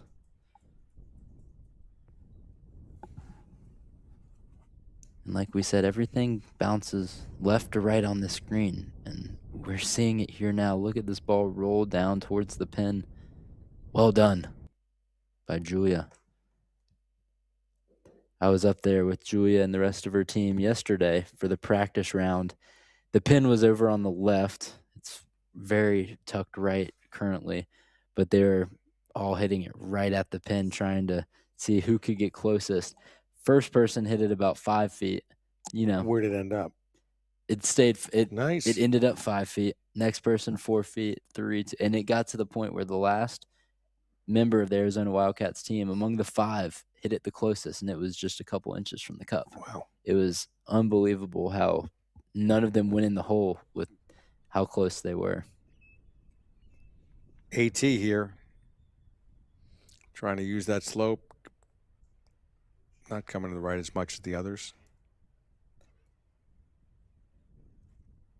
It's an interesting green because it's not a consistent slope where it'll just funnel the ball down. There's little humps that go all throughout the green and contours. So it's all about the bounce. And it's really out of your control at that point when it's just a measure of 5 feet from a ball that's going to bounce significantly right versus one that's just going to die right where it lands. And in addition to picking a good line, it also requires a little luck on this hole, which I think is what David Kidd wanted to bring, because that's similar to what you can see over across the pond. As we go to 18, Casey Lee.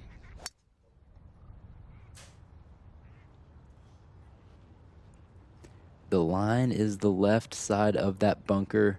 It's not a threat. It's about 300 yards out. But if you can position your ball in the fairway along the left edge of it, you're going to give a good look into the pin going towards the clubhouse. Seems like if you take it even further left than that, you're still going to get nice opening up into that whole location. Certainly.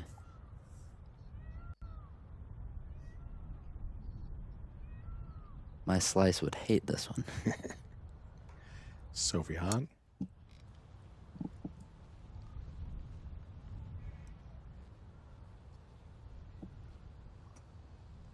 You can see the breeze blowing the flags in the background. Pretty right to left. Favorable if you're playing a cut off the tee here.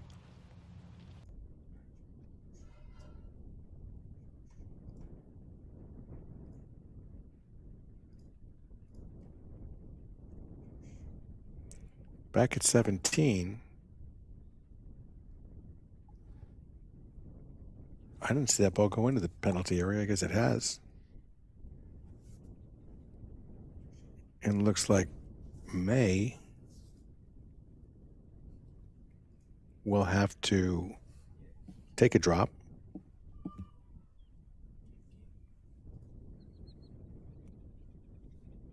Yeah, must not have caught it on the face, because not only is it right, but it's also well short of the green where you'd want to be. Well short, maybe not taking a drop.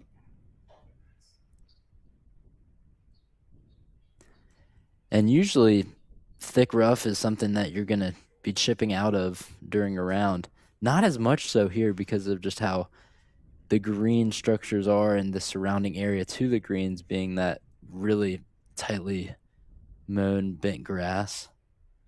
So in a round when you get to 17, you might be used to hitting those kind of chip shots, but not as much here.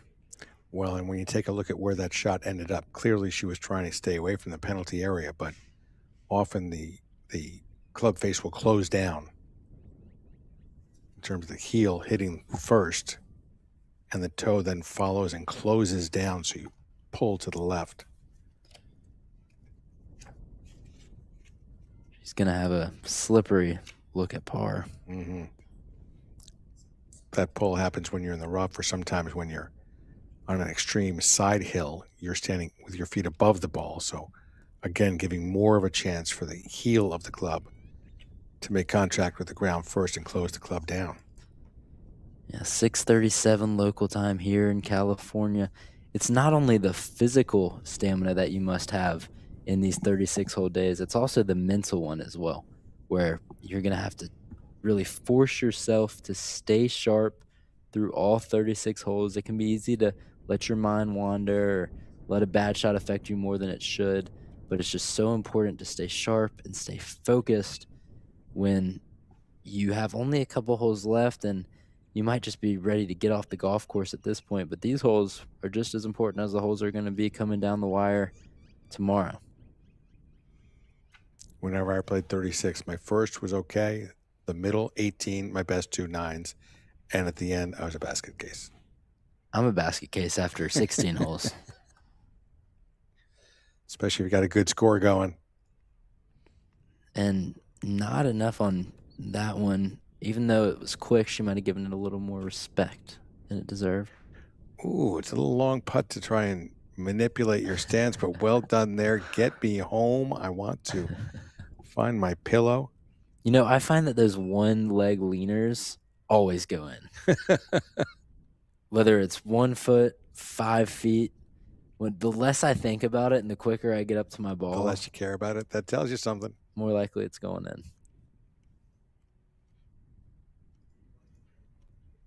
Now, Julia. She makes. Is this your? She's making this one. Okay. I've been the jinx on 18. We'll see if you're the jinx on 17. No.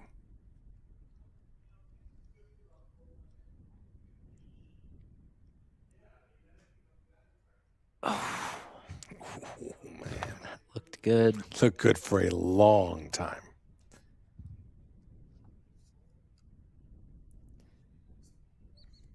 Giving her kudos back up to the tee box, rooting her teammate on. Charlotte back, the number 1 for the Wildcats, awaits. In the final grouping of the day, the second round. Right before we went live is when these groups were finishing up their first round. We've been live now for about 4 3/4 of an hour, and it just shows you that not only is it a lot of golf that these players are having to face, but it's pretty quick relative to not having a break and not having much time to regroup. Right. And look how ready they are to swing away.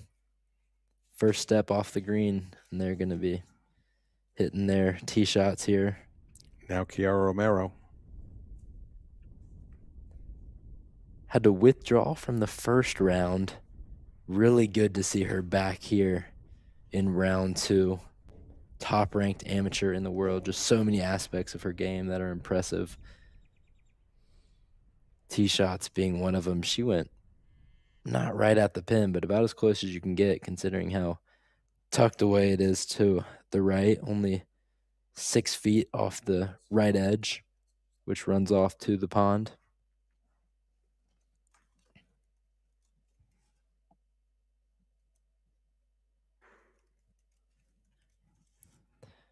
Next to play here at 17, representing the University of Arizona, Jen Lee.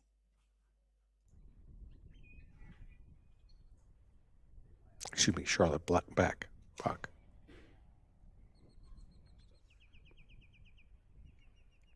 Jen Lee is UCLA, and she'll play next. And Charlotte's going to go a little left of where she wanted. We'll see if this ball can filter back. It does not. She's going to be caught up on that top tier. It's going to be a tough putt coming back.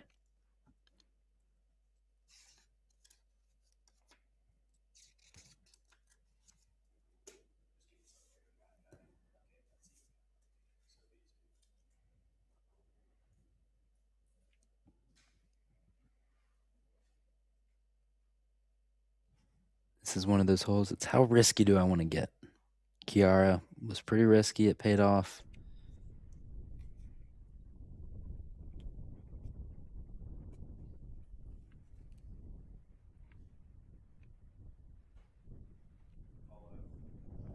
Lee did not hit that one how she wanted to. You can tell from that reaction. And for Jen Lee and Charlotte Bach, it's been a tough day for them mentally because Kiara Romero did not play in the opening round.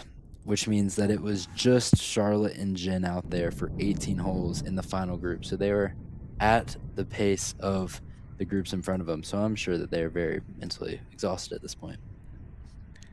There's some missed shots from number 18. These are shots from approaches in. We didn't get a chance to see, but we're watching these players as they're trying to finish up there. Ooh, look at that bounce from Sophie Hahn.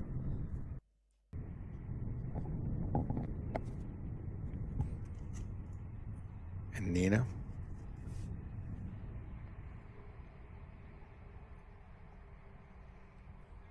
Those were the 3 approach shots from the 1:45 starting time here on the final hole. Their final 3 approach shots of the day, final full swings for each of them.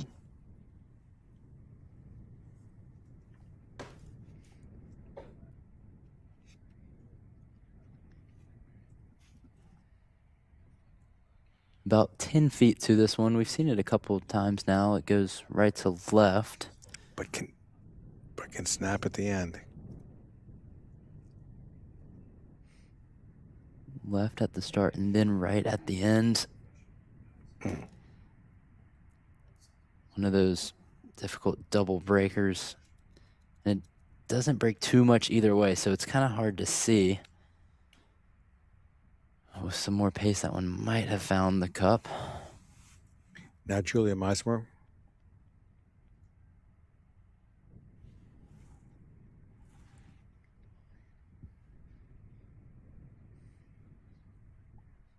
And this one's about as straightforward as it gets. Just got to get it there.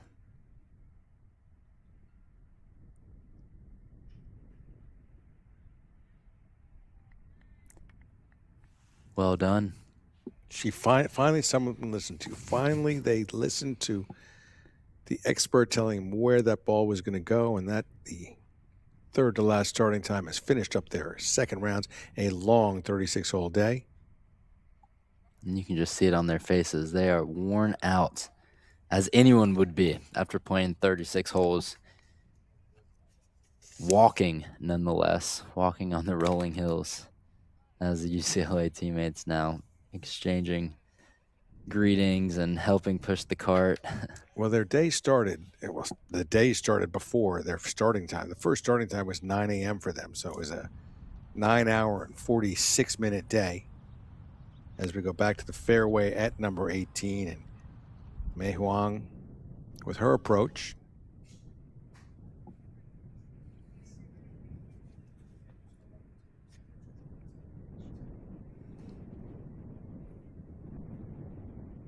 Two groupings still left out on the golf course, both of them consisting of a player from Oregon, a player from UCLA, and a player from Arizona. May playing with Julia Meismer and Tong An. AT. AT.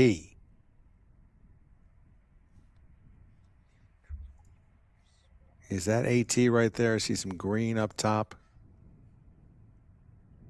That would be AT.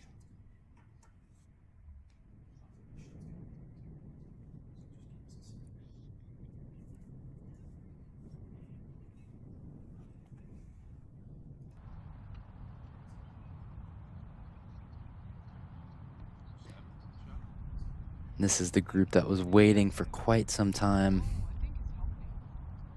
to hit their balls on 17. A big gap between the 125 and 135 tee times, but trying to catch up as best they can, and it certainly seems like we'll be able to get all the golf in today before the sun goes down. Daylight savings helping us out there. If this tournament was 5 days sooner, I think we'd be wrapped up by now. We'd have some headlamps, miners' helmets.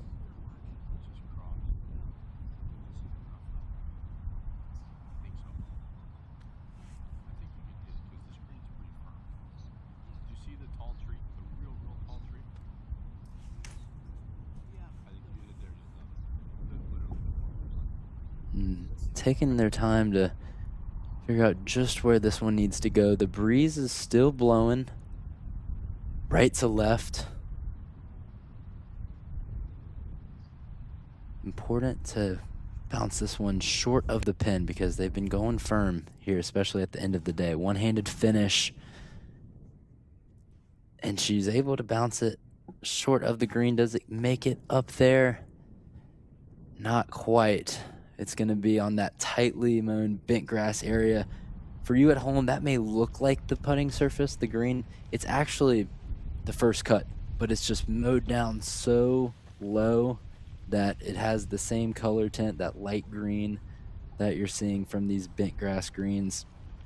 And it presents a good opportunity for the players to select either their wedge or their putter. Be interesting to see how AT plays that one when she makes her way up to the 18th green. Well, we have an interesting moment right now because our friend Sophia, who again won a national championship with USC, has spoken with a couple of USC players. Now she's with Erin Lee, who's the assistant golf coach for the UCLA Bruins, the crosstown rivals. Let's see if Sophia can pull off the impartiality with the UCLA Bruin. Sophia?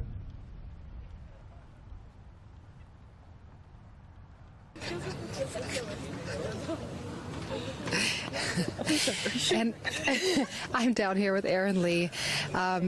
Actually played similar years to me. Played at UCLA from 2011 to 15. Now an assistant coach the last 3 years. Obviously known you for a long time. How does it compare playing versus now being an assistant coach for the school that you went to?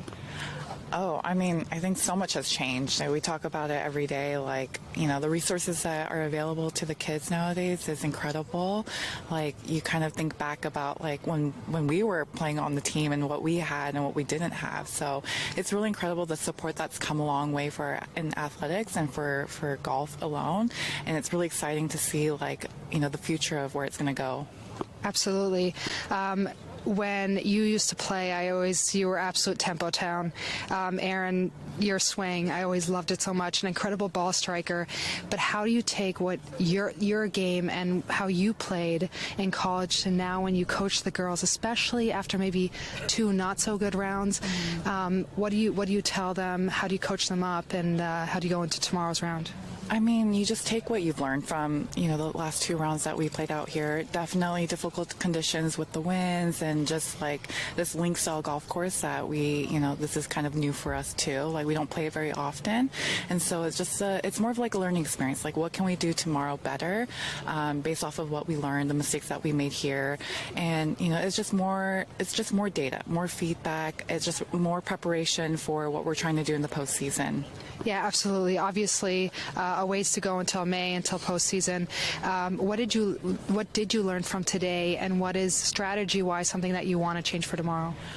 Just being more precise. I think on golf courses like this, you got to be more precise with the winds. Like, where do you want to leave yourself? Like, you really got to start thinking about a little bit more conservative strategy. Like, if I don't hit in the places that I want, where do I want to leave myself? So that's going to help minimize the damage out here, especially because I think if you find yourself in unpredictable places, it's really hard to get up and down. It's really hard to save par, if not bogey. So you just got to play your misses and just stay patient out there. Yeah, absolutely. So thank you for your time. Appreciate it. Good luck tomorrow.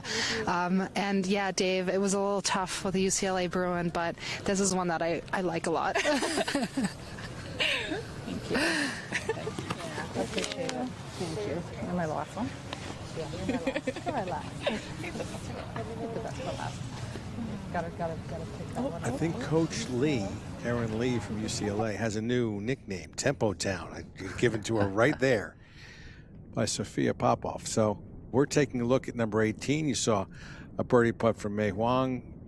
Pretty much blow past the hole. This is the second to last group out on the golf course. There's Mei right there.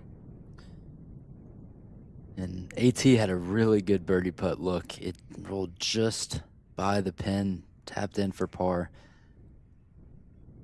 but certainly gave herself a chance there on the finishing hole.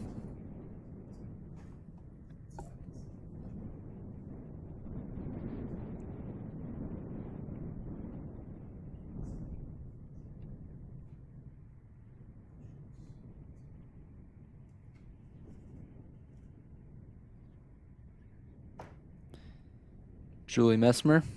She had an eagle on the par 5 15th. Followed it up with a double bogey. She's going to try and finish strong here on 18.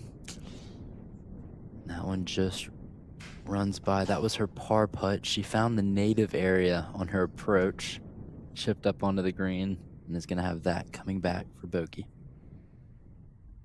Tough way to finish for Julia.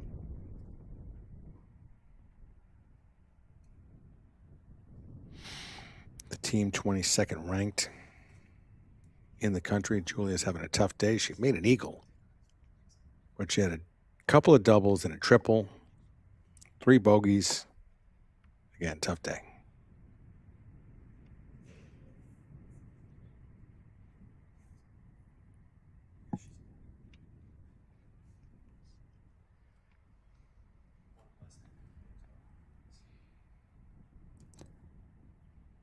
All right, David, we've seen this putt a few times now. This one's a little bit shorter. Are you playing this right edge, or are you going right at it? Right at it. Take the break out of it. Be a little steamed here that I'm 6 over on my round, 9 over for this tournament. Not helping my team, not helping myself. Let me just jam it in there and get to the salad bar. Hope she confident little stroke right there.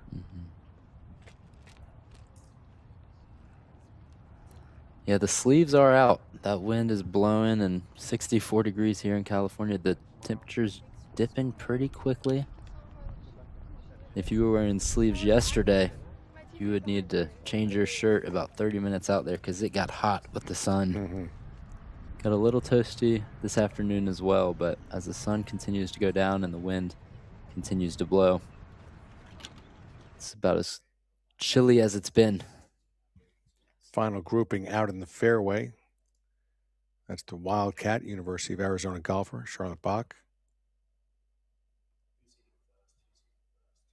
But first to play, before Charlotte, will be Kiara Romero, I think.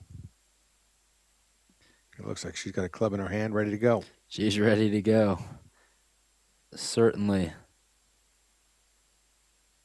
Kiara celebrated her birthday just 2 days ago. 20 years old, but yet so accomplished already. In the World Amateur Golf Rankings, again, you said it, she's number 1 in the world. She's got 34 counting events. 3 of those are wins, 20 top 10s, so. She holds pretty much every program record that you could have at Oregon. Scoring average 69.42 so far this year. She shot par or better in 63 of 79 career rounds, which at the collegiate level is just amazing. She's currently number 6 in program history with 326 career birdies. She's only a junior, and it's still pretty early in the season, so that number will only climb. And she had a 10 under 62 in NCAA regionals last year, the lowest individual round in program history. All good news for Kiara Romo, but we have trouble for Jen Lee. She's over in that penalty area playing before Jen plays. Charlotte Bach from Arizona, her approach at 18. Just a junior at Arizona. She's another player that could put some records in her program's history books. Already very successful in Tucson.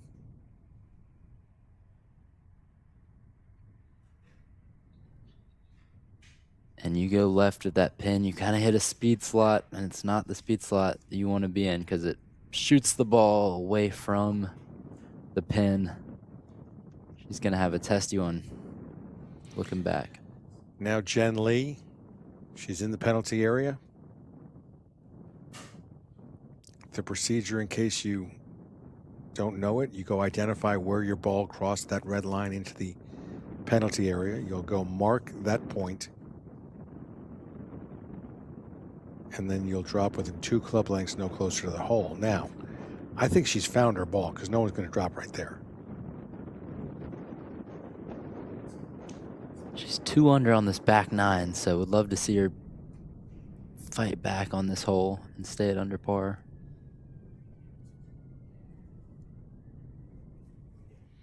Try and get confirmation if that was her second or her third shot here at 18.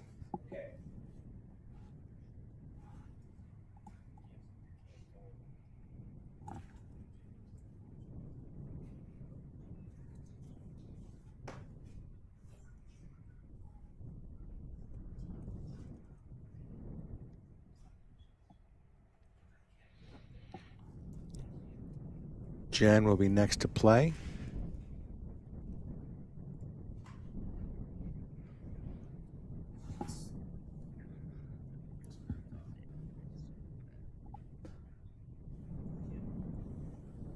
So I'm thinking this is her third shot because that did not look like an area where you would drop a ball. I think she found it kind of at the last moment just outside of the penalty area. This is Jen Lee. Who now is an interesting yardage for her. It's not where she would ever drive it. It's not where she would ever hit an approach. It's one that unless you've kind of accidentally come across this particular part of the course, you don't really know the yardage. When my dad was playing in the 1965 PGA Championship, Bob Golby had laid up short on the 18th hole and knew the yardage from a certain spot, one certain sprinkler, and told my dad, hey, it's 118 or whatever it was. It was a par 4. There's no reason why you would ever be there. Until Sunday when Dad drove it into the bunker and had to lay up right to that spot, and he thought he had to get up and down to beat Nicklaus and Casper. He got up and down, beat them both by 2. But in any case, he knew that yardage because Bob Golby had previously in the practice rounds said, you know what, you may need to hit a layup here, so I'm going to go get this yardage. He stepped it off, and back then they didn't have lasers and things along those lines.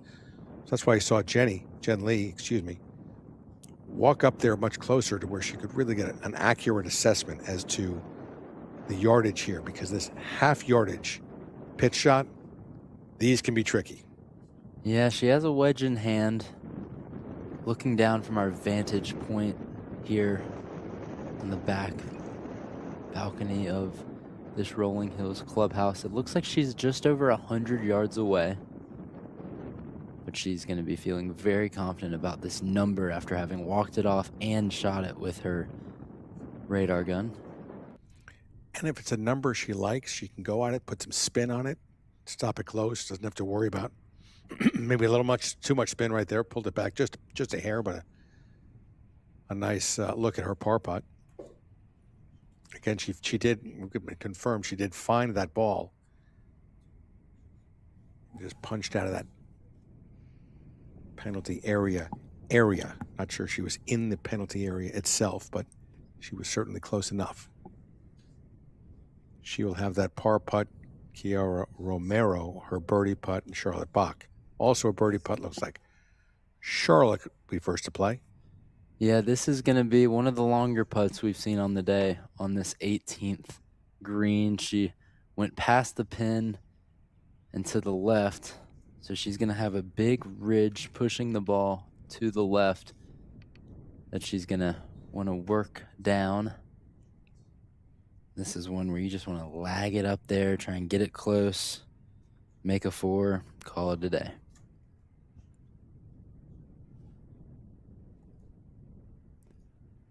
This one's all about speed.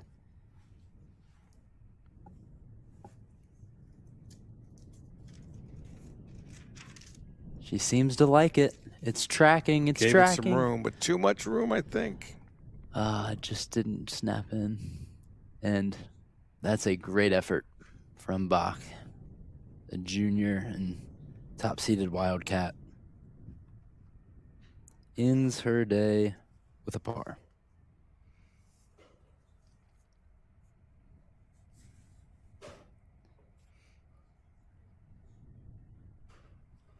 And that's going to be a 71, 1 under for Bach. 2 golfers remain, 36 holes for 11 teams of golfers. 2 rounds here in the inaugural GameAbove Golf Invitational. Been a great day here at Rolling Hills Country Club. I think the secret's going to get out as Jen's par putt drops, finds the bottom of the cup there. Great final hole. Smiles there after having to punch out and grind her way up to the par here at the end. Props to Jen there. That's going to allow her to finish that back nine at 1 under. Finish the day at red numbers. Yep. Excuse me. 2 under on the back and 1 under on the day. And there's not a lot of red numbers out there from today, either round. Just aren't. And here is top-ranked amateur Kiara with her birdie putt. She didn't play this morning. Now, on her first look at the 18th green, gives it a go. Misses just slightly on the low side, but look at Kiara Romero. Didn't play this morning, comes out, shoots an even par 72 in the afternoon. 1 birdie, 1 bogey. The low round on her team by 3 shots, showing that the team is the most important as far as her competition's concerned, as far as this GameAbove Golf Invitational is concerned. Shadows are getting so long, they've completely covered this golf course. The irises are being opened on the camera, so it looks a lot lighter than it is. If we look out our window right now, the lights are coming up in the City of Angels.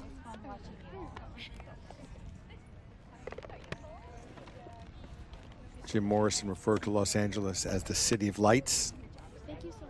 I'm a New Yorker. I don't know, I may have to disagree with that one, but in any case, they're coming up. Smiles on the faces of all these golfers. You know, no matter what you shot out there today, got to tip the cap. 36 holes of golf is not easy in any environment, especially on a difficult course like this one at Rolling Hills. But if you got that blue hat on, or you're wearing the crimson or scarlet, and gold, you got a local game here. You got a home game, the Bruins of UCLA. They can sleep in their own dorms if they want to. It's close enough to get to Westwood. Close enough to get to UCLA, USC as well.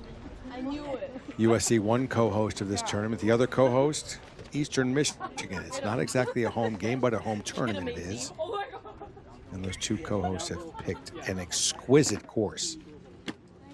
And just a wonderful venue and experience here for this inaugural GameAbove Golf Invitational. Rolling Hills Country Club has really shown out today.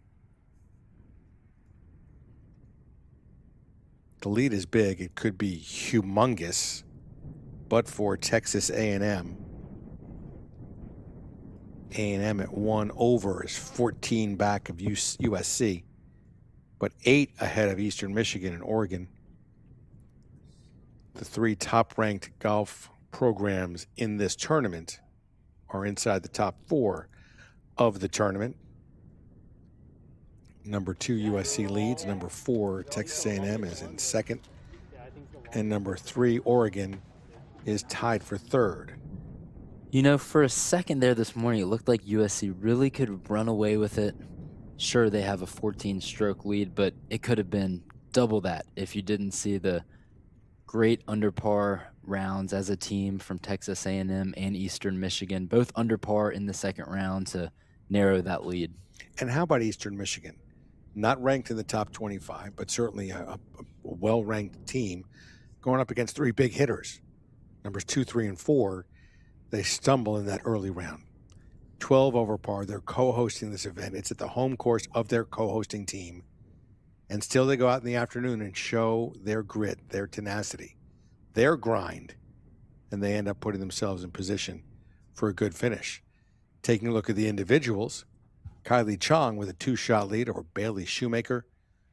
Celine Chen in the mix at 3 under with Cayetana Fernandez as well. Catherine Park, the third of the USC Trojans on this leaderboard. Kylie and Bailey, the top 2, also with USC. So those kinds of scores from 3 of your golfers through 2 days, you just have to come up with another 4th score. It's not like there's one player that's killing it and other players are back and forth and contributing, not contributing.